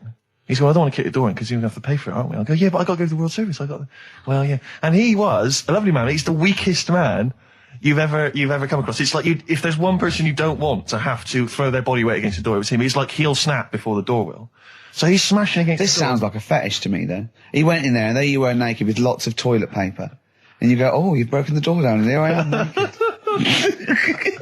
Again. Oh, you've rumbled me, Rick. I wish I'd not told that embarrassing story on the radio. Like it wasn't embarrassing enough, you've just got to make it slightly more seedy. Oh, so did he get it down? He did it, yeah, and I got to the World Service with like minutes to spare. Oh. And interestingly, I told that story to 50 million people around the world. You're joking. Did they understand? I think so. I mean, is that a bit of a problem when you're on the World Service? Like, thinking of things that everyone can understand? Yes. Because you can't. It's a bit like when talking to you, Carl. Yeah, exactly, Carl. I think you're on thin ice there, worrying about people understanding what you're saying. No, but you can't talk about stuff that's on the telly and that, because some people say, well, we haven't even got a telly here. Oh, yeah, you're listening to XFM 104.9. Yeah. So let's carry on. Let's continue. Well, absolutely. Well, obviously, Carl was out with me last night, and he saw that I'm, he knows I'm a ladies' man, and that was obvious. Carl, you could see the vibe around me, couldn't you? When the chicks were talking to me. And just remembered recently, actually, I was on a train coming back from hometown Bristol, and I was on the train, and this girl walks on, good-looking girl. I thought, hey up, largely empty carriage. I'm thinking, my luck's in, because I take every opportunity, Carl. That's the thing about me. I don't choose. She was a good-looking girl. She sat down. I thought she sat down right near me. I thought, brilliant. As this guy comes up behind her, and says, I think it's probably a boyfriend or something, sits down next to her. And I listened in on the conversation, obviously, because I'm pretending to read. It was very clever. I read the same page for hours. I was pretending to listen. I was listening, but pretending to read. And I realised that it's not her boyfriend or anything. It's just some guy she's met on the platform. And I'm thinking, brilliant. If she's the kind of girl who's just going to start talking to someone, on a platform, on a train, brilliant. I'm going to be in here. Because he was only going one stop. So I'm thinking, what's the worst that can happen? He'll nick off. I'll get chatting to her. And who knows? I could join the... is there a train equivalent? Foot High Club. The Foot High Club, brilliant. And so I'm excited, I'm listening in. And it turns out that they're both kind of graduates who've just finished university, or they're coming to their finals or something. And they're chatting away, and he's making a couple of witticisms, and she's kind of tittering at his jokes. I'm thinking, well, I'll tell you this, if she's laughing at this kind of material, I am going to blow her away, with my kind of anecdotes and wry observations, It was weak stuff, I got to be honest. Really? He was coming out with nothing. He was running on empty, as far as I'm concerned. Yeah. And she was loving it. So I'm thinking, brilliant, I'm going to be right in here. And then they get moving on to higher brow things, and I think she was going to study kind of Marxism or something like that, or communism, something. And she was asking him, by way of conversation, she was asking him what he knew about Marxism, And he was fumbling for his vague knowledge of it that he had in his life. And I'm just sat there thinking, come on, love, in any given capitalist environment, the proletariat will revolt against their oppression by the bourgeoisie, and after a brief period of socialist rule, emerges a classist society governed by community cooperation. Well, if that sort of talk wouldn't get a woman hot, I don't know what you'd use then. If Marx and Engels is not going to get a woman sweaty down below, then nothing is. Then my name is You're not just Steve biding Hodgson. your time. Exactly. I'm just going to go in for the kill any minute. Yeah. So anyway, it comes to his stop. Right, he gets up. I'm thinking this is a piece of cake, and he gets off, and off he goes. He walks off, and I'm thinking brilliant. And I thought, I'll wait. I'll wait till the train's pulled away. I'm not going to leap in straight away. No. And he comes back along the carriage, and I'm thinking, hang on a minute. He goes, listen, do you mind if I give you my email address? Oh. Right, and if you want to get in touch, email me. I'm thinking, come on, you loser, get off now. Save your face, please, before it's too embarrassing. She accepts the email address because she obviously doesn't want to hurt his feelings, whatever. I'm thinking, fair enough. She's a good woman. I'm liking her. I'm loving her. I'm thinking that's my kind of girl. So anyway, he gets off. I'm sat there, the train pulls away. I'm thinking, I'll wait a few minutes, I'll just, give it some time. Her phone rings. It's her friend on the phone. And she starts saying, and I was listening in, and she was going, just met a guy on the train. I'm thinking, that's true enough. She goes, he was a good-looking guy. I thought, you're having a laugh, love. To be honest. Because I was looking at him, and she said to her friend, he looks a bit like tennis player Boris Becker. I thought, you should be so lucky, frankly, because I saw him. He had awful facial hair, if that's what makes him look like Boris Becker. Terrible little goatee beard. It was laughable. I thought, I don't know. And then she goes to thing, and she's like, I met him, we got chatting and stuff, and she was going, it's not often that you meet someone, generally in life, who's, kind of thoughtful and intelligent and funny. I thought to myself, I'm not even going to waste my time with you, love. Frankly, if that's what you thought of him. You just walked away. And I'll be honest with you, I didn't even bother talking to her. No, you were just didn't even waste my time with her. If she thinks that bloke is not only great looking, funny, but funny and intelligent, and she got on well, and he was polite, and it was a chance meeting, and he thought, and she thought that you were like a freaky looking dork who didn't even have the nerve to speak. That is what she thinks, then I don't want to know her. I couldn't. You walked away, and good luck to you. And I have my dignity intact. Yes, and she's nothing. Oh look, you're actually a little bit stressed there, aren't you? Because you had a drink last night, didn't you? I had a couple of drinks. Yeah. I was down at Steve's night. He was doing a bit of DJ. Yeah. Went down the store. And that's why you're all grumpy. Do you hear what he just said? I was DJing last night, obviously that XFM evening. Yeah. Hour and a half. My friend and I split the time on the decks. Yeah. What was the word you just used? He went down a storm. We went down a storm. Right, 3 girls, I was walking to the toilets during my set, 3 girls went, "You are a genius." Right? What's his name? Dane Bowers? Zane Lowe? Because you played records in a certain order. Yes. Yeah, sorry, Rick, if you can't deal with that. Sorry if you're a little bit jealous, because this time you can't share the award. All right? Dear. But it was my credit this You time. can tell he hasn't been a DJ because it's not just about that the songs you play; it's the way you play them. The way you play them, whether it's 33 or 45, very important. Yeah, leave your hand on Exactly. them as they're trying to go round. But so 3 girls there, charmed by me, they loved it. Yeah. Zane Lowe, XFM DJ and MTV presenter, probably one of the coolest blokes alive. He came up, gave us massive respect. He said, "I'm loving your set." He actually used those words, right? There were people coming up, they couldn't believe their luck. It was roaring. We'd stick on a track, people would cheer as it came on, right? My particular favourite, Carl, I think you'll agree, my particular triumvirate, LL Cool J, Mama Said Knock You Out, leading straight into House of Pain, Jump Around, then straight into that current Elvis track that's been re-released, remixed by Junkie XL. I played the original, which I'd already played on XFM before. I'm already there, cutting edge. Yeah. Right? 3 old tracks, you mean? 3 old tracks. In a row? Yep. And, I think the words that would best sum it up are, I kicked ass. Great. Rick. All right? Well, I'm going to be kicking some ass today. But, Rick, I just need to mention something quickly to you. When did I last see you? I saw you yesterday, didn't I? Yeah. Because we went up to Edinburgh yesterday. We were very nicely invited to go and talk at the Edinburgh International Television Festival. It was quite a big deal. We went up there and we were interviewed. And Ricky chose to go on the train because it takes like 4 hours, 4.5 hours or something on the train. Yeah. But it's quite leisurely. It's quite sort of gentlemanly thing to do. Yeah. I opted to go for the plane option and fly up there. More modern. Exactly. And they bankrolled that. They paid for it all. And that was all very nice. And as I recall, when I last saw you, we got a cab, didn't we? And you asked if you could get the cab to drop you off at the train station. Yeah. And then it took me on to the airport. Yeah. Did I? Now that was before. The last time I saw you was before I got to the airport and missed my flight, wasn't it? Because I had to drop you off in the centre of town. Yeah. No, that was just before I had to pay £165 to upgrade to another ticket. How did you not tell me that in the last hour? £165, Ricky. I had to pay because we dropped you off at the train station. So I mean, do you want to go halves on that, or what do you want? How do you want to deal with that? How do you want to sort that whole mess out? Why were you late? Why was I late? Because we dropped you off in the centre of Edinburgh, and do you know how hard it is to get out of Edinburgh in rush hour traffic? But it was only 3 minutes away, so you'd have missed it anyway. No, because if we'd gone the other direction, it would have been 20 minutes. It took me like an hour to get to the airport. And I got there, and the plane had already left, and the cabbie was just laughing. He was saying, "We're never going to make it." He goes, "You were a religious man. You better start praying." I thought he was being facetious. He was absolutely right. £165. But hold on, why didn't he tell you that when he picked up at 4:15? It makes you wonder. So obviously, I'm a little bit annoyed because I'm not a man who likes to sort of spend unnecessarily. But wait, this is not my fault because you were there when we made that decision. I didn't impose this on you. We both decided that might be. It's both our fault. I mean, it's no one's fault. It's both our fault. That's fair. That's all I wanted to hear. It's both our fault. Therefore, it's both our financial obligation. No. £165. Just split that in half. Write a check, Rick. Write a check. It's fine. I trust you. Phone in. I think everyone. This is. You're clearly obvious. irresponsible. No, of course I'm not. If you share a cab and then one person's lucky enough to not be late and one person is unlucky enough, and that's what it is, bad luck. I don't think you share the obligation. It's a moral dilemma, this, isn't it? But it's more than that, though, isn't it? Because let's be honest.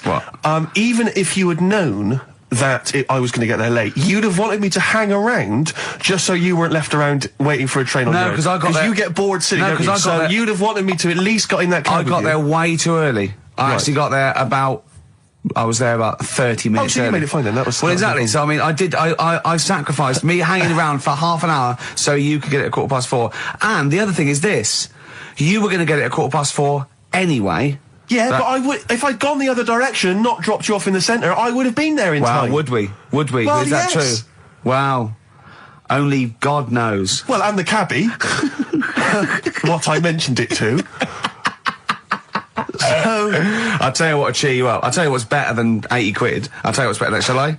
Go on. Music. What, are you paying the whole 165? Listen. Yeah. What about, are you a fan of any of the great English operas? Like, The Pirates of Penzance? Yeah. Gilbert and Sullivan. To me, Gilbert and Sullivan were like the their day equivalent of like Richard Stilgo getting together with Tony Slattery, and then 100 years later people go, it's brilliant. It is like they might as well I don't know, make any episode of Whose Line Is It Anyway? Right, yeah. Into an opera, and in 200 years' time we're going, that's genius. Yeah. Listen to this one, look, this is Party Quirks. And me mum sent some more. What we also needed there is... He's got a letter from his mum. My mum did some more Rockbusters for us. I reckon they're secretly listening, Carl. They've said they're not listening, but I reckon they are. Does that worry you? Well, let's play a record and let's hear your mum's Rockbusters. Better Warren G. Oh, well done, mate, well done. I hope Nate's involved. Nick Dobbs? Yeah. I hope so. Carl, Rockbusters, your mum's... Carl. Yeah, no, Listen. we did get a bronze, but this year we introduced Rockbusters. Things will be changing. So, Hey, we didn't introduce Rockbusters, Carl. Please don't tar us with that brush. Yeah. Rockbusters then. Yep.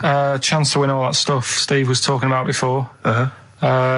We give initials and a cryptic clue, and it's a band, and there's 3 of them, and you email in ricky.gervais@xfm.co.uk. Yeah. Right? Do you want some of me mums? Well, I think before you give us your own, we should hear your mum's, just to sort of set the tone and for people to get their heads around the whole idea. She sent some more. They're still not that up to scratch. First one, this group are nice on toast. Marmalade? Jam. Yeah. Which one? Jam. Okay. Marmalade would have worked. Marmalade's just as good, yeah. This man liked his wine. This man liked his wine? Dean Martin. What? So no cryptic clue, just a man who drinks. Yeah. But like, isn't there like a myriad of rock stars and pop stars who like booze? I liked his wine! I don't think anyone would have ever got that. That's fantastic! This man liked his wine, Dean Martin. This man liked his golf. Oh, clubby chip face. No, Bunker Smith. Bing Crosby, yeah. He liked his golf. Yeah, that's genius. This man liked his wine. Just a couple more. Hope you're not speeding when you meet these. The police. Oh, it's great. And is there any other good ones? Sounds like these lads work for the hospital. The porters. Say that again. Sounds like these lads work for the hospital. Jerry and the Pacemakers. Right. So we'll Carl, I have to say, if there was ever in the future any doubt that you were your mother's son, that would pay that. Believe me, you are a chip off the old block. Well, let's so we have a little record and then educating Ricky and Rockbusters where the show really starts. So these are mine. Number 1, you've been dunking that for too long. That's LB. Right, so oh god, that's too easy. That's too easy. I always tease them, don't I? I give them something to make them feel like they're going to win something, and then I hit them hard with a tricky one. That doesn't make sense. Yeah, go on. So the first one, so that's a cryptic clue for a band or an artist. Their initials are LB, and the cryptic clue, you've been dunking that for too long. Yeah. So that's the first one. Second one, you won't be able to play that game in this pub because the table ain't big enough. Right? Could be an old artist, could be a new one, could be a band. What's the initials? FD. All right? FD. You won't be able to play that game in this pub. The table ain't big enough. And the final one, well, I've had a rubbish day, so I'm happy it's over.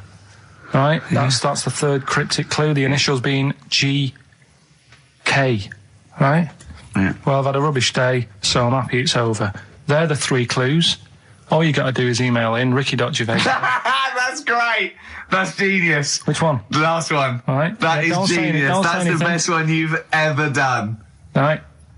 Ricky.gervais. That's great. And then the middle one. .co.uk. Okay. Email in them 3 answers. You win the stuff. Well, cheers for that, Oliver. Olivia. Yeah. Don't see your email coming up with the Rockbusters answers, so let's give us the answers let's again. give them out. The first one was you've been dunking that for too long. Yeah. That was LB. Limp Bizkit. Limp Bizkit. Yeah, got that one. The third one, we'll jump to that one because you've got it. Well, I've had a rubbish day, so I'm happy it's all over. That was GK. That's a great one. That's Gladys Knight. Glad it's night. That is brilliant, Carl. And the one that you're both having a problem with, you won't be able to play that game in this pub. The table ain't big enough. FD. Go on. Fats Domino. Yeah? What? The dominoes, you play dominoes in a pub. The dominoes fat. Pub tables are quite small. You won't be able to play that game in this pub. Fat's domino. Rubbish. So, do you want to pick a winner? Random Rubbish. Winner? Random Well, winner? you say it's rubbish, but plenty of people got the right answer. Rubbish. Who do you want to go with? The bunch of slightly rubbish prizes is going to Elliot K from Chigwell in Essex. Well done to Elliot. Have you to do the prizes for the? Prizes? Okay. Okay, so if you haven't heard it before, I'll give you some initials. It's like initials of an artist or of a It's band. Blockbusters. And a cryptic clue to who the band is. There's 2 easy ones, 1 difficult one. First one is, That'll Never Get Off the Ground. Right. Yeah? That'll Never Get Off the Ground. That'll Never Get Off the Ground is the clue. Not and LZ. The initials are LZ. You are joking. 2 easy ones. Right. Yeah? Okay. Right, and then you've got, that woman's got her husband's gloves and a pair of her own. Right? Say it again. That woman has got a pair of her husband's gloves and she's got a pair of her own. That's HH. Right? Bit of a difficult one. And then the last one, you'll get a right load of bacon off them. Right? You'll get what? A right load of bacon off them. That's L. L. Yeah, so once You'll again, get a very right quickly, load of bacon off of them. you'll get a right load of bacon off them. So first one, That'll Never Get Off the Ground, LZ. That woman has got her husband's gloves and she's got a pair of her own. That's HH. Brilliant. And you'll get a right load of bacon off them. That's L. And it's an email only competition. Email only. ricky.gervais@xfm.co.uk, and we pick a winner before the end. So, And the Wicker Man. The weather. Best of the weather. The best of the weather. That would be amazing. The best of the weather. As a compilation, Channel 4. Exactly. No, winds light to variable. I love 1976 Remember this weather. one from August 1979? Warm, isn't it? Oh, this is warm, isn't it? Oh, The best of the weather. You forgot to read your mum's clues out, didn't you?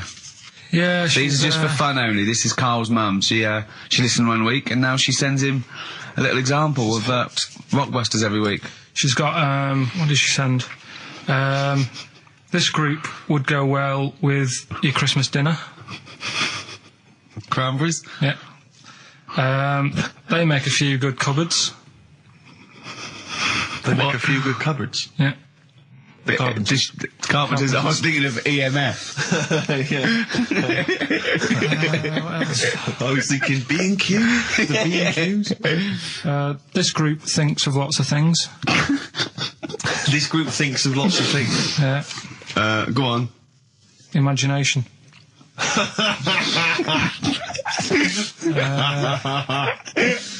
think they're the best ones. Yeah, they're well, if they're the best ones, let's hear the others. obviously we want the worst ones then. Here's one more. She'd really like Blackpool. She'd really like Blackpool. She'd really like Blackpool. Fairground attraction. Not bad.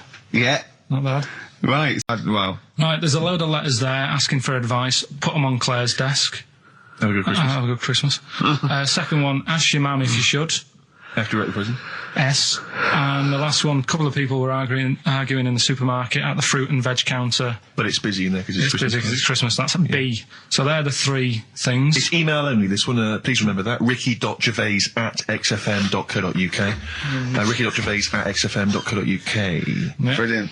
Carl looks happy with them. He looks really happy pleased, with and them. rightly so. They're Oh, cracking. they're good. Yeah, They're good. Pleased with those. So, All right. Is there going to be more Rockbusters in the new year? We're not sure. I'm still, thinking about new ideas that we can do.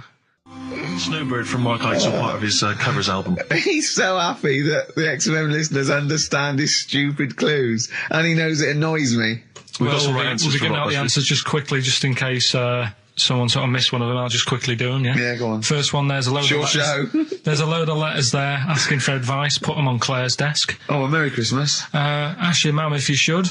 Oh, a Merry Christmas. And a couple of people were arguing in the supermarket at was the Christmas, fruit and that's veg why. counter. And that's B. Okay, we'll give those answers out shortly. Okay, answers. We must give the answers. You will have to go to bed at 6 though, so we can play. Right, here's the last clues of the year. You had, there's a load of letters there asking for advice. Put them on Claire's desk. Go that on, was no idea. F. That was for foreigner. Foreigner. I don't know what you mean. Claire Rayner. She took advice. She gave people advice. So that's a foreigner. That is shit. Right. I'm sorry. That may be Christmas. That is absolute A garbage. lot of people got the right answer. I know. Yeah, well, that okay, annoys me even more. Number The 2. second one, ask your mum. Foreigner. Yeah. Foreigner. Second one, ask your mum if you should. That was S. That was Shalimar. Shalimar. Right? No, bizarrely, what was the clue there? Ask your mum if you should. No, we got a lot of people saying Smashing Pumpkins as the answer to that. But I don't know who's saying that today, Mum. Smashing Pumpkins. Merry Christmas, Mum. Smashing Thanks Pumpkins. very much. Nice bollocks. Yeah, exactly. Oh, that's great. That's great. Right. Smashing Pumpkins. Your dad bought them for me for Christmas. Yeah. And the last one, Lovely plums.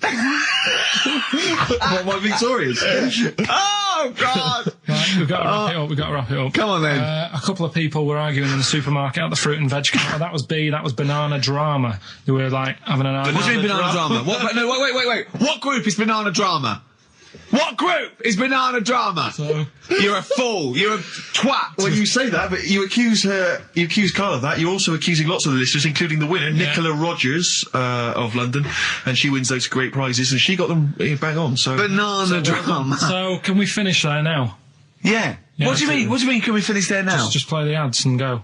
What? No, what are you talking about? We're going to play Jerry Jerry Witting Witting Rivers River. all day. Play that then. Goodness me, Carl, look at you. We haven't got time. Merry Christmas, Carl. Merry Christmas, Carl. Enjoy the show. Let's give him a little kiss. Oh, little kiss. Oh, no, with tongues, it's Christmas. No, don't. Stop messing about. Get off! Right, well, Rockbusters. That's old. That's D. Second one, it'll fit some chocolate to your feet. Can't think of any. I can't think. That's A. A. And do you think your kid will get that strawberry for me? WP. Right, so Ricky.Gervais at xfm.co.uk. Some great prizes to be won. yeah. So, well, first of our regular features with Carl, we've got Rockbusters. That's rolling. There's people coming in. They're getting them right. I don't understand it Well, myself. as ever, Rick, you'll be amazed and confounded. So I don't know the answer, and I haven't looked at the answers. I just like that moment. It's like when you go down Christmas and you're excited about a present, and it's like some condoms. Right, Rockbusters then. Wrapping it up.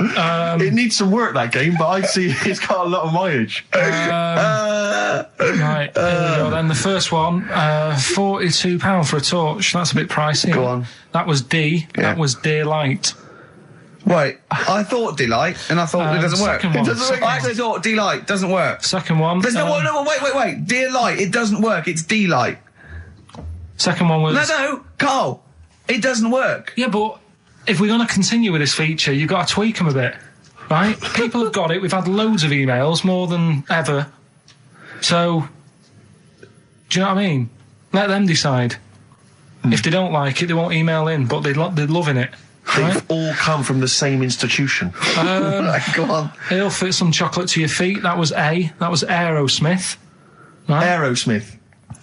You've heard of a blacksmith? But a smith is just a workman. It doesn't necessarily. No, you can have anything. You can have a locksmith. A smith doesn't just mean it does shoes. Right. Do you think? Aero Cobbler would have worked. Unfortunately, there isn't a band called Aero Cobbler. Get ready with a winner. Do you think your kid will get that strawberry for me? That's Wilson Pickett. Wilson Pickett. Have you got a winner? I'll give you that. I have to say that I don't know if these guys have won in the past, but they were the first people to email in. I mean, normally I just give it to anyone, but these guys, literally, you've given the clues, Carl. I'm amazed. Everyone seemed to get Aerosmith. How? Everyone got D-Light. Everyone got Wilson Pickett. I'm absolutely stunned. You know, they deserve it. They deserve the junk prizes. Right. So we'll give it to Jonathan and Louise, who, as I say, may have won in the past, but as I say, they were very, very quick. You've got to beat them if you want to win. And they're from Wrexham. Brilliant. So good luck to them. So that's I hope that they then. enjoy Jerry's yoga diet. Back next week then. Yeah. See you later. See ya. Cheers. Carl, what have you got lined up for us as the producer? Right. Well, Rockbusters. Been off this week again. Has he? Yeah. Another week off? Another week off, yeah. Yeah. No, I didn't have a full week off. I had 3 days off because I was working all over Christmas. Yeah. And still didn't stop working, preparing stuff. You've got a nice load of prizes there that I've sorted out. I had to come in especially to sort that out. Yeah. Rockbusters. Did you will rifle continue. through the drawers up at Capital Gold instead of down here? Yeah. Rockbusters, we're still doing that. Yeah, you're bigging it up. Yeah. He's bigging it up. Yeah, still doing that. We've got that. Well, it's coming up to 1:30, and so it's time for Rockbusters. It's a structured show. It's a new leaf. This show in the new year is going to be structured. Set pieces, hitting our marks. Do you know what I mean? There'll be time checks, weather checks, quick hold out. If you're driving, careful on that. So do the prizes. Check for traffic, like if it's bad. Yeah. Okay, well, again, an arbitrary selection of goodies. What are those politicians doing? Was that XFM News? Yeah. Right, what have we got? So we've got, for those that are a fan of the movie Donnie Darko, which a lot of people rave about this year, a sort of weird teenage movie, then there's a sort of sweatshirt there. It is actually quite nice. It's not bad at all. It's medium, so if you're a bit of a bloater, don't bother to apply unless you've got a friend already. We've also got here a Graham Norton video. Certificate 18. So please don't phone up don't email in unless you're above the age of 18. Yeah. And that's, I think, the best of his TV show. Yeah. Look forward to that. It's a big stiff video, that, isn't it? It's a big stiff cock of a video. Thanks very much. I meant you meant the bird. Yeah. There's also a fairly mediocre British wartime thriller, Enigma, which a lot of people, it was hyped for a while, but it's actually interminable. I've seen it. The first series here of The Kumars at number 42 on DVD. I think that's award-winning, so that's available as well. We've got 2 CDs by the look of it. We've got Pulp's Greatest Hits, which I don't think sold very well, and so presumably they are giving that away.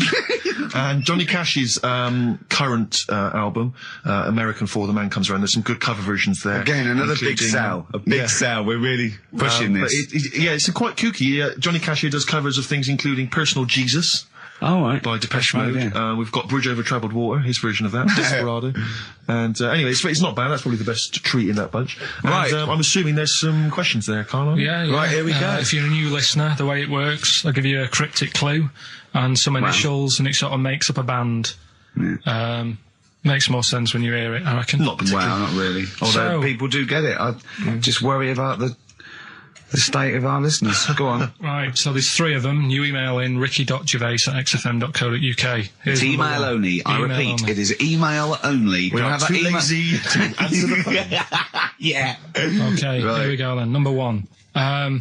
There's normally 2 easy ones and a difficult one. Sure. So here we go. Number 1. Don't argue with him. He ain't going to change his mind. Don't argue with him. He ain't going to change his mind. Yeah, that's AA. AA. Yeah. So that's the first one. He's not going to change his mind.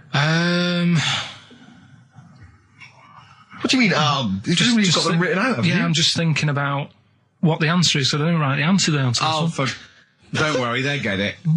Yeah, don't worry. Well, you can't remember it. You came up with it. There's only 3. I know, it's weird, isn't it? No, it's not weird. It's incompetent. Right, the second one, anyway. I hope you get this. I hope you get this. Email in and tell us the answer. This is a shambles. Hang on a minute. Keep going. Go on. He always gets what he wants and doesn't worry about anyone else. P. And you don't know. You don't know that is. I'm sure it'll come to me once I see it on email. What do you mean? Once they get it, you'll agree with them. I'll know if it's the one I had down as the answer. This is brilliant. Imagine Jeremy Paxman doing that. Going, University Times. Is that right? Go on. Right, so that's that one. Give us that one again. He always gets what he wants and doesn't worry about anyone else. P. But you're confused. I don't understand how you can be confused. Yeah. What's the third one, I'll have to put that woman in the oven. And that's AB. All right, quickly give us them again. Right, so the first one, don't argue with him. He ain't going to change his mind. That's AA. He always gets what he wants and doesn't worry about anyone else. That's P. And I'll have to put that woman in the oven. AB.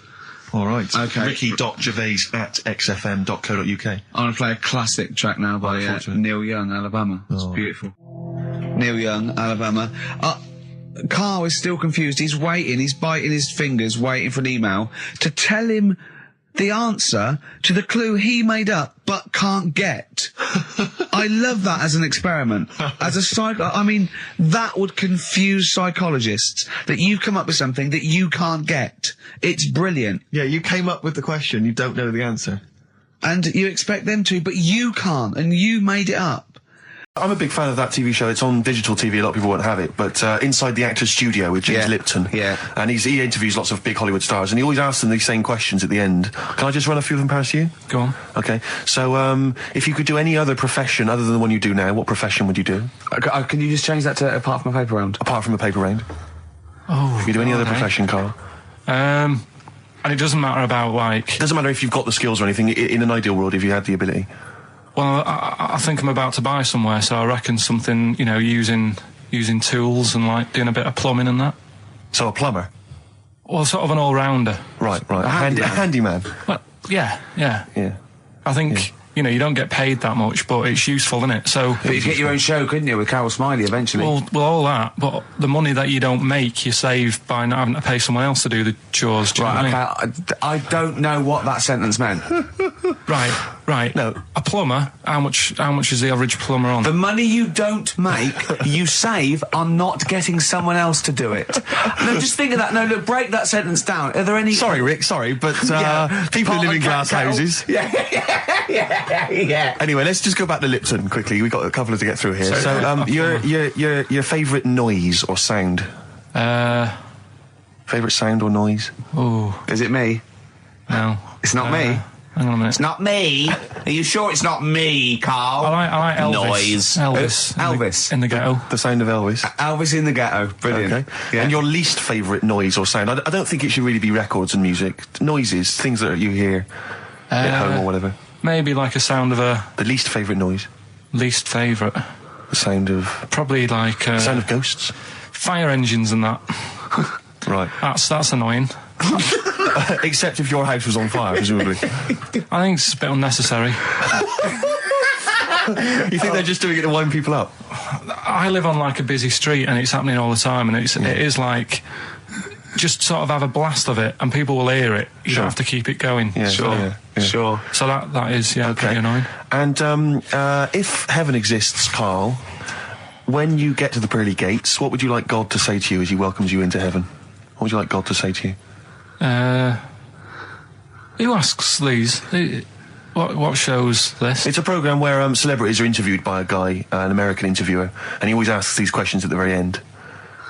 What would I say to God? What would you say to God if you believed in heaven, and if heaven exists, when you eventually go up to heaven and you're welcomed in through the gates and by your God? Parker and your Stussy t-shirt and your... What do you want God to say to you as he welcomes you in? Say, you alright? Don't know, just be friendly. Right, in Turkey... Nice. It's not, actually. That's where I went, and there was little fellas after Suzanne in the kitchen. What? What do you mean? We went to Turkey. You went to Turkey and there were some little fellas? Well, they had quite a few sort of midgets working in the kitchen. Why? Is it a theme? No, is it a theme holiday? I don't know. Might get them cheaper or something. Was it... So they were working cheaper? They were working in the kitchen, and one of them fancied Suzanne and kept sort of eyeing her up, and she was winding me up saying, "Oh, not eyeing up and down, just eyeing her up." Anyway, no. So what was she doing in the kitchen? No, it's like a pick what you want to eat type buffet, but you have people clearing the tables and that ready for you to come along. Are they low tables? And you know, he was just keeping an eye on her. What did he say though? Was he Turkish, so I don't know what he was saying. But he was a little fella, yeah. Did he? What do you mean a little fella? What do you mean little fella? Sort of dwarf-like. What do you mean dwarf-like? He had magic powers, or he was 4 foot? No, what do you mean, Carl? A little bloke, just like a normal bloke, but small. If you stood him in the desert, you wouldn't know. But he'd be hot and thirsty. Right, Carl. You should watch out for the monkeys. Yeah, underground. There's underground monkeys. Look, you can't just say there was a little midget fella who was eyeing up my girlfriend and then leave it. What do you mean? What was happening? This is a story to us. This is much more interesting to us than... And she was deaf, right? And she hit her head. That's much more I don't interesting. understand how it manifested itself. Did he come over and say something? No, do you know when it's like girls know, don't they? When someone fancies them. What do you mean there was lots of them as well? Do then? they? That's worth knowing. Listen, right, come on, right. So you went to this holiday, yeah? Yeah. And you went into the dining room or something? Yeah, downstairs. And you looked over. You thought, this is odd, there's no one serving. Yeah, and they go, Wait a minute. hold on, you looked down and there was a little waiter. There was loads of them running around busy. Why though? Why did they get summer? What do you mean? Because it was Loads of them. summer. They had more of them They on. come out in summer. They come out in summer. What do you mean they had more? What do you mean? Because it's busy, isn't it? Well, no, but they hibernate in the Why winter. were they all midgets? I don't know, maybe it doesn't heat stunt your growth or something. No! Well, they just happened to, maybe it was a thing that they did for tourists or something, I don't know. I just got on with my meal, it was a holiday, do you know what I mean? God! Right, So it's a midget serving. I'm not going to ask any questions. Right, okay, yeah. So they're all little fellas running around, and this one always was like, you know, oh, do you want a new serviette? You know what I mean? Going out of his way to sort of... for turning on the charm. Yeah, he was going out of his way, the others weren't. Right. I think what was happening is he'd been working with Santa all the winter. Yeah. This is a little summer break. This one He was hadn't seen your a girl. waiter, and so he was being polite to you. Maybe. But what did Suzanne say then? Well, she was using it to wind me up. What was she saying? Oh, just like, you know, look he may be small, but he's built like a... Yeah, he's all man. So... Were you jealous of a midget then? You were jealous of him? It is a bit annoying, isn't it? Why? It wouldn't bother me as much now, because I've been with her for ages. Right. But at the time, that might have been one of our first holidays, and it's like, you don't know, want to be what's going on? I paid for this holiday. Yeah. And then you get off with a midget. Yeah. Oh. So anyway. But it doesn't matter, because you got chatted by a bearded lady. So. Tell you what, no, that's got nothing to do with that. What were you going to say? What were you going to say? I was going to say the hotel was half board, and maybe... Oh, right. I thought you were going to say it's just one of her shortcomings. So listen, right? Play a record. Steve Merchant with 5 little hamburgers. Got 5 burgers here, yep. And so I don't know, how should we begin, Carl? Do you want to just look at the size of these burgers? Look, they can see it on webcam, can't they? They can see us stuffing these burgers into your mouth. And by the way, I'm filming this, Steve. Look, Brilliant. Look, I've got a little camcorder. We'll put this on unseen footage on a DVD or something. Or maybe on the website. On the Oh, Carl, what if you break the record? Okay, Carl, I'm coming round now to just monitor this and adjudicate. What's the web? If you want to see this on the webcam, what is it? XFM.co.uk. Right, okay. Hold on. Can I, Steve, I'm not can I do being that? funny. I'm not being funny, right? But I think I have got like a bit of a wheat thing. You've got a bit of a what? A wheat allergy Oh, thing. don't give me that. No, seriously, my head's... I've been eating a lot of shredded wheat recently. And my head's got a bit bigger. Carl, I don't think you can let us down now, mate. So you just got to put that first No, one I can't put that like that in my mouth on its... I've got to break it up. I've got to break it up. Can't break it up. Can't break it up. It doesn't say you can on the rule thing. It does. It doesn't. I can't look. I physically can't. Try it. I can't look. I'd have to be Jay Goody to get it. Seriously, look. Try it. Yeah, I know, but you're not approaching it right. That's it. Come on. That's all. Oh, God, he's not going to do one. Keep going. That's good work. Keep going. How do I get a 3 in? Keep pushing. Ease it Keep in. pushing. Ease it Keep in. pushing. Get one in at least. Ease it Get in. one in at least. Get one in. Ease it in. Get one in. Push it. That's one. Let's go for another one. I reckon you've got to rip it up a bit. Okay, do that then. See how many you can get in. You've got to get in 2. No, just one. No. Well, it's Rip it up and pack it in. What do you do? Pack your swear. cheeks first. Honestly, Steve, my head is swelling a bit because I have got a wheat thing, a wheat allergy. That'd be good. There'd be more room. Right. Okay. Look, Carl is now just sticking it in his cheek. Yeah. Don't eat any. You can't swallow any. It's like a hamster. You got to work it like a hamster. Yeah. Stick it in. Come on. He looks like Marlon Brando in The Godfather. Come on. Don't lose any yet. Right. Pack it in, then use your fingers to pack it in. Come on. Wedge it in. Like you're grouting the bath. I can't do this either. Keep going. Keep going, don't give up so early. This is part of the problem. You just give up, Carl, too quickly. You failed again. It's like your history O level. Come on, Carl. Come on. Do something well. Succeed at something. Push it in. You've got nearly a half a burger there. Oh, I'll come round there. You're chewing. Don't chew. I've got a bit of food. I don't know what he said, but is that what? Is that a whole one? No, it's not. I can see bits left. Come on, Carl. Come on, keep working at it. We keep working at it. But there's so much space in your mouth, I can see it. He's going red. Okay, we'll do another one. We'll do another one. That one then. We're doing a. Oh, are you alright? Are you going to be sick? Are you alright? Alright. Oh God, should we play a record? He's making my eyes water now. Okay, I'll find a different one for you. Find a different one for What about most grapes eaten in 3 minutes? I'll go. Do you want to do that? Grapes are easy, aren't they? That's easy. Great. Come on, grapes are easy. Come on, don't make him laugh. He's choking. He's choking. Oh, Carl. Quick! Keep going, Carl. Come on! Come on! What happened? Did he just throw up? No! Don't make him laugh! Oh, come on! We can make wine. Come on, Carl. You're doing so well, mate. I want to go. Come on. Only. Why are you making him laugh? That was a world record attempt. Come on. He's over. Keep going. Come on. You got 25 seconds. Come on. Oh, I think that was a shame actually, because you were doing well, but something went wrong. I know, and I think those are bigger grapes than the ones I've seen before. They're quite big grapes. Look at his face, he looks so despondent. Come on, Carl, 8 seconds. Just a few more. 5. Come on, what's the matter? 2.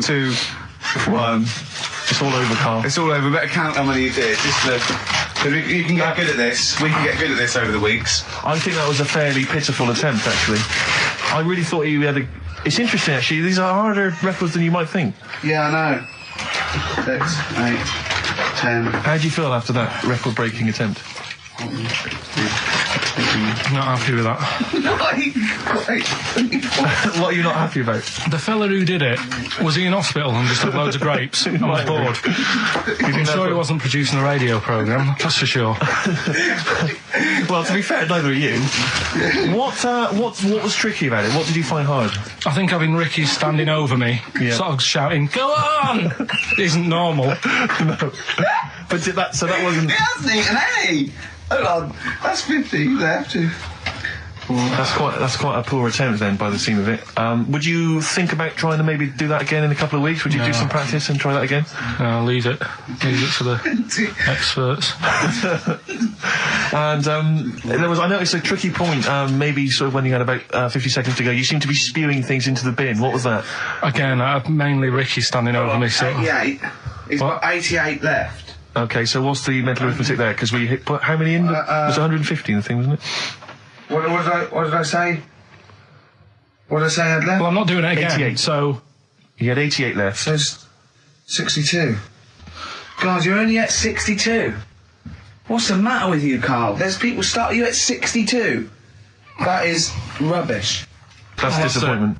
Let's leave that. You failed on 2 world record attempts there. 62, and the records that is rubbish. What were you doing?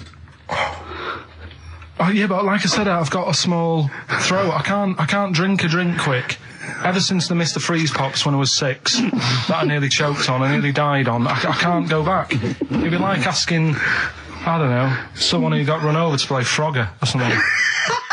Badly Drawn Boy on XFM 104.9. I'm Ricky Gervais, with me Steve Merchant and Karl Pilkington. I'll tell you what, the Stoney's then. Oh! This Thursday at the Grosvenor House Hotel. Yeah. Everyone in Radio's Anyone has entered their show in different categories saying, they get it down to, winners this year included the brilliant Dominic Mohan, former showbiz editor of The Sun. Lots of people won. Lots of people won gold. Lots of people won silver. Lots of people won bronze. We didn't get a sausage. Nothing. This show was deemed not worthy of anything. I mean, not a look in. The panel looked at it and said, well, No, definitely It's not. not radio. Didn't get a vote. See, that annoys me on so many levels. Let me tell you one, right? I've never complained about losing an award, okay, ever. Yeah, mainly in TV. I know we've won a lot, but we've been beaten by Peter Kay. Good luck to him. He's brilliant. Beaten by Phoenix Nights, the sitcom. A lot of people like that more than The Office, vice versa, right? No qualms.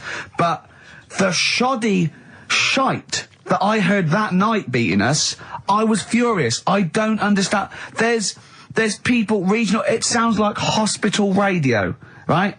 I shouldn't even be on XFM. I thought, it's beneath me. Yeah. And I thought, well, I'll give them a hand, right? Let's show them.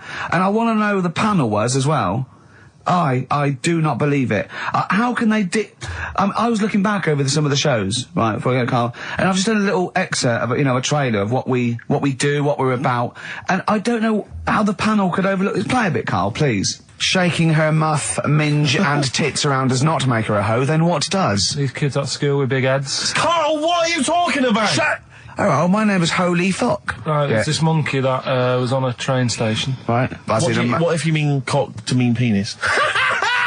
It was my Down syndrome son. Oh, chimpanzee, that monkey news. So we've still got monkey news coming up. You're an idiot! You know what I mean? That's, to me, quality broadcasting. I don't know how they can say that isn't worthy. That's what we sent in to the Sony people. They listened to that. How they didn't think that was dynamite stuff. It doesn't make sense. Actually, I've been thinking about this since Thursday, because I've been a little bit down in the dumps. Yeah. What I think it is that with the TV show, the TV stuff we've done, Rick, we put a lot of work into that. Yeah. We get the script, we spend a lot of time on it. What this show is about, it's very much about spontaneity, it's about our personalities, and I don't think we're ever going to win an award for our personalities. I think that's where we're going. Do you know wrong. what I think? I think that when we're together, we're the auteurs of The Office, and, and we're strong on it, and we're just two, we write it, we direct it, we cast it, we even worry about the font and stuff on the, we do everything. There's a weak link in our midst, I think. On the radio show? Yeah. Right, well, I'm just trying to think what the common factor is, because on the award-winning TV show, it's Bliss You and I. Yeah, I don't know. Well, I'll tell you what, can we play a record and let me think about this, because there must be something. There's got to be a factor. That isn't in The Office that's in this, that means that The Office is award-winning, and this is a pile of shite. It's interesting. I mean, I don't think our number one fan, Dickie Anderson, Richard Anders, was on the panel, although he here has emailed in. He's got a couple of thoughts as to maybe why we... What is Dickers doing, man? Dickers says, commiserations on not winning a Sony. I can't believe you didn't win, naturally. I mean, apart from your show's obvious lack of quality and effort, having a monkey for a producer, offering the biggest load of tat as competition prizes, saying hairy Chinese kid 48 times every show, Rockbusters, not bothering to turn up for weeks on end, only having 3 listeners, introducing the comedy characters Camp David, Harry Fook, which I think he spelt wrong there, Stephen Merchant. I'm not a character. Apart from insulting every race, religion, and sexual orientation, bickering like schoolgirls, We haven't done everyone yet. We have not insulted everyone yet. There's loads to go. Despite the fact you generally bring misery into the lives of anyone who listens, I thought you were surefire winners. Better luck next year. Well, I mean, a couple of constructive, criticisms there, but generally, I still can't nail it. Was he on the panel? Well, I don't think so. Well, he's a fan, so... Yeah. Well, no, he's clearly a fan. I mean, he obviously loves the show. He has hit the nail on the head. Oh. Which... Yeah. But, what should we do? Should we give up or should we try harder? That's always my dilemma in life. Sure, yeah. I mean, I've always gone for the first one. Give up? Yeah, why bother? Yeah. If they can't see, just give us the award. Yeah. And then worry about it later, and we won't let them down. Yeah. Now they've got blood on their hands. We're gonna. Yeah. What should we do? To give a couple of months notice? I think so. Okay. Well, there you go. I mean, seriously. I mean, I think. I'm being serious. I'm not being wacky now. We haven't told Andrew, but I think we've won our course with this show. Yeah. So let's. Okay, we'll give it a month, and it's because the Sonys didn't give us anything. Play a record. Yeah. There you go. You got to do a bit longer than that. No, we haven't. Got to give a month's notice. No, you got to work till about September if you're gonna. No, we haven't. No, we give a month's notice. We, whatever, give the money back somewhere. Well, you give your money back. Yeah, I know. What are you going to spend your 80 quid on? True. Oh, that's a wonderful, wonderful clip, and let's have something new, something fresh. Well, I've been looking around, right, on the internet for stuff. Yeah. On the internet? Yeah. Your Bible, where you get all your information about the world and the universe and morality from. And how I always say to you, I don't really read that much of it. I just read the headline. Perfect. Right? Yeah. Anna Nova have sort of nicked that idea to grab you. Nicked what idea? Well, to sort of get to the meat straight away at the top. Do you know what I mean? The headline to the story and everything. What? Right, these are But stories. the headlines already existed. That was why you thought that was a good not idea? like this, though. All right. Headline. Well, these are all headlines, right? Vibrating shoes could stop elderly falling. Do you know what I mean? Oh, God. You don't need... Vibrating shoes could stop elderly falling. Yeah, that's the story. You don't need to read on. That's what I'm saying. Well, right? could you read that anyway? Can't be bothered. Read on anyway. Well, you have a look at that in a bit, right? All right. So, So what this is frustrating radio if you're sitting at home. No, well, it's not on. They've turned it off. If you want to know more, you know where to go. That's what I'm saying. That's what they should do in the news. Get the news done in a minute. There's a good story about Iraq. Right. Bong. Look it up. Look it up on the internet. Anna Nova. Give us another bong. Bong. Family sick of living on Butthole Road. Oh, brilliant. Bong. Man wears same shoes for 60 years. Oh, bong. This isn't that good. Some fella pulls a train with his teeth. And in lighter news. I love that. Jungle Donald, this one isn't very good. And the last one, man fails to break clothes pegs on face record. She's always good. Well, that's the one I did read on about. I love that out of all those. That's the one he read on about. Go on then. Just why is that news? He fails to make a record. So did I today. I know, yeah. I failed the long jump record today. Yeah. Didn't even take part. No, I was rubbish. But what are the rules on world records and that? I don't know if there are rules. There are certain things you can't. I mean, it's the Guinness Book of Records, isn't it? Really, that's the arbiter, isn't it? Yeah, but is there anything, if you said you wanted to do it, would they say, well, you can't do that? Yeah, they've stopped some gluttony records. Obviously, things that are in danger. It's anything that's illegal. Yeah, anything that's immoral. Yeah, like that American serial killer that just got discovered. Yeah. Having killed 47 women. I don't think he can make that into the Guinness Book of Records. No, because people will be trying to beat it, won't they? But there was some other story about a fella eating watches and that. That can't be good for you. So why don't they say, look, don't do that, do something else? He wanted to stay regular. There's a kid in Kenya. He was messing about with some beans. Magic. We guessed that as well. You did, yeah. He's fed up because we've guessed his puns, I think. He put one of them in his ear. Yeah. The mum or the dad said, oh, what have you done that for, or whatever. Yeah. So I'll have to take you to the doctors now. So they took the kid to the doctors, and the doctor said, he said, I can get that out, I can sort that out for you. So he took it out, and the doctor said, right, that's £3.50. And the dad said, I've only got £2.70 on me. And the doctor said, right, well, and he put the bean back in his kid's ear.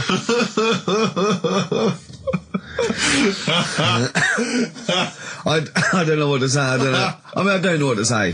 I mean, a couple of questions from me very quickly. Are you sure that those were definitely the sums involved, were they? Well, the equivalent of whatever the deal with in Kenya. Yeah. It was the equivalent of £3.50. So what currency was it, Carl, that you translated into sterling? I don't know. No, it was saying in the thing. It said the equivalent of £3.15, £2.70. Did it say that? Yeah. So did it say that? Yeah. Carl, look at me. Look at me. Did it say that? Yeah, it said that was the. Did it say that? Yeah. Yeah, it did. It definitely said that.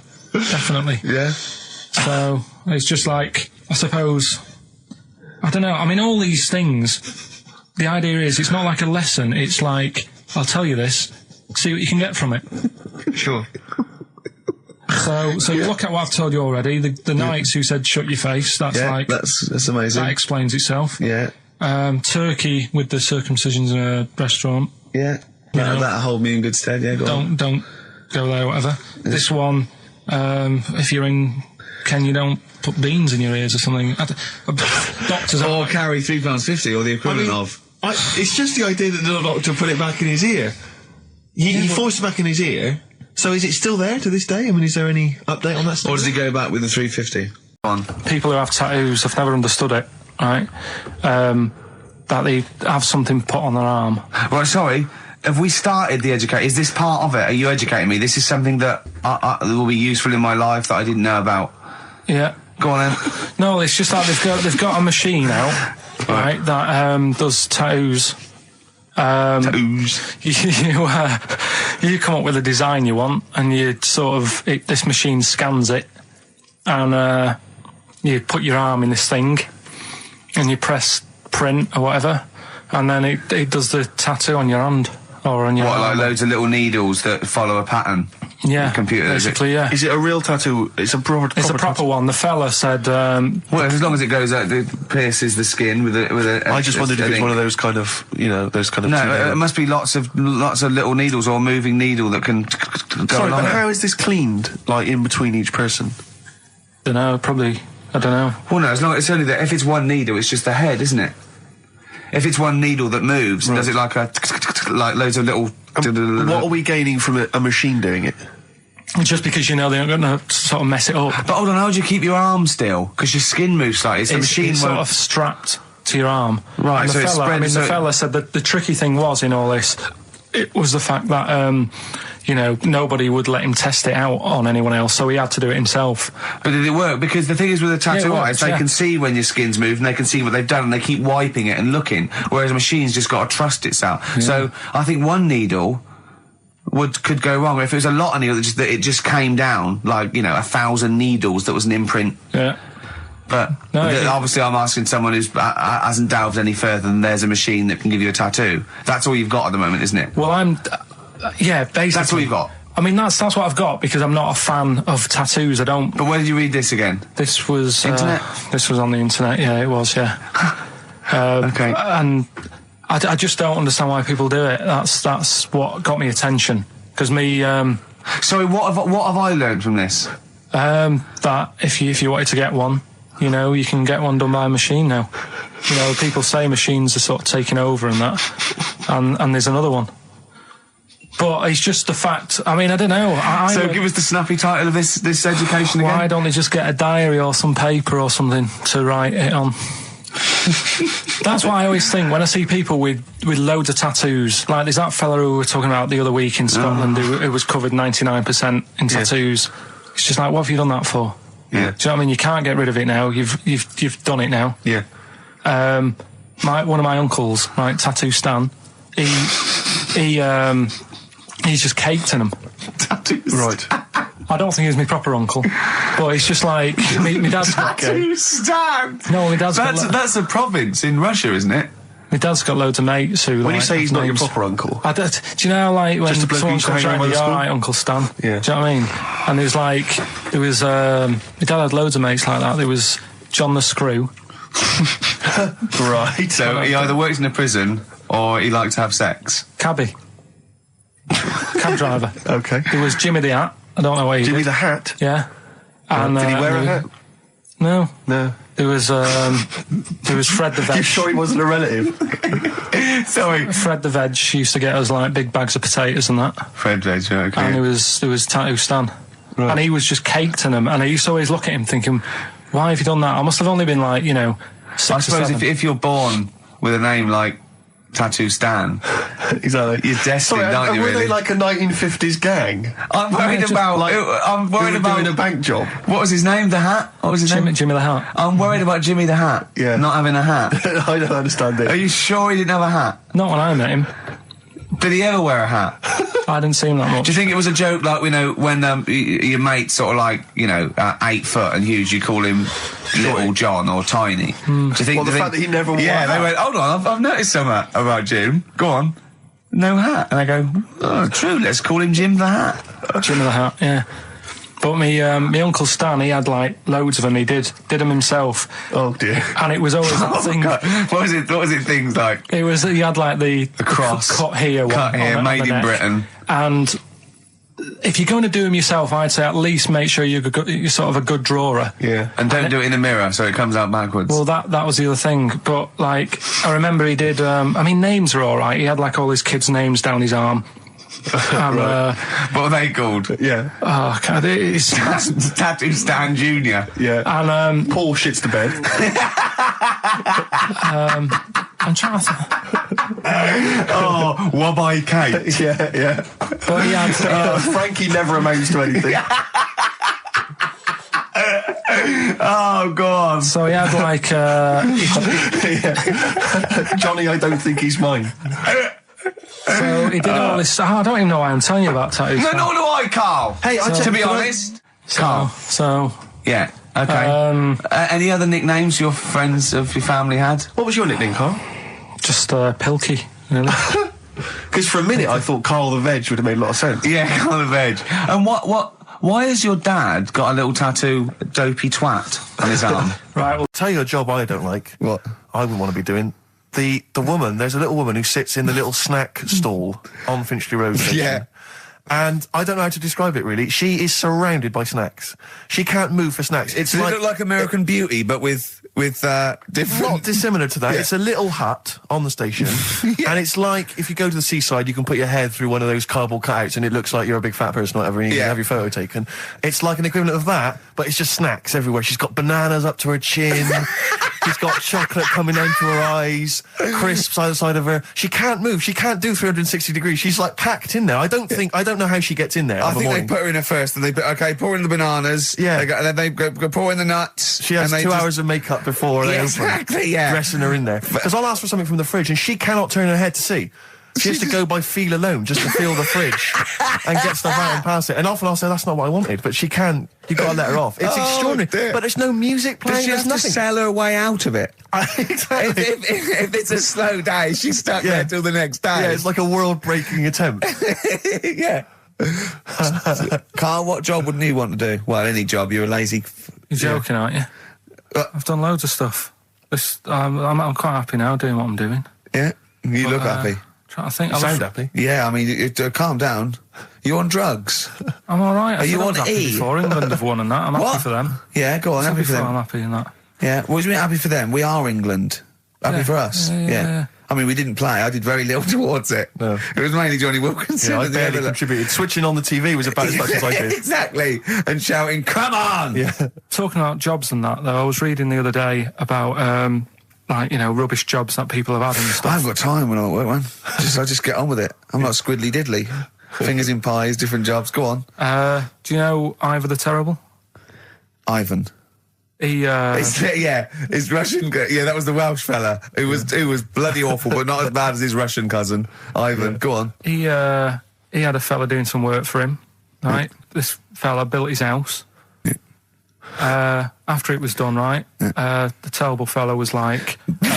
fella Ivan. He was going, it's brilliant, you've done a good job there. Yeah. I don't want you to build another one like that. Took his eyes out. Just stopped him making an house like that. Yeah. Blimey.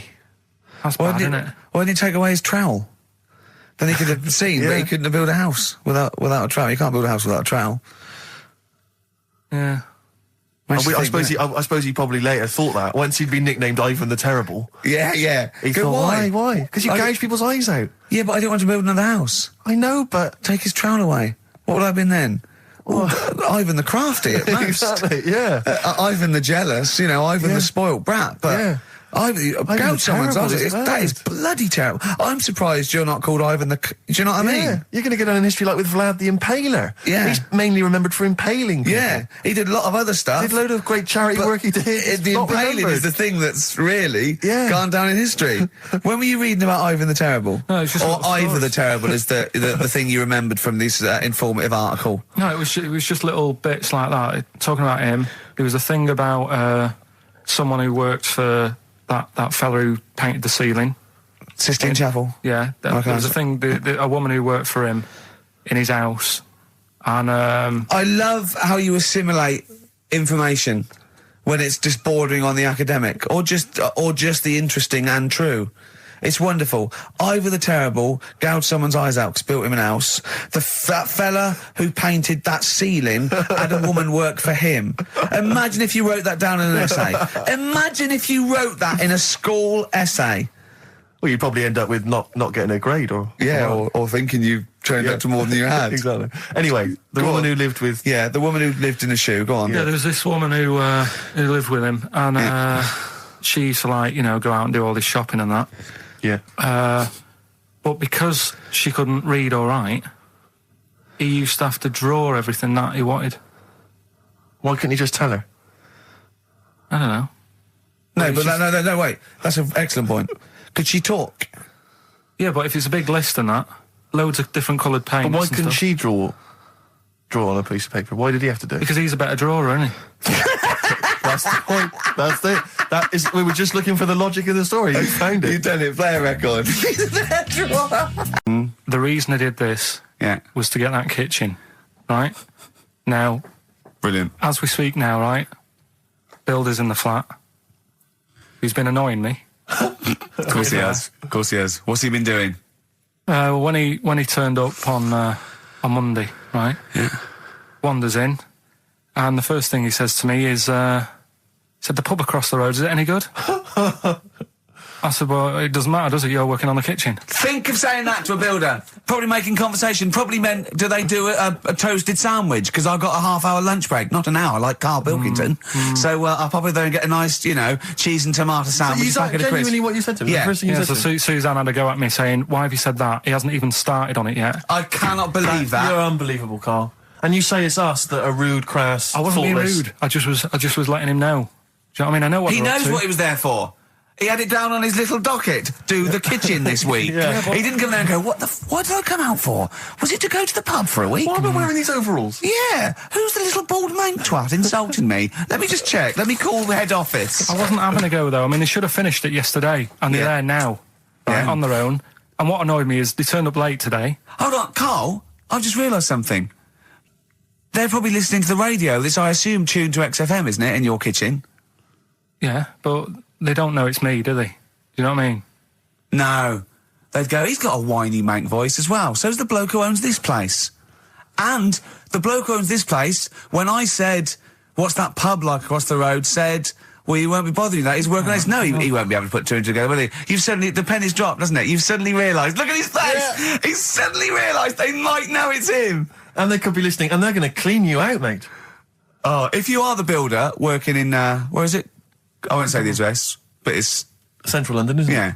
Go mental. Have whatever you want. Opposite that pub that you like, He'll probably be in there now, so he won't be listening. Oh, insulting You know what I mean? a British workman. He should have been in go today. mental. He should have been at 8 this morning, Just which annoyed go me anyway. mental. Why? I really don't understand why they've got to start so early, right? Yeah. But he said he'll be there for 8, turned up at 9:30, right?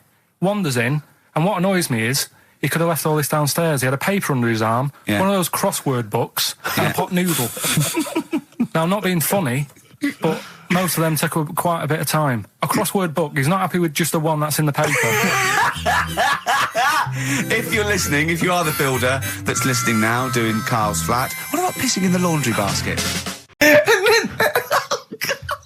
So then I was thinking, imagine like going to the doctors and he's saying, yeah, everything's all right, your heart's good and everything, but your heart's good. What, your Larry's or your heart, you're in good form and whatever. Sure. Yeah, it's good news. You know, I had Giano in earlier. He's not looking good. Fat swaller. But you're all right. But your hands need to come off. Right. Blimey. That's bad. Like, I get a second opinion initially. But I better good news, I've got a nice pair of feet I can sort you out with. Yeah. And he puts them on, and then I was thinking, right, first of all, washing up, what would that be like? But Steve! That'd be tricky. Yeah. And then the second thing was, it'd probably ruin the sort of the shape of your jumper. Because you have to keep putting the feet through there. Yeah. And then I thought, but I could still cycle in. Okay. To work. You could run in. Well, that's the thing. You'd be really fast. Well, that's what I was thinking. I thought I could still cycle because I could balance, and then I thought, but the only thing is I probably couldn't pull the brakes. Because of the little short things. Yeah. And then, like you, I thought, but then again, you're running in half the time. So that's what was going on in last night. Right. That's what I was thinking about. Sure. Did you How long did this take? Well, how long does it take to wash up? Right, because I imagine you just being there for like all night. Probably 25 minutes. How long did the little Chinese fella dance for in his pants? He's always doing it. Last night he was at it for like 10 minutes. Just, yeah. And his girlfriend never sits in the same room as him. She's always sat in the bedroom. She's going, you dancing pants again, I go in next door. Well, she was in the bedroom. She's always in the bedroom, sat on the floor, on the mobile phone. Right. All the time, yeah. It's weird how people's lives are just like, it is like that Groundhog Day thing. It's like, you know, he's jumping about in his underpants. The old woman's sat there reading a book. Yeah. And that's what got me thinking about my life. Do you think she ever goes... Are you sure she's not dead? Every time you look down there, she's just flicking through it. She's just reading this book. The pages never turn. She never seems to finish it. She never moves from her chair. Are you sure the Chinese her girl's cats going... are dead around her. I'm going into next door again. That little round-headed fella's looking in. He's looking in at me. The bouncer goes, "Don't worry, love, I'll go and beat him up." But he's always getting ready. That's true. They see you staring at him, watching him, going, "I could have feet here," and they get scared. The old woman's dead. See, Christian's giving away a trip to Salem, Massachusetts. That's bizarre, actually, because I was in America recently. I went to Salem, Massachusetts, and that's not a prize. Isn't it? Believe me, we were there, we were sort of obliged to go because we were at someone's birthday. It's rubbish. Really? I mean, that's a really poor trip. That's such a boring He probably can't believe his luck. It's probably the biggest thing Christian's ever had to give away. The great thing about, and you've just dissed it. The great thing about Salem, Massachusetts is that I don't think we're good for this station. I don't think we're selling this station like we should. Well, you know, it's its own fault, you know. It shouldn't have hired us. I blame it, you know. Yeah, and paid us in advance. Yeah. They're lucky we turn up. No, I went to Salem, Massachusetts, and this is the place that's famous from, like, Salem's Lot and the Salem witch hunts, famously. Famous for all things Salem. Salem. Yeah, anything with Salem in the title, that's what it's famous for. The whole place has gone mad over, like, witches and anything. Basically, it's like, there was the Salem witch hunts in, like, 17 something or other, or 16 something or other. So the whole place now is just full of, like, people dressed as witches. Yeah. And then it's, like, any supernatural stuff. So that I went in, and it was amazing. It's quite like expensive. Glastonbury tent. It was, it's awful. Every single place there, every single shop is kind of horror related. Yeah. And I went to the Boris Karloff World of Terror. Yeah, right? It's amazing. You went in there, right? I don't know if Boris, the famous horror actor, has actually been involved, but you go in there, you walk in the door, you've got to put these 3D glasses on, right? And it's supposed to be this kind of chilling journey around this kind of like a sort of a crypt, you know. And you put these glasses on, and I couldn't tell. They were so poor, I couldn't tell what was supposed to be a 3D effect and what was actually three-dimensional. Really? So I couldn't tell if, like, the floor was actually sloped or if it was just appeared to be. Yeah. Whether the wall was actually kind of knobbly or whether it was 3D glasses. It was so much, and it literally took about 45 seconds to get through it. Imagine and he just that. came out blinking into the light again. It was so rubbish. So I just want to throw this over to Carl. So there's Steve Merchant with funny glasses on in this place horror, and he's walking round. Do you think he scared people, Carl? I've set this question out, haven't I? I've loaded the question. I know the answer you're fishing for. Carl, do you just want to have a dig at me? Because it's coming up to 2:00, and you've not really put a lot of effort in today, slagging me off. I don't do it on purpose. No, he doesn't do it on purpose. He's just an honest northerner, and he can't lie. He's like George Washington, but without the wooden teeth. Yeah. Salem.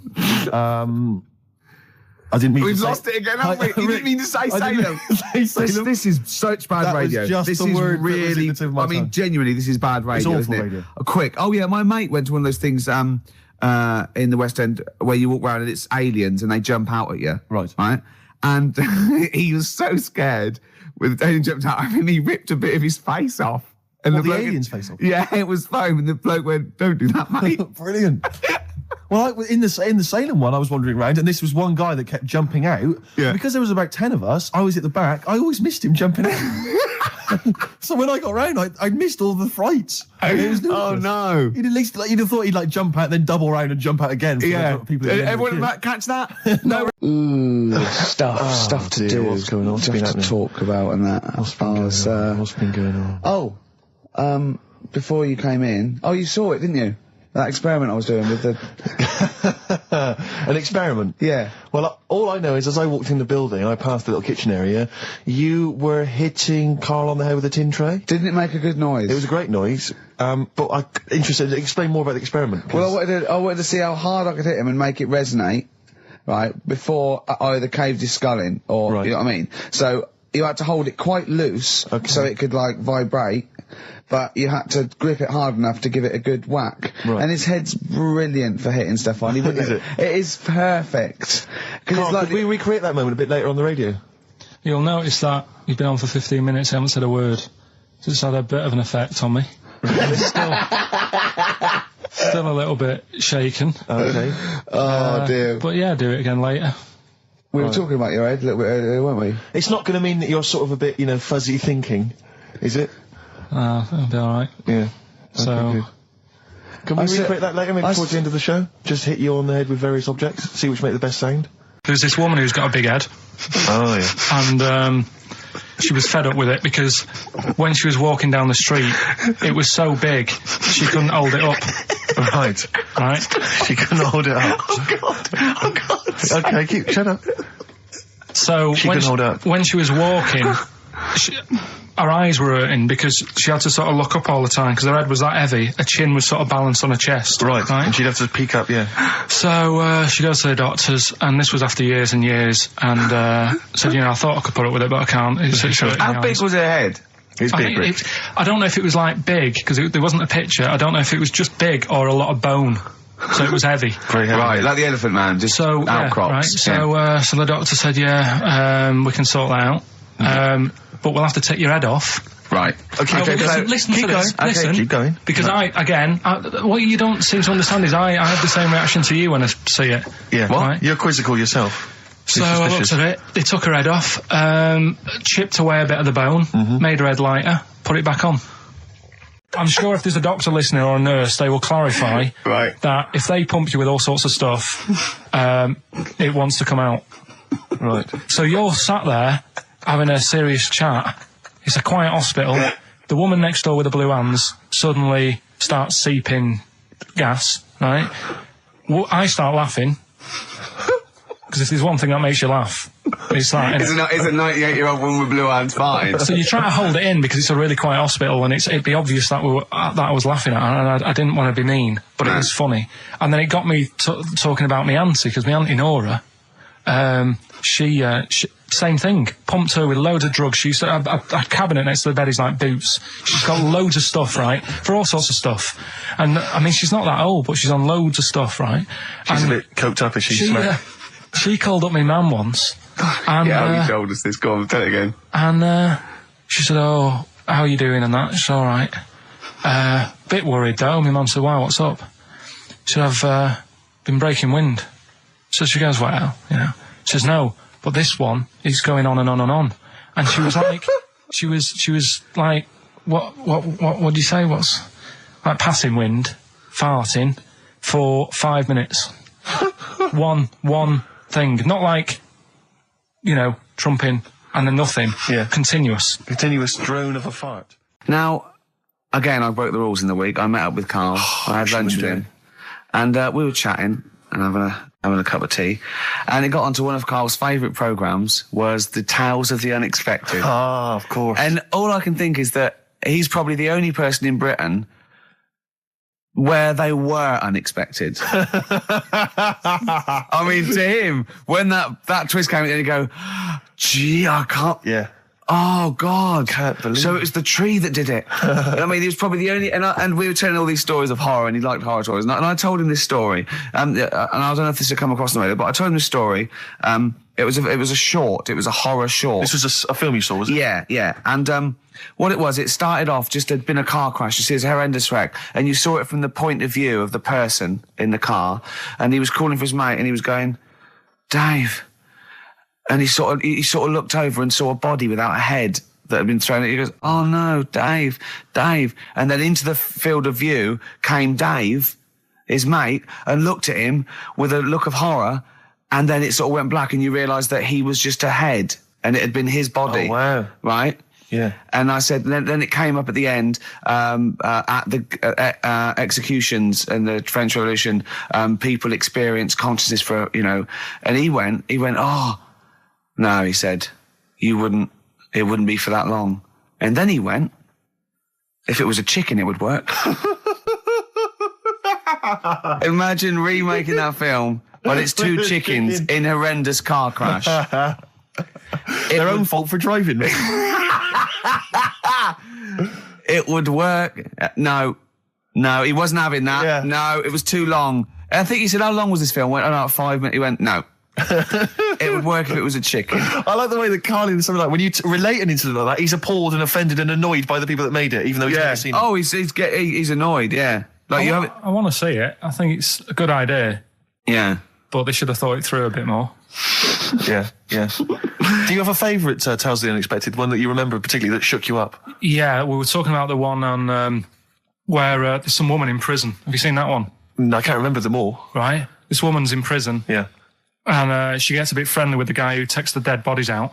Right. And he said, I can get you out of here. He said, what you've got to do, right? You've got to, I don't know, at midnight. When you hear the bell toll, that means there's been a dead body. Yeah, there's been a dead body. So what you got to do is go into like the place where all the dead bodies are, get in the first coffin on the right, and then I'll come along and carry you out, and you can run away and escape. Yeah. Right. So she goes, yeah, all right then. So she hears the bell go. I'll bury you, right, and then I'll come back later and dig you up. Right. Yeah, but that's the that point. It doesn't matter. It does matter. Trust me, Carl. It really matters. okay. Listen, I don't know if I'm going to ruin this for people at home. Yeah. Can I just skip to the end? I would imagine that she gets buried and he doesn't come back, and she has to get buried alive. Better than that. Okay. Yeah, she does it. She gets into the coffin. Yeah, shh. Go on. Right. So she gets in the coffin, and she's lying there for ages. She's buried. She can feel a bit of movement going on, so she's obviously, being carried somewhere. So she's thinking, this is it, I'm getting out. And she's lying there for ages and thinking, why ain't someone coming and lifting the lid off this? Do you know what I mean? Letting me get out. So she's really bored. She gets a lighter out, right? Lights it to have a look at who she's lying on. It's only the fella who said he'd help escape. Oh. How bad is that? That is... How bad is that? So it is quite important that she's buried alive then, isn't it? In retrospect, you realise that the jeopardy is that she's buried alive and can't get out. Yeah. It makes it so much worse, doesn't it, than just like lying in the morgue and going, actually, I'm getting out of here. Yeah. This isn't going to work. Look at Carl's face. Having told that, he's so pleased. His face is lit up. He's beaming like a child. Have you seen any? Is that your favourite horror thing ever? That's a good one. And let's see if anyone knows what the finger is. When that bloke was under the ground, wiggling his finger. We're talking about one with some fella who's stuck in the ground or something. This is a motif I noticed in your particular favourite ones. Yeah, right. People stuck in the ground. Go on. Right. So it's a fella. A fella stuck. Now I seem to remember it just being his foot, to be honest, being stuck in a hole. No, he was under the ground and he got a little thing out of the pavement and he put his finger up and wiggled it to try and attract attention. Then you see a woman come along and her stiletto heel just knocks his finger off. You see, I'm wondering whether it's the same one as I saw. Yeah, it could be two like that, couldn't there? They were running out of ideas by the last series. It's a big theme in Hollywood. Or what was that one you told me about with the porn? That was a good one. Oh, this was fantastic, right? Right. There was this. Sorry, can I just check now? We're just remembering classic episodes of the Tales of the Unexpected. This is important. Well, I saw one right. I saw one on Tales of the Unexpected, right? And it was these two gents. What they used to do, they look down the obituaries and they'd blackmail the wife or the son of a dead eminent person, like might be a priest or a doctor, something like that. And they'd go and they'd say, he bought some erotic stuff from us before he died, and he owes 100 guineas and all this sort of stuff. And they'd pay up because it'd be so embarrassing. They just didn't want them, so they'd just pay him, right? And this one bloke said, who are these people? I'll meet with them. And he goes round there, and he goes round, and they go, your father, he goes, my father could not have bought any erotic material from you. They did it, he goes, he couldn't have, he's blind. Right, and that was the twist. And Carl went, so it was magazines, not videos then.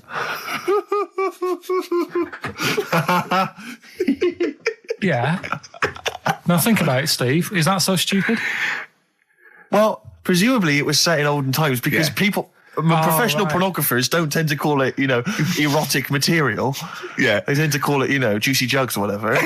But more than that, I don't understand how a video is going to be any use to a blind person either. I know that you can hear the sound, Carl. Look at him nodding like he's caught me out. Yeah, what sound were you hear? Do. Your meter needs looking at? Yes. Cut. What's then? What's that? Then it's just noises. Occasional groans. Yeah. Right. You could listen through the wall at your neighbours. He does. I mean, that's why I save a lot of money. But I thought you were going to point out, Carl, that they could have had a Braille porno. Now, have you thought of that? Look, feel the lumps on that. Exactly. Think about it, Carl. Think about it. You're excited now. Yeah. Your girlfriend's away, Carl. Yeah, the cheese grate has only entered the cupboard. No, she's a good-looking lady. Right, there's a little midget. Right, there's a circus. I'm loving it already. Circus going on somewhere. I think it was in America. And is that present day or old times?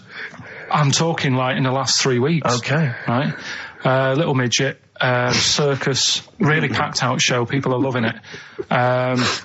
Steve, you'll ask the same question I did. I know. So there's a little midget jumping up and down on a trampoline. What circus is this? Right. I'd pay good money to see it. So everyone's clapping, and he's getting carried away. Because he can't believe they're loving it. I didn't know they'd like a little person on a trampoline, but they love me. But you know what it's like when, if there's a crowd of people sort of encouraging you to sort of go higher and stuff. Yeah. And I'm sure he knew it was getting out of hand. But he was jumping and he was coming down the road going higher, and he's going really high in the air, right? So he's doing this, crowd are clapping. There's a hippo, right, just sat next to the trampoline getting ready to come on and do his act. Oh, right, I thought he was in the audience. That's it. Getting ready to do his act, Steve. Yeah. So he's a ventriloquist.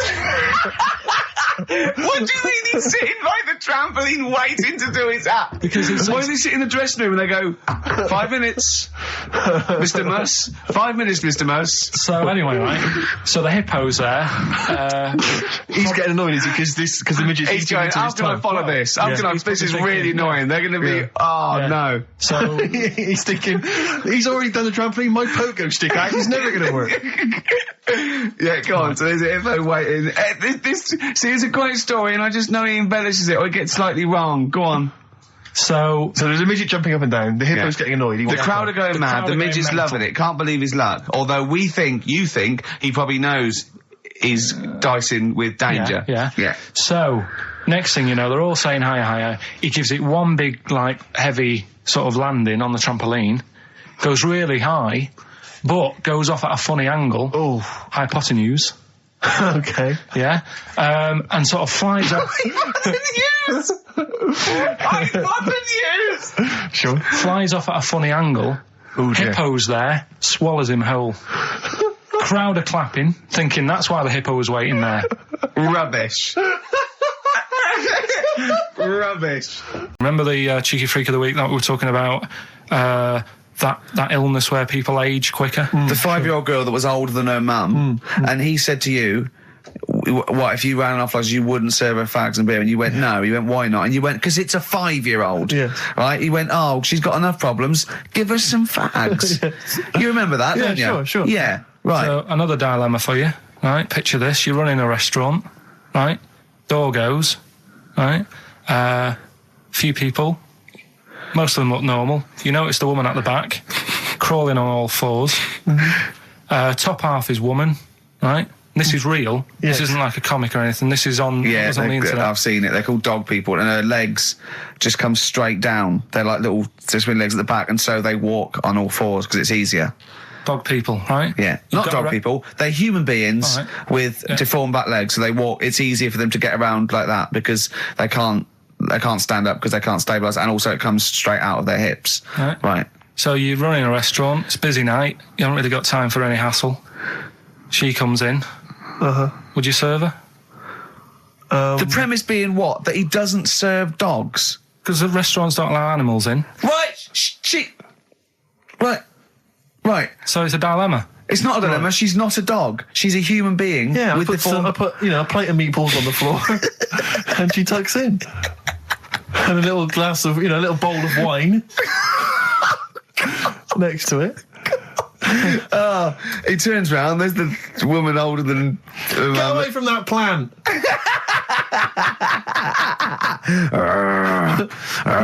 Is service included? I mean, some of them are weird. Years ago, husbands weren't allowed to sort of clout the wife with anything. What was it like in the past? I know, You couldn't clout your missus. With anything wider than your thumb. The stick had to be the same, no bigger than your thumb.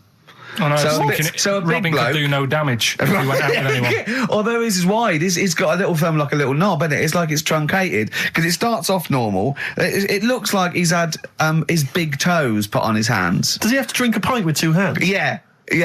and he's dropping stuff all the time. Can I just go back to the rule of thumb thing, though?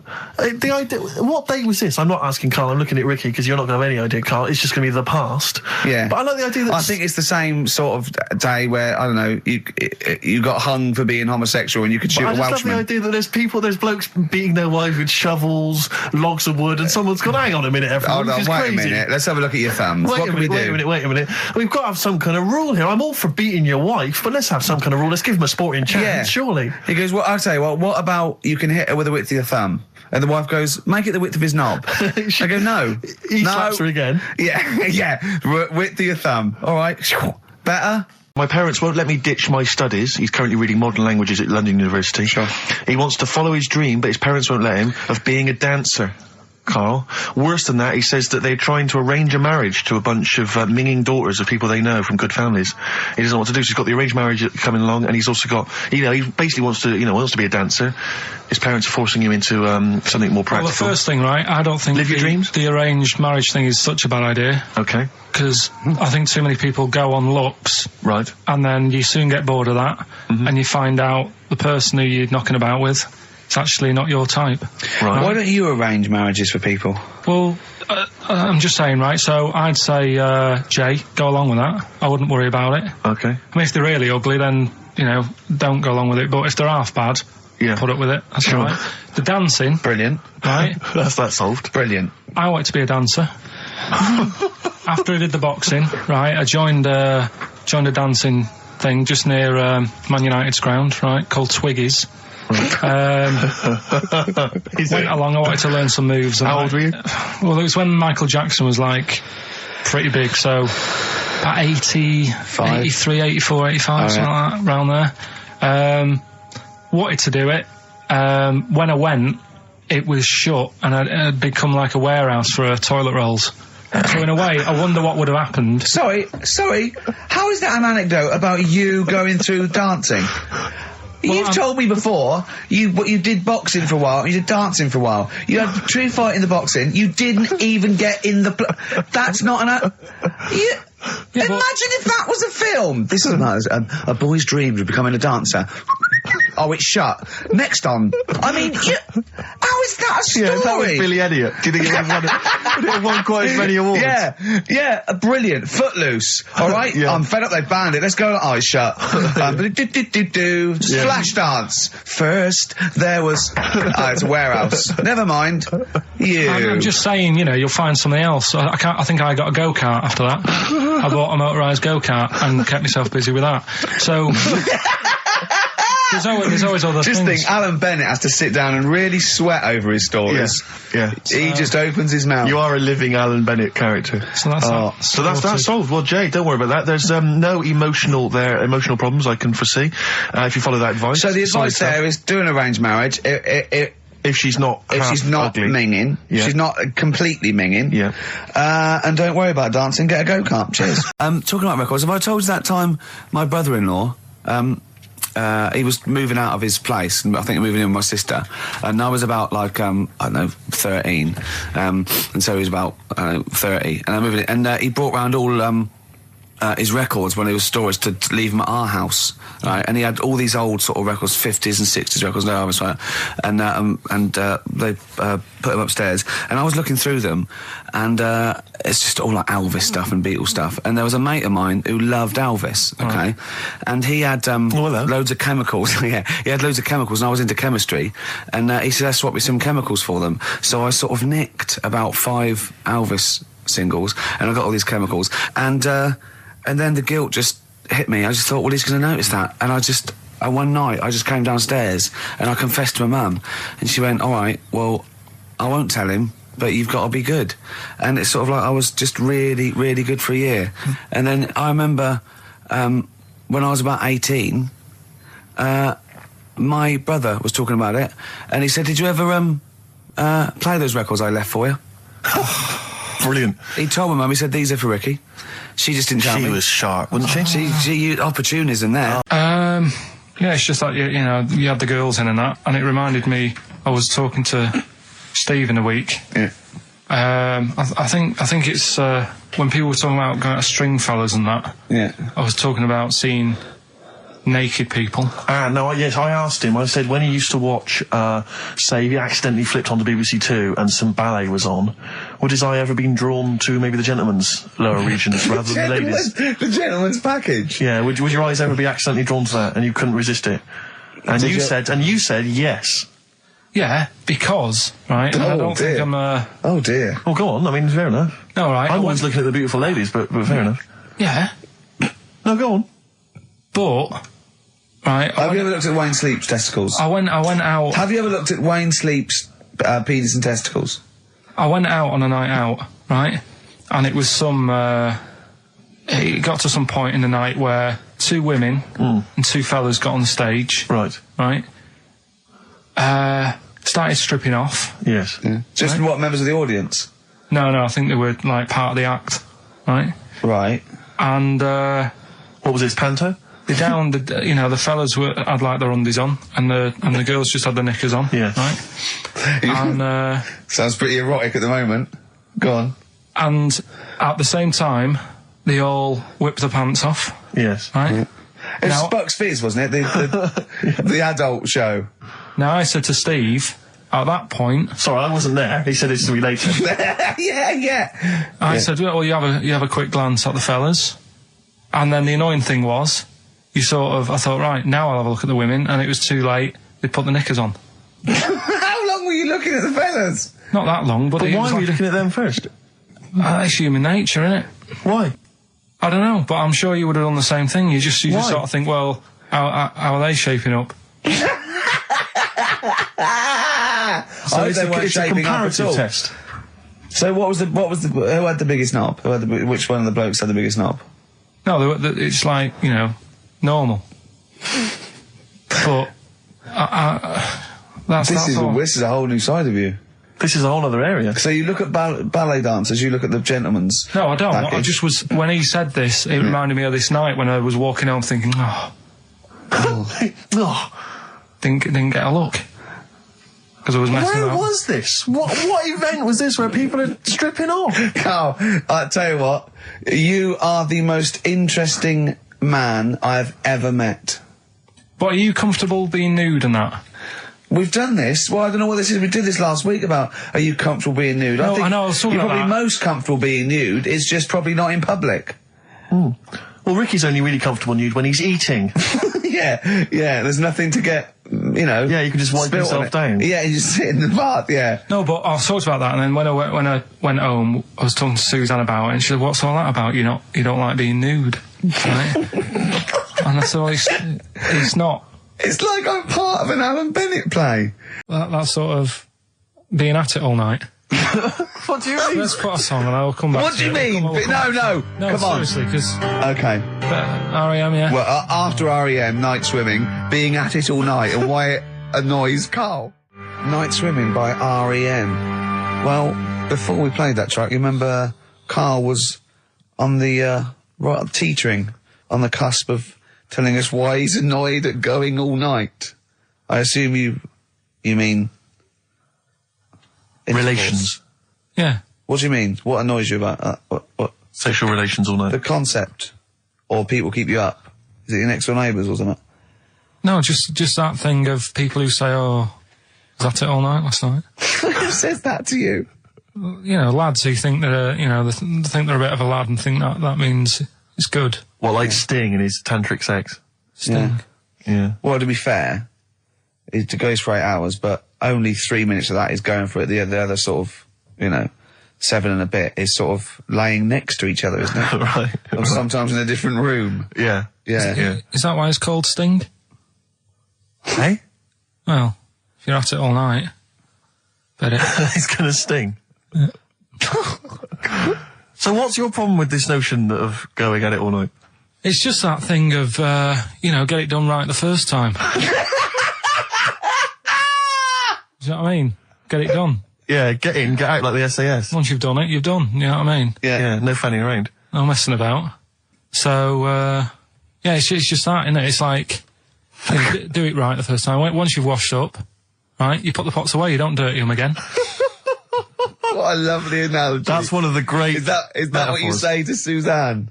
Come on, love. Once you've washed up. I've already washed up. You don't dirty the pots again. Go. What a romantic Ding dong. song. Do you want to go to Egypt? I said, no, not really. No. She goes, well, don't you want to see the pyramids? Not interested. It's like, I've seen them on the telly. Okay, You know, sure. are they going to be that much more amazing when you see them in real life? Good point. How did you ever move out of your street in Manchester? But hang on, no, sorry, I'm interested to know because this is something that that he came up with, and this is someone that loves him and that he respects. So I'm interested to see what was your answer to what impresses you.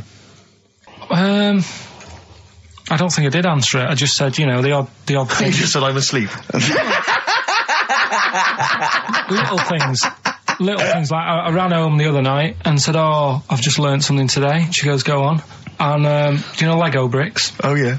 The name came about because some kid's mum, the kid was messing with the bricks, and she said, let go of them and come and have your dinner. Now, me and Steve have done our research for you, and we've got two amazing things to tell you. What should I tell them first, about the baby or the... Well, they're both equally fascinating, so you choose. I'll tell you the crab thing first, right? Steve actually saw this thing in The Guardian of the Week about our research thing, and then we looked it up, we looked into it on Friday, and it is incredible. Right, listen to this. There's a thing in a bay in New England, right, where it's like the biggest, they make silicon chips and stuff for computers, right? And because of the data protection thing, after they've done them, because they have to destroy the plates, right, where the information's sort of put onto them, but there's still flakes of silicon. They sort of grind it down straight away, and some of the flakes got into the bay, okay, but some of the information is still on even the slight granules of silicon. Anyway, gets in the water, and silicon is rather like a carbon derivative. They reckon if there'd been life on another planet and it wasn't carbon-based, it'd be silicon-based, because like simple sugars and it's just COH and that, and it can work with silicon, right? Anyway, the crabs have been taken up, they're still in the water, and they looked out on the beach, and over years the crabs have started sort of putting themselves in formations, like geometric format, and they couldn't work out why they were doing this. And when they put them in the experiment, they sort of like chopped them up, and they found they'd taken on silicon, and it had sort of got into their brain, and they were downloading information. They picked up little things, because it's just chemical, you know, like electrical impulses that got information off the silicon chip, and they were interfacing it. But this is the amazing thing. One bloke sort of thought of this, and he thought, well, if it's a simple computer, the brain, if it's just a simple sort of electrical thing, then maybe there's sort of, you know, we could get it down. So what they did is they made a thing called a biointerface, and they put it into the crab's brain, just a really simple brain, so it's measured on Mangala, right? And it got impulses from it, and they were getting like computer, actually just flashes of like symbols and geometric things right on this screen to read the crab's brain, and it was stuff like, you know, fragments of a. What made them do this in the first place? Because they saw the crabs behaving differently. They were behaving differently to each other. They were just like, they were, you know, intelligent, and they were sort of solving problems and all this sort of stuff. Anyway, when they downloaded the thing, it was like they found one of the secretary's names where it had been on the silicon chip, where it was just like a flash of a computer screen. But the most amazing thing is, they downloaded a memory, right? It was like a snapshot where it had been burnt onto the retina of the crab, just a snapshot of something, and it was like a picture of the beach, like a couple of years ago, right? And they also did, incredible, it was like just a digital black and white sort of thing, so they could see what the crab had seen.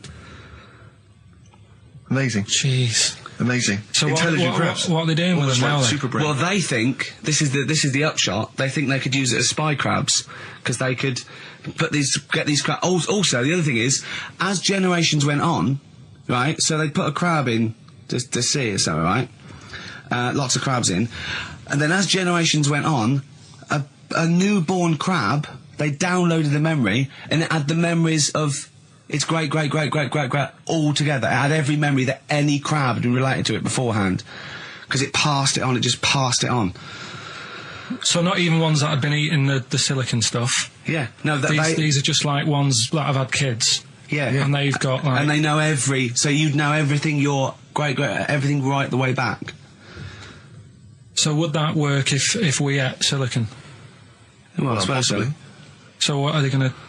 Well, they can use them for all sorts of things, though. I mean, that's what's incredible. I mean, I don't know how you train it particularly. I don't know, it'd be quite tricky to train, but I'm assuming if they can do it that way, then presumably they can give it like certain silicon information, which they can then plant in it, if you like, within its sort of food. Also, if you get them onto enemy beaches, you'd have like 1,000 digital cameras just sneaking around. You could get Osama bin Laden or someone. They don't understand the information they've got. No, they don't know they're doing it. They just download them. So it's not like you could torture them and they won't be able to sort of give you the information because they wouldn't know what information they had because they're just. But the first crab they downloaded, they just kept seeing the same picture of a big crab feeding it, which they really. Yeah. Wow. That's what, like its mother crab or something. Yeah. Just memories of it as a child. But they're not in colour, presumably. Because no, it's all in black and white. It's just a digital camera because it's just they don't see in black and white, so it's just like a I don't know. I think it's burnt onto the retina or something. And the only one that they kept were the ones they saw a lot of the time. Wow. I mean, in a way, some of the educating Ricky I've got for you today is on the similar lines. Right. Oh, you've got to be impressed by that. You've got to be impressed by that. That's pretty good. I mean, I'm interested to see, what they do. What they do with what the crab developments are. But yeah, no, that's pretty good. Yeah. But I mean, amazing. Yeah. Amazing. Well, just digest that information, because that's not even the most impressive one we found. I think it is. I suppose it's pretty impressive, but the next one's maybe more shocking. Okay, right. My dad always said... All right, steady on.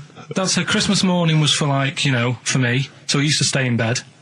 So he never... That's brilliant. That's a great thing to say, isn't it? Yeah. Christmas morning's for you. Run wild. Do what you want. Just don't bother me. I'm going to Honolulu for 2 weeks.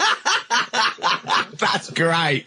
Dad, it's Christmas. Do I have to do anything? No. So my mum used to get up because she used to like to see my face light up, when I opened the presents. And then to keep the fireworks. And then I'd have to go to my bedroom from about 6 o'clock onwards because my mum and dad were into having big Christmas parties and I wasn't old enough to go. Right. So they'd say, right, you've had your fun there, you go up to your bedroom, stay in there. Really? Yeah, I remember one year, right, I got a train set, that's what I wanted. Yeah. Right? It's brilliant. Playing with it all day. I thought, I don't mind about the party, I'm happy staying up here playing with this. Brother comes in, he's had a few, right, he's going, yeah, give us a go on your train. How old is he? He's a bit older than me, so he might have been let's see. Well, let him be 18. Probably about 18, 19, and how old were you? Like that. I had a train set, so I don't know, about 14. Something like that. Yeah. Right, so I'm playing on that, loving it and stuff. And then he comes in and goes, oh, give us a go. He turns the transformer up to 14. He went really fast for about 5 seconds, broke it, and then he went back downstairs. Wow. So Christmas, I hadn't even got to Sounds Christmas like Day. the Conservative government with British Rail. Satire, that is. Rick, I just thought that there's satire. If there's any satirical shows listening or magazines... It doesn't work in any way, because there's the analogy falls down apart from there being a train. Think it through, though. British Rail was trains. Yeah. And the government broke the trains in many... Well, they didn't break them, not officially breaking them, but they kind of... It does work. It's perfect. Oh, I'm very pleased with that. And I can't... And no one's asked him to be on Have I Got News For You. It's weird, isn't it? Because it's strange, that. When you've got a satirical mind that's as quick as that. Yeah. And he's broke your little train set. So what did you do? I just watched telly and had some sausages. I bet you were happy with that, though, weren't you? It's a bit annoying, though, isn't it, when your main present of the year has been broke. And did it ever get it fixed? No, that was it. Put away. I'm intrigued why your parents wouldn't let you come and join in the festive fun. Was it really debauched down there? Was it eggnog everywhere? Well, no, but I mean, that's fair enough. 6 seems a little bit early, but I just think, if you're a kid, he had his fun, put him to bed at 8, maybe. And you think so on Christmas Day? I thought that was a day for family. Well, not if there's a party going on. Well, don't have the party on to Christmas Day. Well, that's another option. Yeah. Your parents are weird, aren't they? A strange breed. Well, I think that was the year, right? You're talking about buying presents and stuff. I think I did treat my mum to... I didn't buy my dad anything. I think that was when I got a bit older, I used to get my dad something because he wasn't that bothered anyway. No. So, got my mum. There was a cheap shop, right? Of course. Thank God for that. Called Snips. Right? So I went in there and I thought, let's see what I can get her. And remember Victoria Plum? I don't think so. Well, it's like a fairy character. Right. And my mum's into gnomes and stuff, right? So I thought, right... She must be pleased with you, then. Victoria Plum. I was thinking, is that one of the neighbours? Is it like a brandy Do you liqueur? remember Victoria Plum? Victoria Plum. Victoria Plum, yeah, it's like a little fictional sort of character, right? Okay. So I saw it, I thought, yeah, she'll love that, right? So I did my paper round, saved up for 2 weeks, right? Oh. Got that sorted, went to Snips, bought the Victoria Plum. Next day, I'm in town with her, right? So I think, I know what I'll do. I said, come in here a minute, right? So we go in, and we're looking around, and I tested her, right? I went, look at that there, that's alright, isn't it? And she goes, oh, it's bloody awful. Oh, Carl. Oh, Carl. Oh, God. So then, Christmas Day comes, I said, don't bother opening it. She said, no, why? I said, Oh, "Don't." no! Why did you still give it to her? So, well, it's too late, I'd already bought it. Oh, Carl. So she opened it, and I was like, and she said, oh, that's nice. I said, why are you saying that? I said, the other day, you said it's bloody awful. She said, oh, no, I thought you were pointing at something else. Oh, no. So that's why I don't get anyone anything anymore. Oh, God. Play record. Oh, God. Oh. That's good, isn't it? Not bad. Gold Rush. Let you down. I'm actually quite affected by Carl's Victoria Plum scenario. Just the fact that, like, that eagerness, he wants to make sure it's a great present. He's saved up his paper round. He thinks it's like a gnome, but modern. I'm worried that you're using it as an excuse now, and that's why you're not buying anyone any gifts, because you've had your fingers burned once. I mean, you were 6, 7 years old. To be fair. No, you weren't. You were about 13, weren't you, if you're doing your paper round? Yeah, I must have been, 11 or 12 then. All right. Yeah, so I'd saved up. Oh, no, I'm not using it as a thing. It's just that. What did you get your mum this year? I've sent them some money so they can get a passport.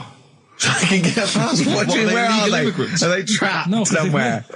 Well, they're in a holding bay somewhere in Dover. Yeah, I got a friend who's a truck driver who's going to sneak them across. What do you mean? So they can buy a passport. What do they do? Sell it when they're a bit down in their luck? No, they haven't got that much money, right? They've never been abroad, and the mate said they might take them next year, and they said, oh, we haven't got a passport, so You've got to buy a passport, have you? Isn't that your God-given right as an Englishman? No, you've got to pay for them. They're 30 quid each, so you better do, otherwise they're conning me.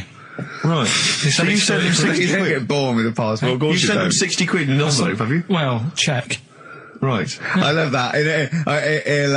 He'll be watching telly and France will come on and he'll go, oh, what do you think of that? She goes, it looks bloody awful. Yeah, Don't open it. no. Don't open it. Don't open it. So you've not paid for a holiday for them. No, I've just sorted out it's the better prize, isn't it? Because they can't go anywhere without it. Well, the passport keeps on giving. Yeah. So, 10 years. That is, yeah. So, but no, I never used to. I mean, I can't think of other things. I used to get me dad once I started getting him stuff. It used to be a dressing gown, and then. But as an extra surprise, he used to put like a cigar in the pocket, so he'd think that was it. Yeah. Then he'd put it on and put his hand in the pocket. Right. And then he just hit you because he thought you'd nicked it. Oh dear. So you bought him a jacket with a cigar? That's quite thoughtful. Did you sneak a cigar once one Christmas? Yeah. Well, that's when they used to have like the big do's, like I say. You know, they were known for it. Like the whole estate used to know that. You know, we were having a party. Yeah. So they'd all come round. So they'd all come round and just have food and drink and that. I can't imagine. I cannot imagine how unpleasant that must have been. Awful. And you locked in your bedroom with a broken train set. Yeah, crying. And looking at Victoria Plum, whatever that was. In the bin. Oh, in the bin, yeah. And hear a mum saying, and he got me this. Isn't this piece shit? of rubbish. You can hear him just throwing it against the wall and laughing. And all the neighbours laughing. This is the dilemma. Me and Steve, yesterday, were trying to convince Carl that it would be a good idea to buy Suzanne a Christmas present. Okay? Now, why aren't you going to buy her a Christmas present? Explain, Carl, why you don't think you should buy her a Christmas present. No, I've told her I'll get her one, but in the new year. We're going away on holiday and that, so there's no point taking stuff away. Yeah. Going to Lanzarote next week. Just get something in the sales after Christmas for the, Yeah. Right. And me and Steve were trying to explain to Carl that she would love it if you bought her something on Christmas Day. Yeah, but she knows now. But knows what? I've told her. So I'm going to tell you. Do you know? Right, this dear listener, this was Carl's worry. I said, I bet she's got you something, and Carl was worried in case he got her something and she hadn't got him something. Yeah, he'd be livid. He didn't want to be down. He didn't want to be a present down. Yeah. Look at his face. So buy her a nice necklace. Don't spend, just spend £100, you know, just a little token. We're going away. We're taking her away on holiday. No, you're not taking her away, are you? What, you're paying for it, are you? Yeah. Are you really? Well, half and half and that. Right. So you're paying for you to go on holiday? That's good of you. So the gift is your company, really? She's done all right. She's done all right. Why do you talk like you're 60 years old? And you've been working down the mines. I don't know, she's done all right. Do you go over to her and say, Suzanne, you're bloody lucky? I mean, you've fallen on your feet. to Look be who fair, you've Rick, got. What? I'm not sure she has done all right. I don't want to be critical, but... Oh, dear. So what are you going to get in the sales? What are you going to get her? Yeah, it depends. I'm thinking, I mean, I'll give her the choice. You can have Kingsley and old Bob Marley. Right, I'll let her decide there. Oh, dear. I can't wait to see you. Where are you going, Lanzarote? Yeah. Where's that? Don't know, Suzanne sorted it out. I said, Lanzarote, I said, is that Africa or is it Spain or Portugal? Just thought you don't know. I went, what do you mean don't know? I goes, well, what's the currency? I went, don't know. I said, Suzanne booked this one, did she? Yeah. I thought, where is it? Is Lanzarote African or foreign? Somewhere foreign. I was looking last night and doesn't look that good. There was like one of the highlights of the things it says you've got to do is go and have apparently they've got restaurants in caves. I don't know if there's a jingle for that, maybe. You nearly had me eye out. Knob news. Knob news, excellent. This is an extraordinary story. A woman tried to sue her bosses for £210,000 after finding a cooked penis in a canteen stew. Hospital cleaner Sophie, something, I can't pronounce that name, was eating goulash for lunch and could not cut one of the lumps of meat. You can see where it's going. I've got so many questions already. I know. She picked it up and tried to chew it, but it was too tough. Then she inspected it with workmates, who all agreed it was a penis. Imagine that discussion. Yeah. Miss McLata said she vomited for the rest of the day, instantly became a vegetarian, and had to have psychiatric help. It's not known whether the organ was from a human. The case continues. Well, it can be found out, so that's one thing. Obviously, the doctors aren't confused. They're not going, I don't know, I've never seen one like it. Yeah. Also, why is she eating goulash? I know. I mean, that's my first question. Why? Yeah. Lunch. What do you want? I fancy some goulash. Yeah. Oh, some gooly lash. Gooly lash, Thanks very like much it. indeed. Lancashire cockpot. Oh, is on the menu. Brilliant. Only £5.50. Wangers and mash. I'd love some wangers and mash, please. Cock o' van. Cock o' van. It's already done for There's you. there's wangers and mash, cock o' van, Lancashire cockpot. You know. That's just off the top of our brains. Yeah. So if you've got any of your own, keep them to yourself. We're not interested. What do you make of that knob news? And it's in a hospital. Oh, yes, it was. No, hospital cleaner. You're right. Hospital cleaner. God. I know how your mind's thinking already. There's been a mix-up. There's been a mix-up. What kind of mix-up? I love that. What, some bloke's gone in, some lesbian's gone in, wanting a sex change. She's got a carrot for a cock. Bit of stewing steak. Stewing steak. Finally, White Van Man, what do you make of the fact that Sainsbury's are bringing in square tins? Is that a true? concern for you? Is that true? Apparently so. Why? Don't know. Like it's easy to stack. This is what the guy in the Sun has said. That should be interesting. That should be his comment on Sainsbury's are bringing in square tins. Is that should be interesting for meatballs.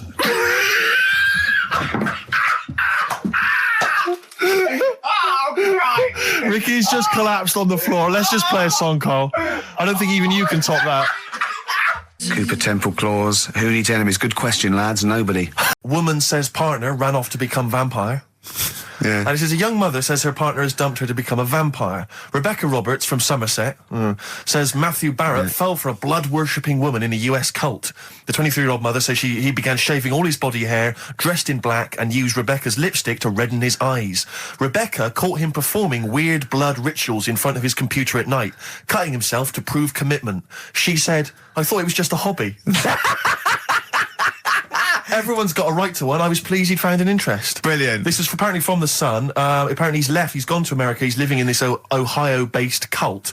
But it's the last bit where she's been asked whether or not, if he came back, would she take him back? Sure. And this is where I wonder if the journalist, you know how journalists are supposed to just report the news, be objective. Yeah. I wonder if maybe the journalist here has maybe had some interference. Made the quote better for them than... Go on. Because it says, I never thought this would take over his life. Now, if he came back, I'd say fangs, but no fangs. Oh dear! I can't believe. Imagine you're the woman, Rick. Okay. And I've come round. You're the journalist. I'm the journalist, and I've come in and I've said, okay, I read about this. All I have to do is not say that thing. You've come. I understand you're obviously quite upset. Your husband's gone gutted. off. If he came back, would you take him back? Definitely not. Right. Really, what would you say to him then if he came back? Just get lost. Right, but I'm really pissed off with you. Would you perhaps say something a bit more pithy? Not in this situation, no. You're upset? He cuts himself, he drinks blood, he's left me. Sod off. I'm not interested, mate. Because I tell you what. Go on. I mean, I like what you said there, but I wonder if we could condense that a bit more. If he came back, would you say... Go away. Would you say something? Would you ever say something like, thanks, but no thanks? No, because it makes it flippant, because I'm really angry. I know you're annoyed. And I'm upset, so I wouldn't say... I certainly wouldn't say thanks. I might say no thanks. But what if you sort of said it like aggressively, like you were giving him the finger, thanks, but no thanks? Like you didn't really mean sort it. of sarcastically? Sarcastically, would you possibly say I that? might say thanks, but no thanks, and that'll be it. And that's and I'd leave it there. I'd never change that. Sure. I'd never change those words. Can I ask you a question? Go on. Do you like puns? Hate them. Right. I don't like Countdown. I don't like QI. I don't like any of those posh Cambridge, Oxford types. I hate puns. If you had to say thanks but no thanks in the form of a pun, what would you maybe say? I wouldn't. I never would. Right. I'd say thanks but no thanks. I would. I mean, I feel embarrassed that I'd even say that because I don't think I would even say thanks but no thanks. Okay. But if I did go that far, I'd leave it there. Sure. So, have you ever noticed, as I have, go on, the similarity between the word thanks and fangs? Not really. It's very similar. Not thanks, really. Fangs, F-T-H, there's a K. Fangs very much. G, it's A and N. Well, the A, the N and the S, but that's about it. Would you agree it sounds marginally similar? Yeah, Is it possible you might one day say fangs but no fangs? I wouldn't know. Right. I could put that though, could I? But don't say I said it. Right. I mean, yeah. Fangs, but no fangs. Yeah. This is the thing. Just, if you ever read an article in The Sun, The Mirror, anything, do not believe it. Really seriously question and query it, because... If it ends with fangs, no fangs. If it ends with a pun, almost certainly they never said it. Yeah. Jolly good. What do you make of the So Solid crew's Ashley Walters being jailed for 18 months? Obviously not a very good example to his young fans. He should have got more. Do you think? I had a dream about him the other night. Go on. About the group itself. Okay. I had a dream that... Were they all there? Because there's a lot of them. I couldn't remember all their faces. The feature in a dream. I had a T-shirt on. He had etc. Exactly, Two of them had etc. Yeah. I had a T-shirt on. You had a T-shirt on? Yeah, and it said on my T-shirt, So Solid Poo. And I was walking down the street and they came towards me. Wow. And they were just about to beat me off. That's a great dream. That's amazing. That's an amazing I love dream. that. We've For all a had 30-year-old. We've all had that anxiety dream. Oh my goodness! What if I meet the So Solid crew and I'm wearing a T-shirt that slags them off? Oh, I don't believe it. Yeah, yeah. So what happened? Did you get beaten up in the It was one of them where I woke up. Do you know I've been telling you that I keep getting them things where you feel like you're falling? Oh yeah. It was the same sort of thing. It's you know I'm not a real psychiatrist, don't you? You should, know what I mean? You do know a lot about a lot. Yeah, I do. Thanks very much. And, if I'm at home talking to Suzanne about something and I don't know the answer, I think, right, I'll ask Ricky that one to see him. Yeah. Thanks. But you know that, I think you might have mentioned before, that apparently if you die in a dream, it means that you're dying in real life. Yeah, well, that's it. If you don't... But apparently if you get beaten up by the So Solid crew in a dream, it means you're being beaten up by them in real life. Yeah, that is true. So you probably won't a lot of people have been joking. Yeah. Terrifying. Absolutely terrifying. So, lock him up for longer. Okay. Finally, what do you make of Halle Berry becoming the first black woman to win the Best Actress Oscar? Did you see her speech? Got on my nerves. Did it? I mean, it's good that she won. It's nice for anyone to win an award. Yeah. But she did go on a bit. And, I've been in that same sort of position. What? Placing an Oscar? Well, I got... what they used to do at school is... okay. If you did a full month without being off, you got a gold certificate. Okay. And I did a month once without having a day off. And I went up and I didn't make a fuss. You didn't start crying. Got play a record, mate. Well done then. Were you the first kid in your school to do that? I don't think anyone else got the certificate. It was only because I was never in. They tried to encourage me to come in. It was just for you. They mounted an entire ceremony just to encourage you. Which leads us nicely into... Knob news. Oh, it's the welcome return of Knob news. Right, okay, it's very much like the news at 10, this, isn't it? I do a bong, or in this case a schlong, and he gives me the headlines, the knob news of the day. Where have you collected all this knob news? Was there a lot of knob news this week? It was mental this week. The amount of stuff. The way it works, you give us the bong. Yeah. I'll give you the headline. Okay. Steve decides which stories we're going to talk about. And now on XFM, knob news. Schlong. Man grows knob on his arm. Schlong. Man gets doctors to make him a second knob. Schlong. Turkish prisoners made hole in cell wall to produce third inmate. Schlong. Doctors accidentally remove man's testicles. So, well, can I straight away go for the accidental removal of the testicles? Well, it's happened before, hasn't it? We've talked about that before. Well, how did what did he go in for a tonsillitis? What are they called? Tonsillectomy. And he went in the wrong way. What are you talking about? How can they accidentally remove his testicles? It says he didn't look at his folder, and the doctor said to the fella, "Oh, we've removed your testicles and we wanted to take out your prostate gland." So that's what happened. There's the story. This is what I mean. That's why I don't like going to the doctors. It happens, doesn't it? Because all these sort of it's when they say things like, "Oh, it's just we do loads of these operations." That's when they're not concentrating. Brilliant. Do you know what I mean? When they say it's procedure, that's like having a boring job that you do every day when you're not going to be concentrating. I prefer them to go, "This is a tricky one, this." I know what you mean. I sort of do know what you mean. People, you watch TV programmes about, like, you know, removing someone's second head or whatever, and there's like the best surgeons from all over the world. It's televised. They can't make a mistake. They can't go, "We took his legs off by mistake." Whereas the fella who's having a prostate's like, "Oh, do you want to do it? I'm sick of doing them." Yeah. And they're probably doing a crossword whilst they're at it. Of course they are. I've seen that actually in operating theatres. They're doing a crossword. That's what I mean. Yeah. So yeah, the things that annoyed me was like you get bored sat around the pool after a couple of days. I'd read my book. Yeah. You know, there wasn't much going on the. Not even any crabs to throw sand at, was there? No crabs or anything. They wouldn't bother with Lanzarote, right? So decided to go on a little trip. That's when I saw the volcanoes and that, 36 of them. So we go on the trip, and the thing that annoys me, it does happen every holiday that you go on. If you go on a sort of a package thing, they have these trips, right? And you pay about 40-odd quid, and they give you some wine, so it make it feel like you're getting your money's worth. But how many of these trips have you been on then? Loads. Probably about 12. More holidays than I've had. Go on. Yeah, so anyway, so you're on the coach, right? And they take you for the volcanoes. They took us in the middle of nowhere. Yeah. Right. There's nothing else round there. Sure. It's like I say, it's like Mars, but with holes in the ground. Yeah. Right. And they sort of drop you off, and they go, "Right, everybody, see you back here in an hour. There's loads of volcanoes for you to look at, and a coffee shop over there."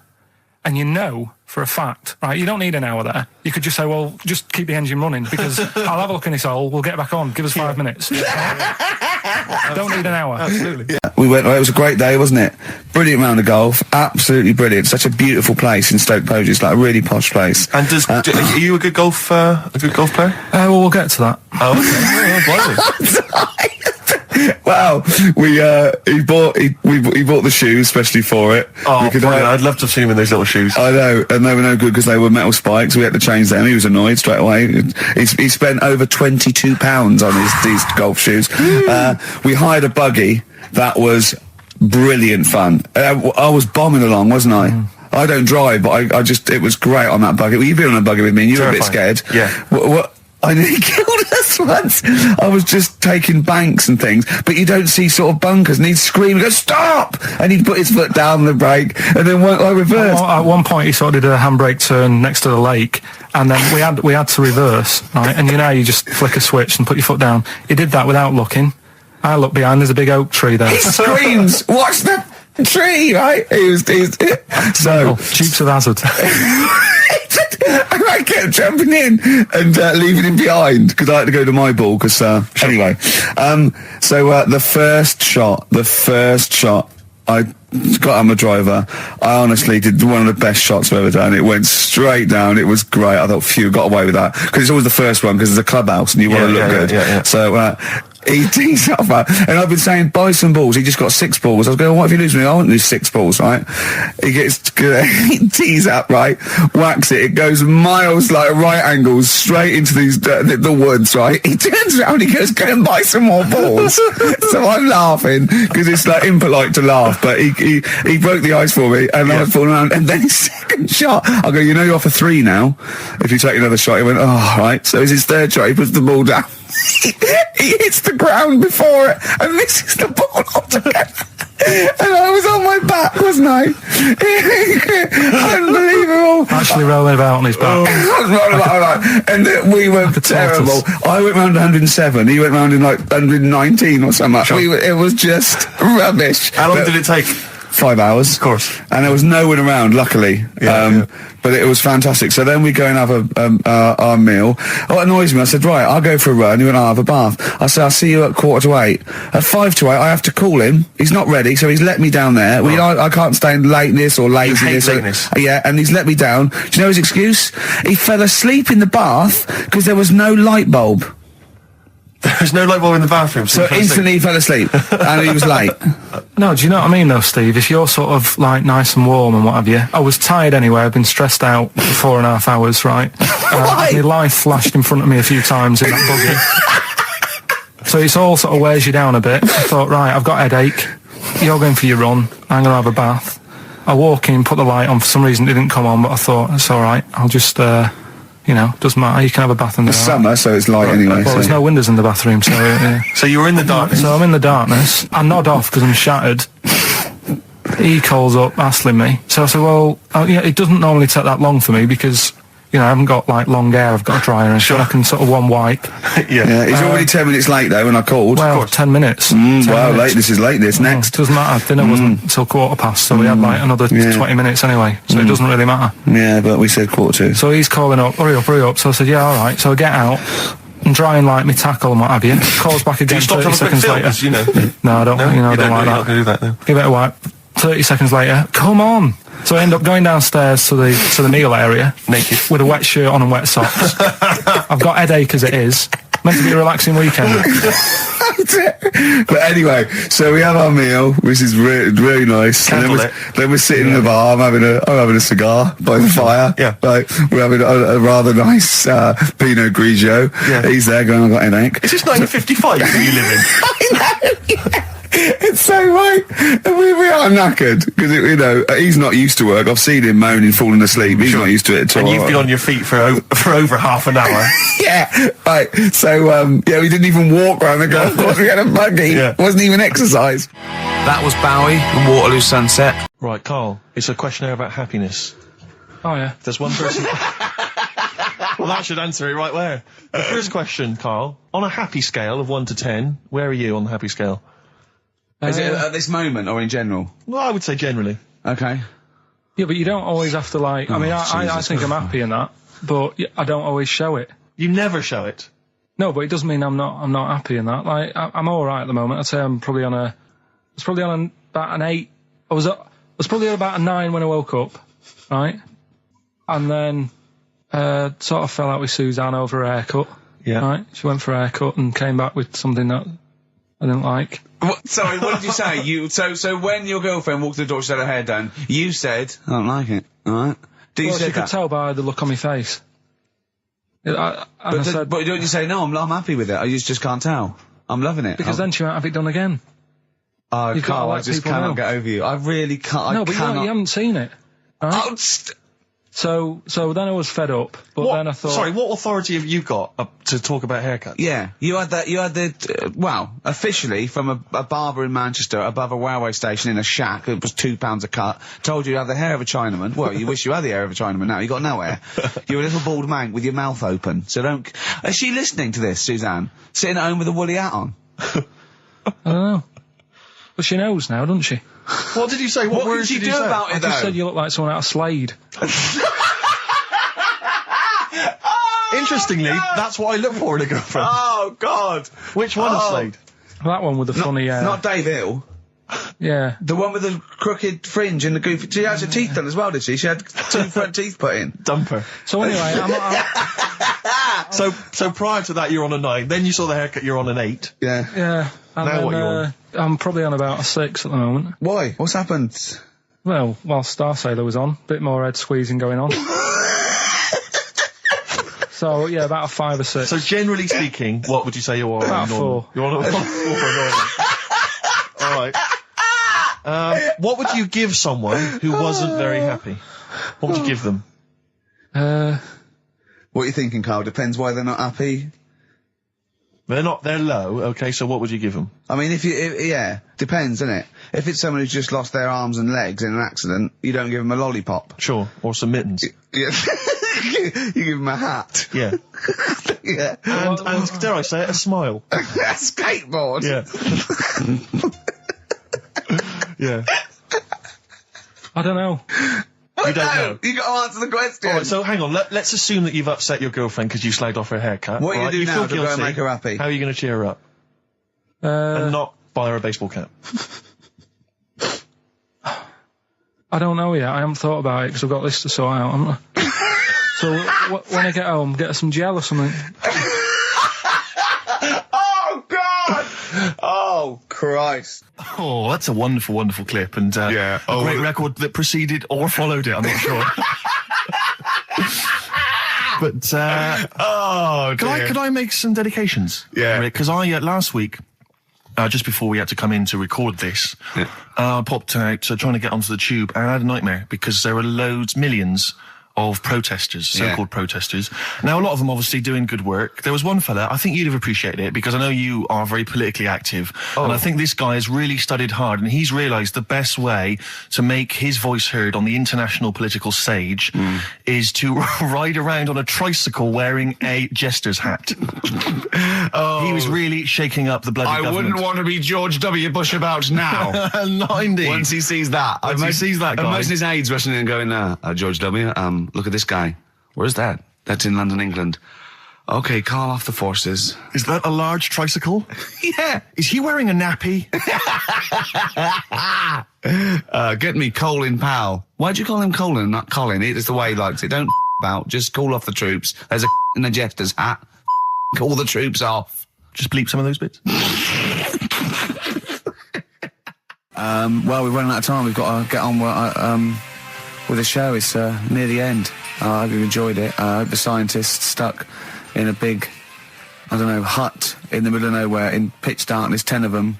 I imagine they've been fascinated, Rick, by the finger up the arse discussion. We had Chinese don't age well, gingers, all that. The big fat kid. Well, actually, they're probably securing the knowledge that if they want to kill some time and it's dark, there's anything better than stick your finger up someone else's arse. Exactly. So enjoy that. But they've been hanging on for Rockbusters clues, I imagine. Here's the answer. So give us the clue again quickly. All right, so the first one was the fella let his wife know how he got the bruise on his legs. Go on. Right, that was Courtney Love. Yeah, Courtney Love. So that's Courtney Love. So that's the fine. first one, CL. So that one's fine. The second one, that Potter lad. What am I doing? Letting that one Just go? let it go, just let it go. Am I just letting that go? Annoyingly, we haven't got time to take issue with it, Rick. Okay. That Potter lad, he's got a lot of bottle, hasn't he, doing all that stuff with the wizards and that. Go on. That's Brave Harry, the Bravery, current sort of XFM band, the Brave Harry, that works as well. No, it doesn't. And the last one... No, it doesn't. No, it doesn't work. The Buddhists... It doesn't work. Won't be able to get in their temple without Doesn't these. work. Brave Harry. It doesn't work. Brave Harry. The Brave Buddhists, Harry. Buddhists won't be able to get in their temple without these. TM. That's the monk keys, right? So who got all them? The monk keys. Who got all them? Which band are called the Monk Keys? The Monkeys. Oh, the Monkeys. Yeah, the Monkeys. From that classic first album, Velvet Underground and Nico, which apparently peaked at a disappointing 171 in the US charts. Think of that. And that's obviously Lou Reed, the Velvet Underground, and Waiting for the Man. Yeah, great track. So we were talking, we were doing White Van Man, and we got onto genetically modified babies, but and somehow then Carl started telling a story about someone with a horse, and then he got onto, he was trying to make money selling flowers. Just do the flowers briefly. Well, hang on, I just want to recap slightly. So there was a family, and who had the horse in the family? It was Because you lived on an estate in Manchester. So the mother was a right pig, apparently. Well, I don't know whether that's you relevant. don't need to go that far. But what I'm trying to do is like make a picture for you so you understand what does she look like? Who did she look like? Bit of a, and no disrespect to her, bit like Pauline Quirky, yeah. Right? Okay, I knew you were going to say that. Yeah. I knew it was going to be Pauline. Did she have any tats? I've never got that close to it. Okay, all right. So who had the horse? Was this her son or her husband? No, her daughter. Her daughter had stolen a horse. Yeah, from I don't know where. I think there was some stables down the road or something. And they kept the horse in the house with them. They kept it in the house. Did they didn't get have caught? it for long. No. Sorry, and you said you were in the house one day and you saw the horse. No, what happened was I was. They did this thing at school about raising money for charity, right? For some local charity. And they said you can do anything to raise money. And they came out with all these ideas, and I thought, that's good. What was the charity? Well, I don't know. I thought, forget the charity. Yeah, that's just a good way of making overweight. So you're a charity. So I asked my mum for some. She used to have a lot of flowers around the house. Sure. I said, can I just take some snippings off them, and I'll go and buy some plastic cups, and got some soil out of the garden, planted the bits of plants in them. Yeah. Got a tray. Yeah. Had about 25 plants on it, selling them for 25 pence each. Excellent. Did you sell any? Yeah, so loads. So did you just cut? You didn't just cut them and stick them in the soil? Yeah, they wouldn't have survived. But I think people sort of thought, well, good on him for trying. But anyway, so I went round to theirs because I thought their house could do with a bit of colour and stuff. Yeah. So it's a bit rough. So as I went, the horse went, thank God for that breakfast. They've been feeding me kitty cat. So I got up to the door and they opened the door and it was one of them houses where no carpet. Yeah, a horse in the living room. You know. We've all been there. And the horse was walking around the living room. Oh. I looked quite happy and everything because I always say that about animals. Black Beauty was on. Yeah. Well, think about it, right? If you were a horse, where would you rather be? In a little wooden hut with a load of hay, or in like a house with a central heating, 3-piece suite, and a telly and that? It was my birthday, right? Went home after working with you a couple of Saturdays ago, right? Girlfriend was like, open your card. And I said, no, it's my birthday on Monday, I'll open it. You obey by the rules, certainly on birthdays. Birthday rule. Well, there's no point. Well, exactly, chaos leads that way. Yeah, right, so... not an anarchist, never has been. So anyway, she was kept going on, it was doing me head in, so I said, all right, I'll open it. Yeah. So I opened it, ticket fell out. Surprise holiday to one of the Canary Islands. So... And what was your reaction? I mean... The first one was, we haven't got enough money. Right. For this, but I didn't want to ruin it, so no. So I didn't go on about that, and I said, "Oh, it'd be great." So I can't wait. So, did you say it in that tone of voice? Well, it was good timing because I was tired and everything, and I'm not a big holiday fan, but the timing was right. Yeah. Do you know what I mean? It's the same as last night. I don't always like a curry, but last night you're in the mood. You get that sort of curry. You had a feeling. Yeah. You thought, and then lo and behold, later you were eating the curry. Yeah. It's weird, isn't it? Isn't it weird, the paranormal? Isn't it weird? They work in mysterious ways. Yeah. Ghosts. Yeah. So anyway, right? The island. If I was on Wish You Were Here, I'd probably say it's a bit barren. Okay. Not much there, but if you get a hotel, you guarantee good weather. Right. Are you? No, what I mean is, it'll be a good holiday. If you get a hotel, right, the weather's always good, so you'll have a nice time. Yeah, that was a comma. Yeah, it was Go on. And all that, and the food was all right, and everything was going all right. I was just having a nice, relaxing time. And how do you sort of spend your time on a holiday? You just lie around? Is that sort of holiday, just lying around. I bought a book.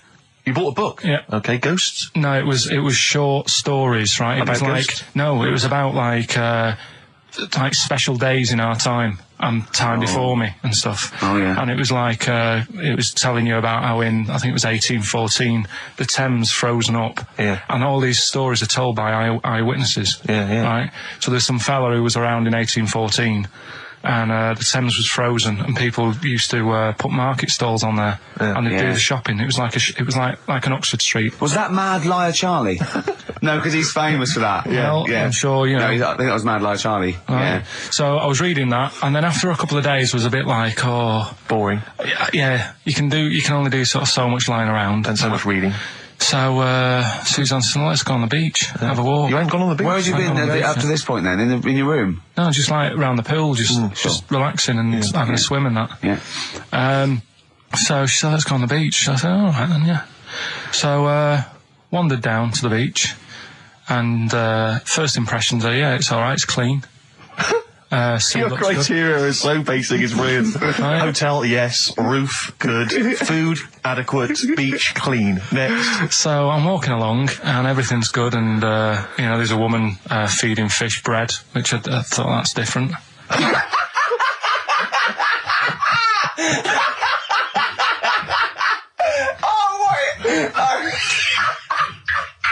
I love that. He likes originality. He loves a bit of originality. He was feeding fish bread? This woman was there, like, up to her knees in water. Yeah. And she was stood there. Was that a sea? Chucking, yeah. All right, good. Chucking this bread, and I thought, what's she doing? And I stood there and watched for a minute, and there was little fish coming up, having the bread. I thought, oh. So we carried on walking, and everything's going well, and then this fella comes towards me. Everything's going well. Yeah, that's I haven't fallen over. Clean feeding bread. 2 points for originality. Fella comes walking towards me. Oi, oi. He's only got no pants on. Oh. So I said, Suzanne, what's going on? Why did he turn to her? Like she knows more than him. So she said, oh, yeah, it's, she said, yeah, it's a nudity. Is this going to be a long story? Could you pour that coffee? Can you give me that coffee over? Sorry, this is really bad. Yeah, because he's poured... Thank you. Just amuse yourselves while we sort the coffee. Thank you very much. Dave, do you want I'll have a cup of coffee, Carl. Thanks, yeah, cheers. Cold. Right, good. Okay. So... Great. Thank you. So she said, yeah, it's a nudist beach. So I said, well, why, what?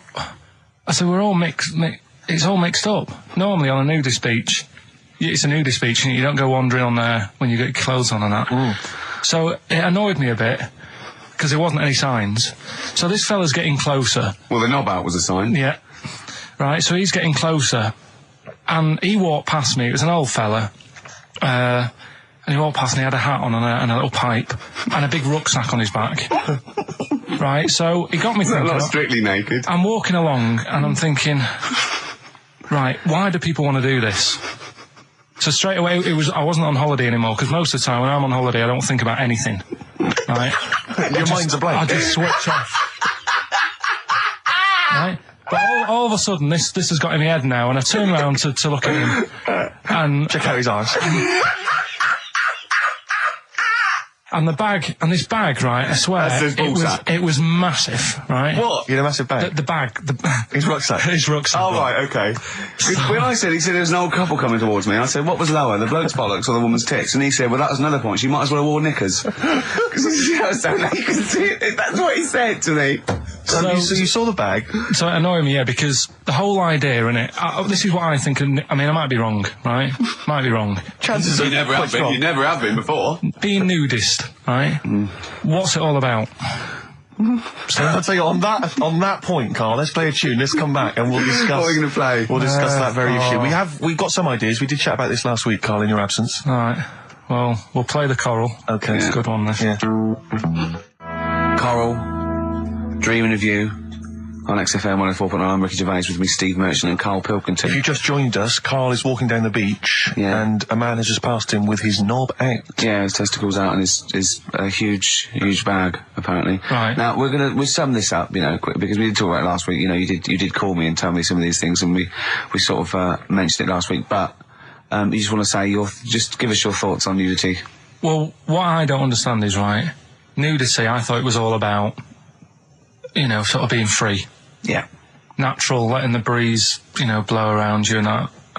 That's all I can think is of like the bonus of doing it. But you can get that by just having a pair of shorts on, right? Because I'm not one for getting my kit off. It's just something a bit weird about it, isn't it? Normally, if I go for a walk on the beach, I'll put a shirt on. Sure. But leave it unbuttoned. Yeah. Oh, right, yeah, tease the ladies, sure. Do you know what I mean? Yeah. But it just feels a bit weird. So it's best to cover your back anyway, because the sun... Yeah. And all that. Advice, yeah. But when I saw him, and I thought, well, right, is he doing it to sort of be free and be comfy and all that? And then I thought, but he's carrying a big bag, right? I've got a pair of shorts on, and I'm not looking at him thinking, I bet he's really comfy. Do you know what I mean? I wasn't going, I can't wait to get home and get my shorts off. They're really annoying me, these. So... and that's just it. I don't get what it's all about. Yeah. Sure. Well, okay. Well, my advice to you is don't go to nudie speeches again. Well, I didn't go again. That was, like I said to you, though, the reason I did this was to get that kitchen, right? Now... Brilliant. As we speak now, right, Builder's in the flat.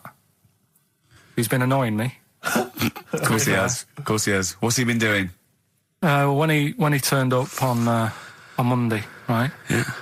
Wanders in, and the first thing he says to me is, said, the pub across the road, is it any good? I said, well, it doesn't matter, does it? You're working on the kitchen. Think of saying that to a builder. Probably making conversation. Probably meant, do they do a toasted sandwich? Because I've got a half-hour lunch break, not an hour, like Karl Pilkington.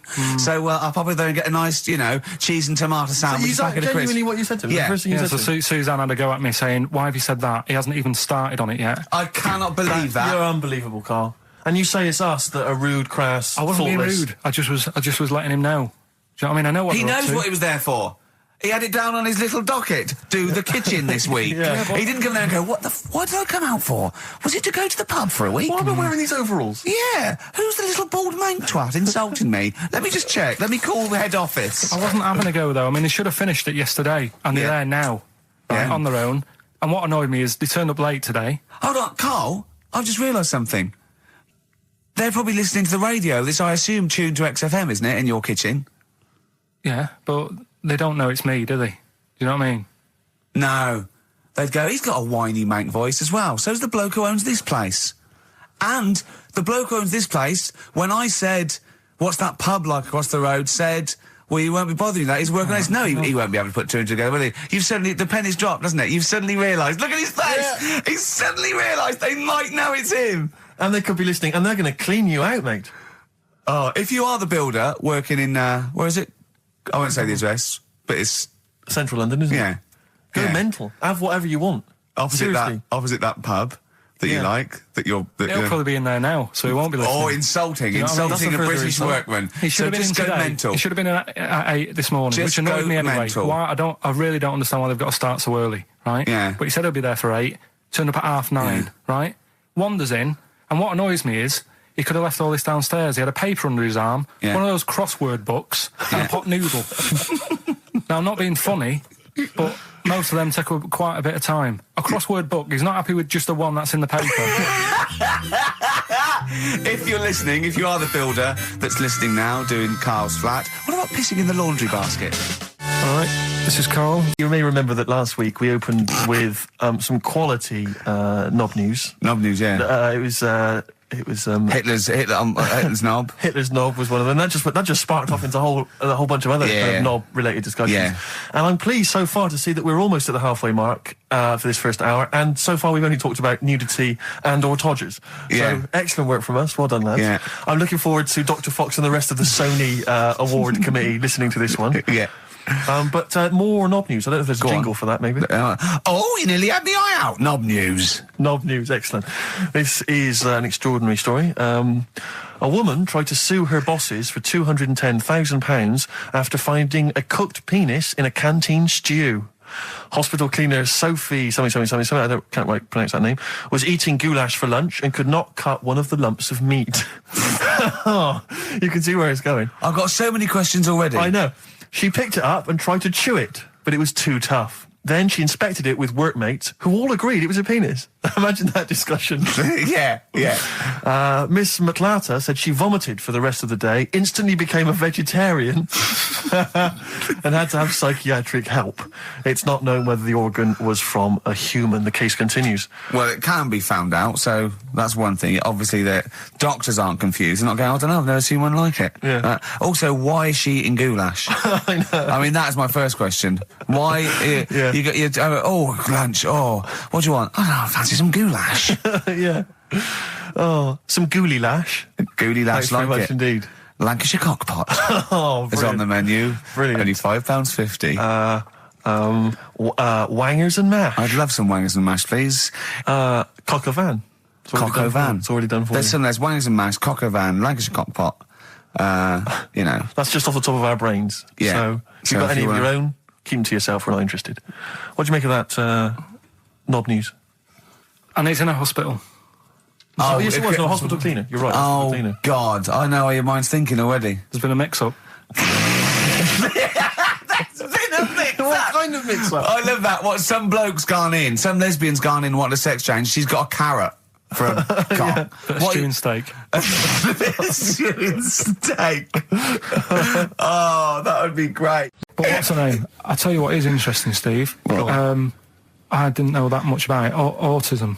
Okay. Oh, good. With some more entertaining stuff on XFM 104.9. Just to cheer up people. Go on, and what? Go on. No, right. Have you heard about it, Steve? What autism. It scares me to death when he comes up, when he touches on a serious subject. We've been talking about wheeling a dead pope round, the Chinese don't age well, and ginger people are hated. And now we're going to touch on a really, I mean, no, I said, my heart's in my throat. Go on, Carl, then tell me your insights to autism. Right, well, there was this, again, Channel 4 coming up with some good stuff at the moment, right? That might have been Channel 5. But what's the name? It was... It's the attention span I like! These people who, they've got like this autism thing going on. Yeah. And they sort of take in a lot of information, they get sort of they get so into it that they know everything about that subject and what have you, right? And there was this lad who, he knew everything, right, about EastEnders. Right. He sort of, the cameraman was saying to him, so, you know, why EastEnders and that? And he said, I don't know, I just like it. And he said, I remember when I first watched it, it was a Thursday, it was 5 to 8, Pauline Fowler walked in, she had a pink jumper on, she said, all right, love. And he remembers everything from that moment on. Yeah. Right, and everything, which is great, but then the way the programme was making out, it was almost like they were saying it's a disability. Right.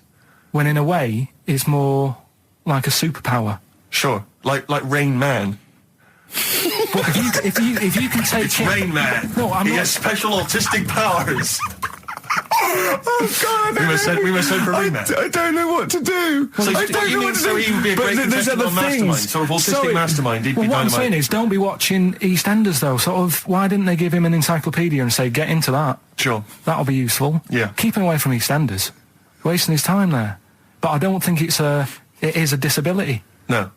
Yeah, there are other things, and they're not. It's also autism is a matter of degrees. From what I know, and I'm sorry to have to do this, but I feel that I have to at least be the voice of reason, as ill-educated as I am on the subject. But I think there's degrees of autism. I think some are higher performance than others. There's other issues with it. It's not they're just got good memories. They don't go around doing tricks for people because they can remember stuff. There are other issues with it.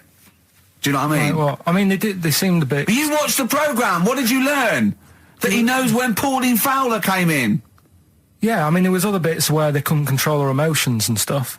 Oh, that other little bit, yeah. But the main bit of it was he can soak up information and stuff, and I'm just saying it didn't seem really bad. Do you know what I mean? There's disabilities where people say that's a bad disability. It's like how people say about... This is brilliant. This is just like this is amazing to be in a room with this man. It's incredible. You just wind him up and listen to what comes out. And I'm going to sit back now. I'm not going to defend you or explain anything. Just go on and tell me about the other disabilities that are worse. What I mean is how people can sometimes easily get mixed up. How people are scared of like a cyclop. When at the end of the day, he's got a disability. A bloke. Who's scared of a cyclop? No, it's apart from Jason and his Argonauts. Where's this cyclop that you're scared of? No, I'm just saying in history and in books and that. No, not in history. History happened. Yeah.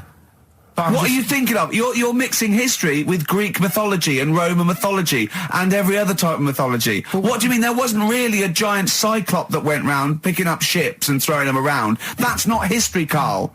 Do you think Batman's history? No, but it was ages ago, wasn't it, when we were sort of forming... No, I'm not saying it didn't happen ages ago. I'm saying it didn't happen. Well, it might have done. I mean, what's so ridiculous about a fellow with one eye? In the middle of his head, and he's big and scary and lives in a cave. Why is he scary? Because if he had 8 eyes, I'd be scared of him. At the end of the day, he's got a disability... we'll talk about it in a bit. So could we bring back just for one night only, educating Ricky? Oh, I'm excited. Yeah? Do you think it warrants that? I don't know enough about it. You know what I mean? About what? It sounds perfect. Play the jingle. Educating Ricky, he's getting smarter. A couple of things happened in the week that I read about. Okay. Keeping up on what's going on in that. Sure. Yeah.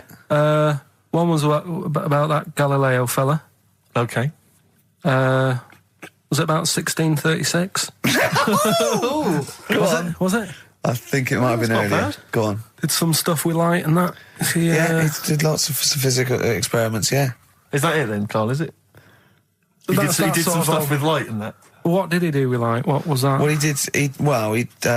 I think he invented the first... Telescope. Telescope. So I think it's a particular lens, though, and he did experiments where he dropped famously two different weighted balls from Pisa, and they hit the ground at the same time, showing that it doesn't matter, the weight doesn't matter, but air resistance does and stuff like that. I think he probably explained it a bit better than that. Yeah, but I'm talking to Karl. Sure. Did they need to know He's stuff? just thinking about pizza. Yeah. Did they need to know stuff like that back then? What do you mean, did they need to know stuff like that? It's just... There weren't people going around going, I've got to drop these two things off the Bleeding Tower of Pizza. I just don't know which one's going to land first. Yeah, I need to know. What do you need to know Bring me about? Galileo. Yeah. It's for a bet. Yeah. No, but if I was knocking about then, I'd be like, stop messing with that. We need a telly. Or, do you know what I mean? I bet he thinks the Flintstones is real. I know. That'd be brilliant. That's what I'd do if I was a caveman. I'd make a telly out of rock. Yeah. And a pelican And a as car a that I cement just mixer. ran along the road with. Yeah, exactly. Yeah, we need a car. Yeah. Well, we haven't really got the internal combustion engine. Can you stick your feet through the bottom? Yeah, just get me a car, for Christ's sake. Anyway, so I learned that. And then... What? He learned his name. Yeah. Other people I learned the name of this week. Oh, if a chimp could watch telly. Go on, Karl, go on. Right. He said one today. He saw my salamander. It's not a euphemism. He saw my salamander, and it's just sitting there in the tank. Your exotic pet. Yeah, and he's worried about there not being a lid on. And he said, I went, what are we worried about? He said, wow. He said it sits there for 24 hours a day, obviously planning to get out. Well, it's got nothing else on its mind, and it's, the daft thing is, he has actually got the lid ripped up a little bit. And I'll be looking up there, and it's going to get out. But what's the worst that could happen? What's it thinking? What do you think it's thinking, this salamander? It's got its eye on the DVD player. Here's an email from Scott Coomer. He says, Karl is actually right.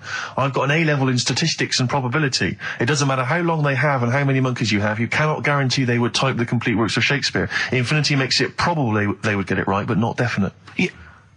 Well, yeah. Yeah, that's what I was saying. No, you weren't saying, Karl. You don't understand it.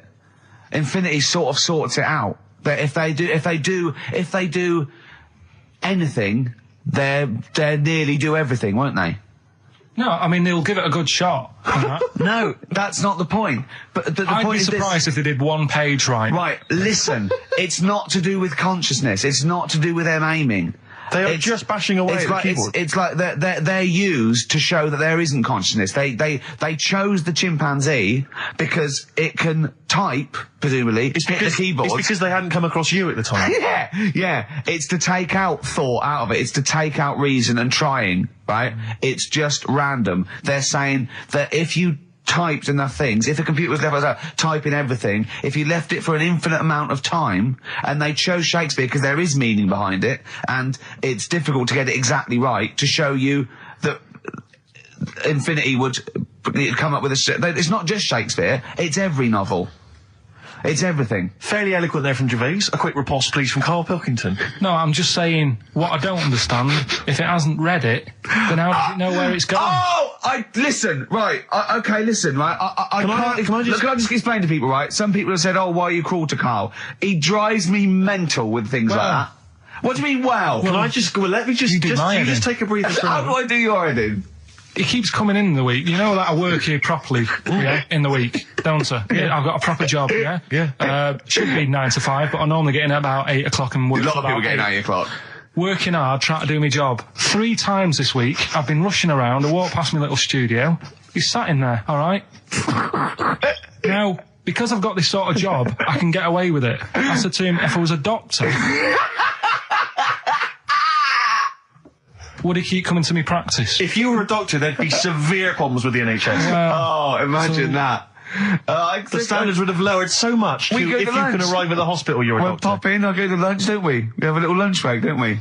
I go, come on, let's go now. He goes, I'm busy. I go, come on, let's go now. He's going, oh, you're doing me head in. Well, when I was talking about the monkey conundrum with Carl, he said to me, right, if I had a day off work and I was, say, watching the TV and with one hand I was typing a typewriter, would I type Shakespeare? I mean... Yeah, but you see, there's certain things. We were talking a little bit about this stuff the other week, weren't we, when we said you were going on about Einstein, and I said he's not that good. You know, E equals MC squared. You know, it sounds good, but I've never used it and that. Right? I've never used it! You haven't used 2 and 2 equals 4, Carl! The fella with an apple fell on his head.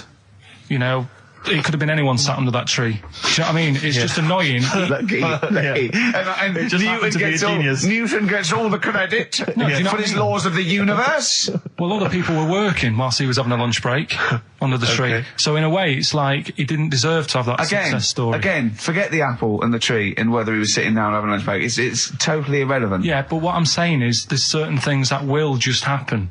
You know, it's like, I think we were talking, when we were out eating the other week, we were talking about Noel Gallagher. Well, this is the reason the monkey discussion came up, right? Noel Gallagher... I don't know what to say. I don't know what to say. Rick, I don't want to misquote Noel. I'll be like Herbert Lom in Clouseau. I'm going to get a twitch whenever he opens his mouth. I don't know where to start with some of his statements. Well, as I say, this discussion began because we were talking about a quote that Noel Gallagher supposedly gave. Now, I don't want to misquote Gallagher, but the gist of it was that he said, had I...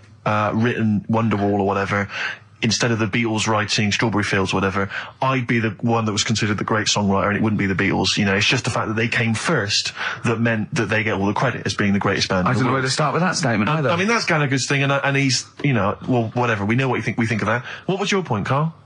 You agreed with him, didn't you? Yeah, I reckon, right? Do you know we've talked about putting a baby in a room before and it'll know what colour it is and stuff? If you've got a room that's painted red, right, but forget that because that's going to confuse Hear him out. Listen to me. Say if they did some new TV show, right? Like, what's that film with Jim Carrey in where the Truman Show? The Truman Show, right? So they make up a little room and some woman has some kids and you say, right, let's put the kids in this room, and they don't know what's going on outside. They don't know anything about like EastEnders and that. It's like their little world, right? They don't know anything that's gone on. How could a child survive without EastEnders? Right, listen. So you sat in the room, right, and then when they're all asleep, right, wait for this bit. Someone have you heard this? Yeah, bit? Wait for this bit. They're all in a room. Yeah, they're asleep. Yeah. Someone pops in, puts a guitar next to the bed, right, nips off out again. They wake up in the morning. And one of them goes, what's this? They don't even know it's a guitar because they've never seen one, right? They're talking English, though. Yeah. We just left guitar out of the vocabulary. Right, so... There's plenty more to come. So, one of them will pick it up, and they'll go, I don't know what it is, and they'll start strumming, they'll go, that sounds good, doesn't it? Give them a few weeks, they could come up with Hey Jude. Whereas, typing Shakespeare, a monkey that can't even spell... I see that. Did you witness a murder while you were doing this? Yeah. It was like that sort of Sliver film where that bloke had loads of tellies watching people's lives.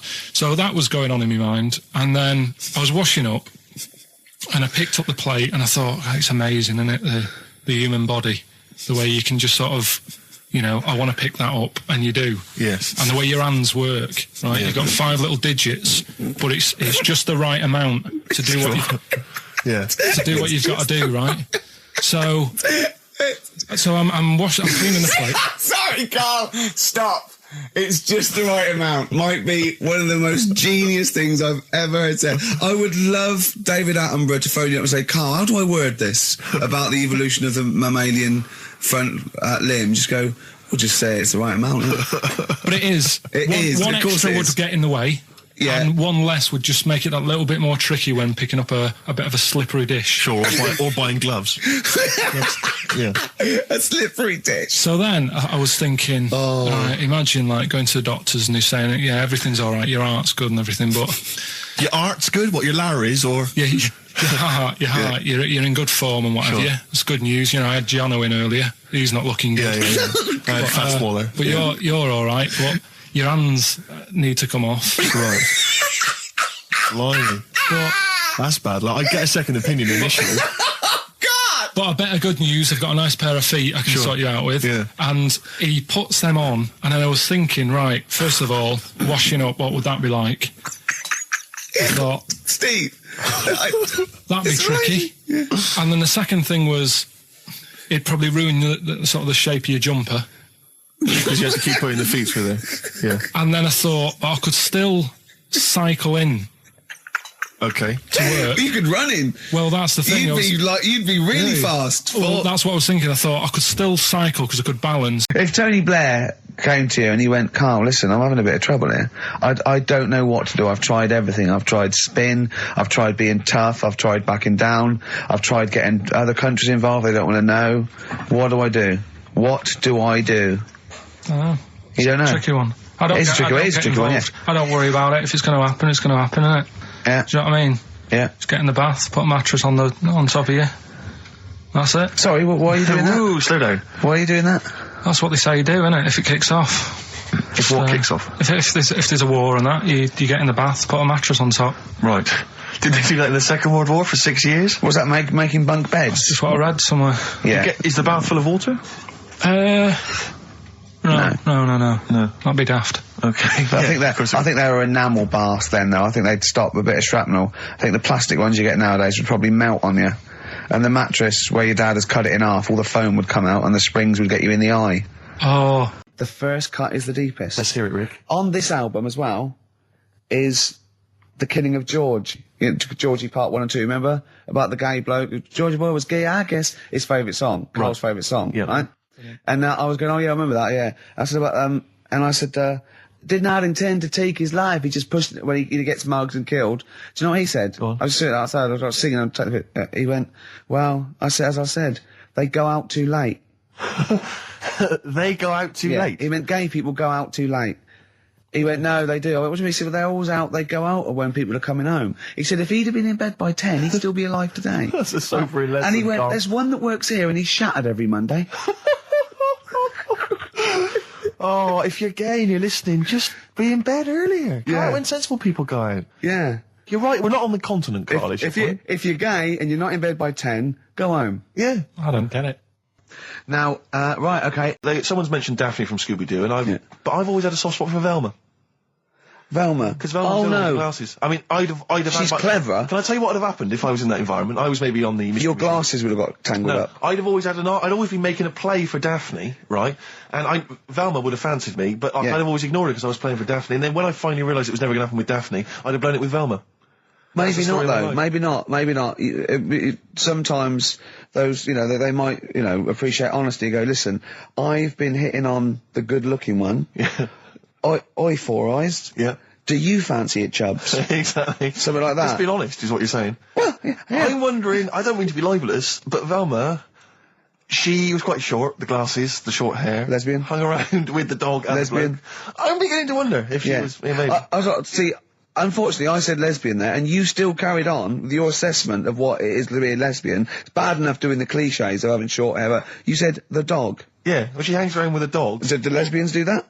Well, have you seen some lesbians? They're right dogs. Good night. Have you seen what I've done there? You know what I've done there, Rick? Comedy award winning. Oh, God. So, Carl, you were going to a wedding last week. Was it last week or the week before? No, it was last Saturday night. Yeah. And he said, looking forward to it. He went, no, it's going to be boring. Suzanne was listening, knows that the couple were taping the show. So she had to get in there before you, didn't she? She went up to him and said, look, when you're listening back to the show and he says it's going to be boring, he didn't mean you, he meant weddings in general. I love the fact she has to run around and clean up after him. It's great, isn't it? How was it? Do you not like weddings? You're not a fan of them? They're only good for the people involved, aren't they? What are you talking about? You're getting free food, free booze, free music? Yeah, but it's just all hanging about, and there's loads of people there you don't know. Absolutely, I agree. Do you know what I mean? You've got to make an effort. And even the bit that was important, right, when they were getting married, right, there wasn't enough chairs, because it was, all the family gets the chairs, don't they? So I was sort of stood at the back. Stood at the back and that, watching, and I couldn't hear what was going on, because a woman was breastfeeding the baby. Oh! But what, how loud was this baby going away? You couldn't hear what was going on? So it was slurping and that, and she was like, I just thought, how hungry is it? Could it not have waited? Because you've all got to wait for the buffet or whatever later. I know. But also just in this. Well, there was two, wasn't there? Why did you? Why didn't you always? The only thing that annoys me with weddings is the gift. It's the gift thing. Because, like, you buy these gifts, right? You spend a little bit of money, maybe. You know, I like to be a little bit lavish if I go into a wedding. Oh.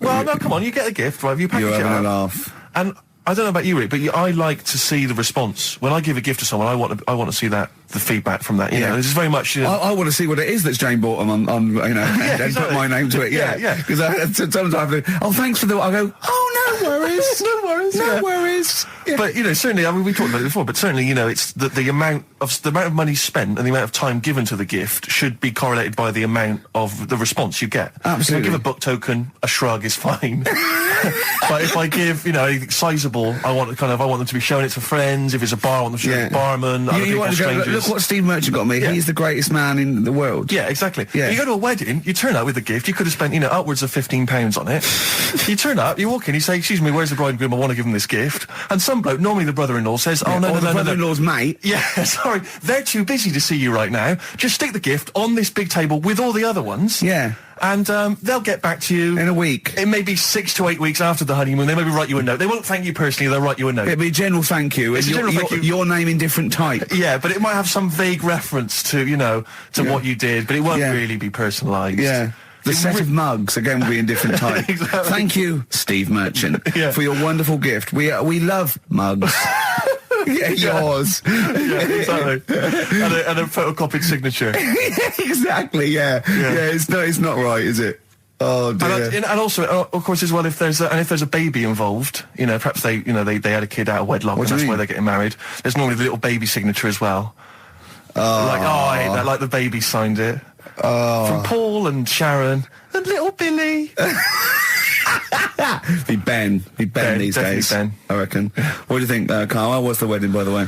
Did you buy a gift? Suzanne sorted something out. Yeah. What? I don't know. Oh, actually, no. We're going away, having a week away with them. That's your gift.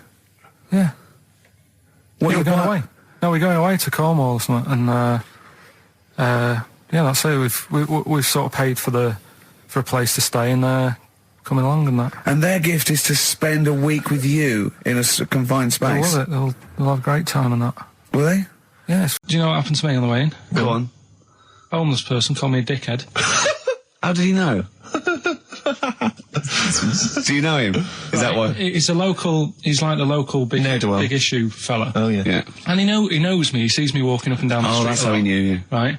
So normally I have a bit of a chat with him and that. And I walk past him.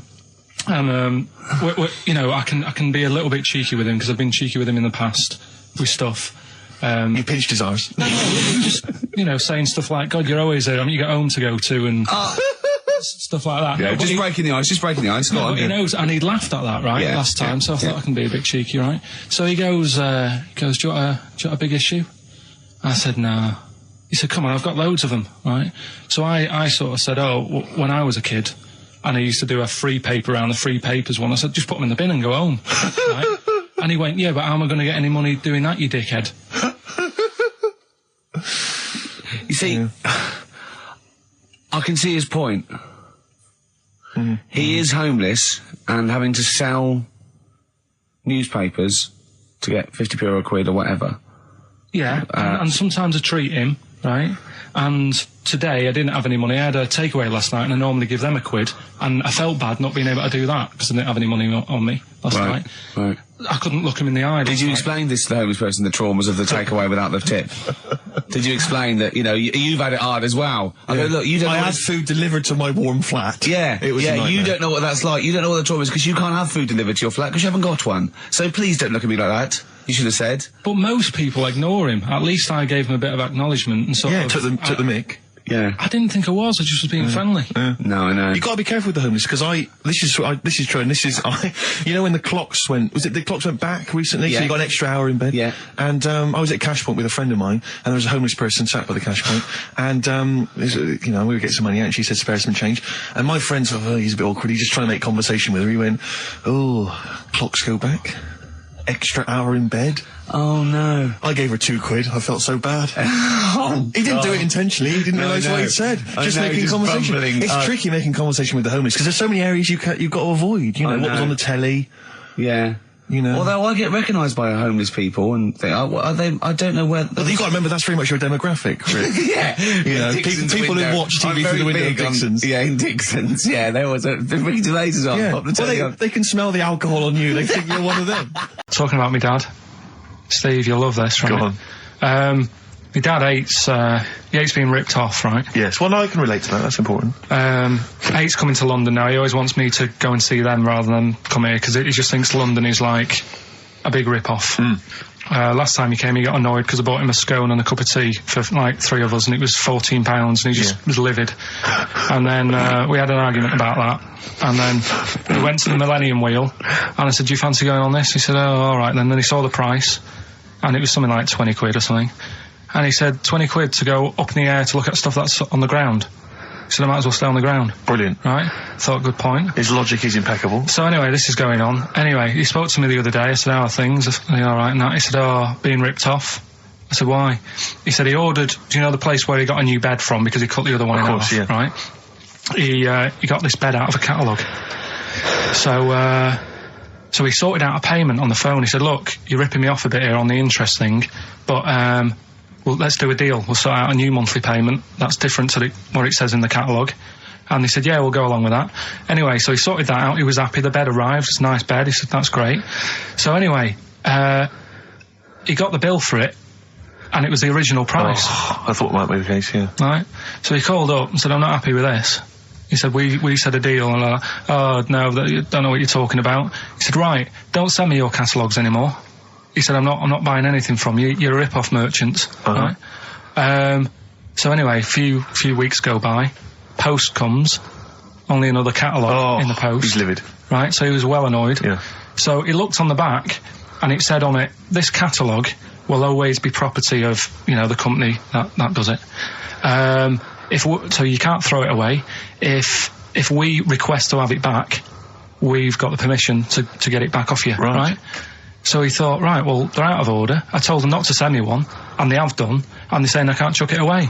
So he called them up and said, all right, Mr. Pilkington here, bought a bed off you, you conned me, and that. Well, forget that. We've dealt with that. You've sent me a catalogue, I told you not to. It says on the back here that this will always be yours. Yeah? So, in a way, you're using my house as a warehouse. I'll be charging you 26 pence or something a day. Brilliant. He said, you already owe me £6.28. Something like that. Genius. And, they sorted it out. So again, it's just... So hang on, but are they going along with this? I don't know what happened. He said they sounded annoyed and said they'd get back to him, and they haven't. But he said, I'm not bothered. They can take as long as they want because the money just keeps going up. Yeah. So, what sort of profit has he made so far? Well, when I spoke to him in the week, it was like £6 odd. Yeah. I think that was on Tuesday. So he's just leaving it. It's like an investment. Yeah. It's like an antique. He's it's just going up every day. So, what's the best bit about the holiday? Come on, pretend you're Judith Chalmers. I have been doing. I would have done all. I would have said that. Don't bother. Right. I mean, the hotel was good. Yeah. That was all right. What was that like? It's all right. Just, clean. That's all you want, isn't it? See, that's not quite what Judith Chalmers does. She doesn't go, what's the hotel like? All right, yeah, clean, isn't it? All right. What was it like? What was it? 3-star, 4-star? Did it have a swimming pool? What was the room like? Yeah, had a swimming pool and that. Yeah. Yeah, it's good. I think it was one of the better ones on the island. Okay. Nightlife? Wasn't really any. There was a bar, there was some bands playing. Yeah. Not very good. Food got a bit boring. Yeah. It was always the same food every night, but they sort of themed it and made out as if it was different. So, like, on Mexican night, it'd be chicken with a nacho on it. Right. And Chinese night, sort of chicken with a little prawn cracker on it and stuff. Sure. But that got a bit boring.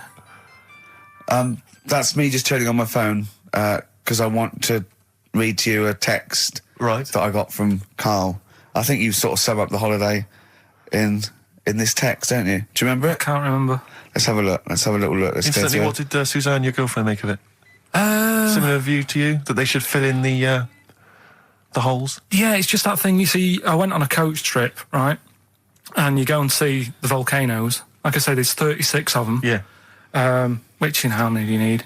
And when we're on the coach going round all these volcanoes, the fella on the front's going and look out your left window at the moment, and there's a volcano. And if you quickly look out of the right-hand side there's another one. Right. And on the left, it's just like, all right, we've seen it. Sure. Do you know what I mean? Yeah. And that trip, I mean, we'll talk about that trip in a bit. Right, this is the text I got from Carl, right? All right. Been up to a volcano. Been in some dead artist's house who built his house in the lava. They said they would show me science with volcanoes, but all they did was chuck some water in a hole and it shot up in the air. No dwarves in the canteen, no scousers here, but there is a Swede woman with a big head. She looks effing gormless with a cap on. All right? So a little reference there to... A Swede woman? What's that mean? Do you mean Swedish? Yeah. Or she looked like a vegetable? No, the Swedish woman. But they've all got sort of quite big built, aren't they? Yeah. Someone here who I work with, Yeah. right, I'm not going to say the house, it doesn't matter, but they were eating space cake, right? What do you mean by that, Carl? Explain. What's a space cake? For people who... It's some sort of druggy cake, isn't it? Yeah. Right? A dope brownie or whatever, yeah. Right. So with cannabis in it, is that what you're saying? I think it's something stronger than that, isn't it? I don't know. But anyway, he was having this space cake, and... You better give me the name now, Carl, because I've got to report him. No, listen. It's only... No. It really doesn't matter. No. Is he Sturgis? Was it Claire Sturgis? Yeah, She let's say wouldn't it bother. is. She's gone on the hardest. She doesn't bother with Yeah, those. she's just It jacked straight up. doesn't do anything to her Straight now. to the vein, yeah. So listen, right? So he's at a party, right, Yeah. with his mates, and they're listening to the Star Sailor album, right? Right. And he's sat there, and he's had some of this cake, Right. and he's listening to the album, and his mate's sat across the way talking to someone else, right? That's weird. The album's on, and he thinks to himself, this track's going on a bit. Yeah. And his mate across the way, who's talking to someone else, Heard him say it. heard him say it, and he goes, Yeah. yeah, isn't it? Yeah. So he goes, oh. Right. And he goes, See, usually at this point, I say this bloke taken drugs, but you started the story Yeah. with this bloke no. had done some But drugs. since, Right, Rick? No, if he was here now, Yeah. right, he would say, yeah, I know it sounds mental, Yeah. but it happened. And Yeah. it wasn't just a one question. It wasn't just like, oh, this track's a bit long, innit? Yeah, it is. He had a It whole was conversation. A whole conversation Sure. with the guy. And Yeah. What, but sorry, I just want to clarify. You mean he had the whole conversation telepathically? Yeah. Right. He didn't just shout across the room. And they've recently met up and like they've sat there and tried to like work out what happened. And it's never happened Presumably they again. don't have to talk at all anymore. Yeah. Why did they meet up? Couldn't they have just done it like in their own homes? Just stay at home, Do they have to have that cake before they Yeah, before they start have having to a chat. conversation? Hold on, wait a minute, lads. Why are we using our lips? Yeah. This is using way too many foot. Oh, take them. There you go. My only question with that is, being skeptics like Ricky and I, whenever we hear a story like that about the paranormal, the first thing we always look for is maybe some other explanation. Yeah. Maybe one vague idea. Lying. Could be lying. Chinese whisper. As I think you pointed out, there are drugs. It's often, Drugs. an issue as well. Madness. Yeah. Fear. Delusion. Sleep. Yeah. You know, there are so many things you go through. I'm going to go with the drugs. Before your dead grandmother Exactly. pops into the equation I'm for going to me. go with the acid. Right. So could we bring back just for one night only, educating Ricky? Oh, I'm excited. Yeah. Do you think it warrants that? I don't know enough about it. You know what I mean? About what? It sounds perfect. Play the jingle. Educating Ricky. He's getting smarter. A couple of things happened in the week that I read about. Okay. Keeping up on what's going on and that. Sure. Yeah. One was about that Galileo fella. Okay. Was it about 1636? Was it? I think it might have been not earlier. bad. Go on. Did some stuff with light and that. Yeah, he did lots of physical experiments, yeah. Is that it then, Carl, is it? He did some stuff with light and that. What did he do with light? What was that? Well, I think he invented the first... Telescope. Telescope. So I think it's a particular lens, though, and he did experiments where he dropped famously two different weighted balls from Pisa, and they hit the ground at the same time, showing that it doesn't matter, the weight doesn't matter, but air resistance does and stuff like that. I think he probably explained it a bit better than that. Yeah, but I'm talking to Karl. Sure. Did they need to know He's stuff? just thinking about pizza. Yeah. Did they need to know stuff like that back then? What do you mean, did they need to know stuff like that? It's just... There weren't people going around going, I've got to drop these 2 things off the Leaning Tower of Pizza. I just don't know which one's going to land first. Yeah, I need to know. What do you need to know about? Bring me Galileo. Yeah. It's for a bet. Yeah. No, but if I was knocking about then, I'd be like, stop messing with that. We need a telly. Or, do you know what I mean? I bet he thinks the Flintstones is real. I know. That'd be brilliant. That's what I'd do if I was a caveman. I'd make a telly out of rock. Yeah. And a pelican and a as car a cement that I just mixer. ran along the road with. Yeah, exactly. Yeah, we need a car. Yeah. Well, we haven't really got the internal combustion engine. Can you stick your feet through the bottom? Yeah, just get me a car, for Christ's sake. Anyway, here's another dilemma for you, a quick one from Kate. She says that she's a single woman, she's 6 foot tall. Recently, she's found herself being approached by men of, let's say, restricted height. And she's not desperate, but is it ever acceptable in her, she wants to know now, is it ever acceptable for a taller lady to go out with a person of restricted growth? What do you think about that? If you see that on the street, do you think it looks bizarre? Do you think it looks odd? Or So a should she just go 6 with foot it? woman with, Someone of a dwarfish persuasion. we can't say sort of that or the midget word, but You I can't mean, say that, no, that's a little fella. Yeah. Is that, so there's a noticeable difference in their height. Is that ever a problem, do you feel? She's 6 foot, he's 3'4". Yeah. If I saw it, I'd just think she's doing it. Okay, let's not do this now. No, come on, she's doing it what? Oh. No, for attention in a way. Because there's loads of other people. I told you, Steve. Yeah, Okay. I know, but I'm just, I mean, is that serious? I think so. Well, I mean, if it, whatever makes you happy. Please don't ask Karl No, these but sort do you know of what I mean? questions. If it makes her happy, then do it. But in a way, you're not going to have a normal life. Oh, God. No, but you're not, because they're going to get I'm sticks. There's no so point bringing sorry. trouble onto yourself. Karl does not necessarily reflect the opinions of anybody the else in the world. Hold on. This woman, she doesn't live in a forest in a little cottage, does she? She hasn't got long black hair and wears a sort of... She says the guy she's going out with is a miner. In Really? a crystal mine, yeah. And he just sings all day on his way Has to he work. got 6 mates? Apparently so. Okay. No, there's this lad who called Mark, right, who I used to go to school with, who used to call me that. And his mum, right, was like obsessed with cleaning. And I was never allowed in their flat. He makes the place look untidy. So she used to, I don't know if it was just me or all his mates, but I used to turn up and she goes, yeah, he is in, but you know what you've got to do?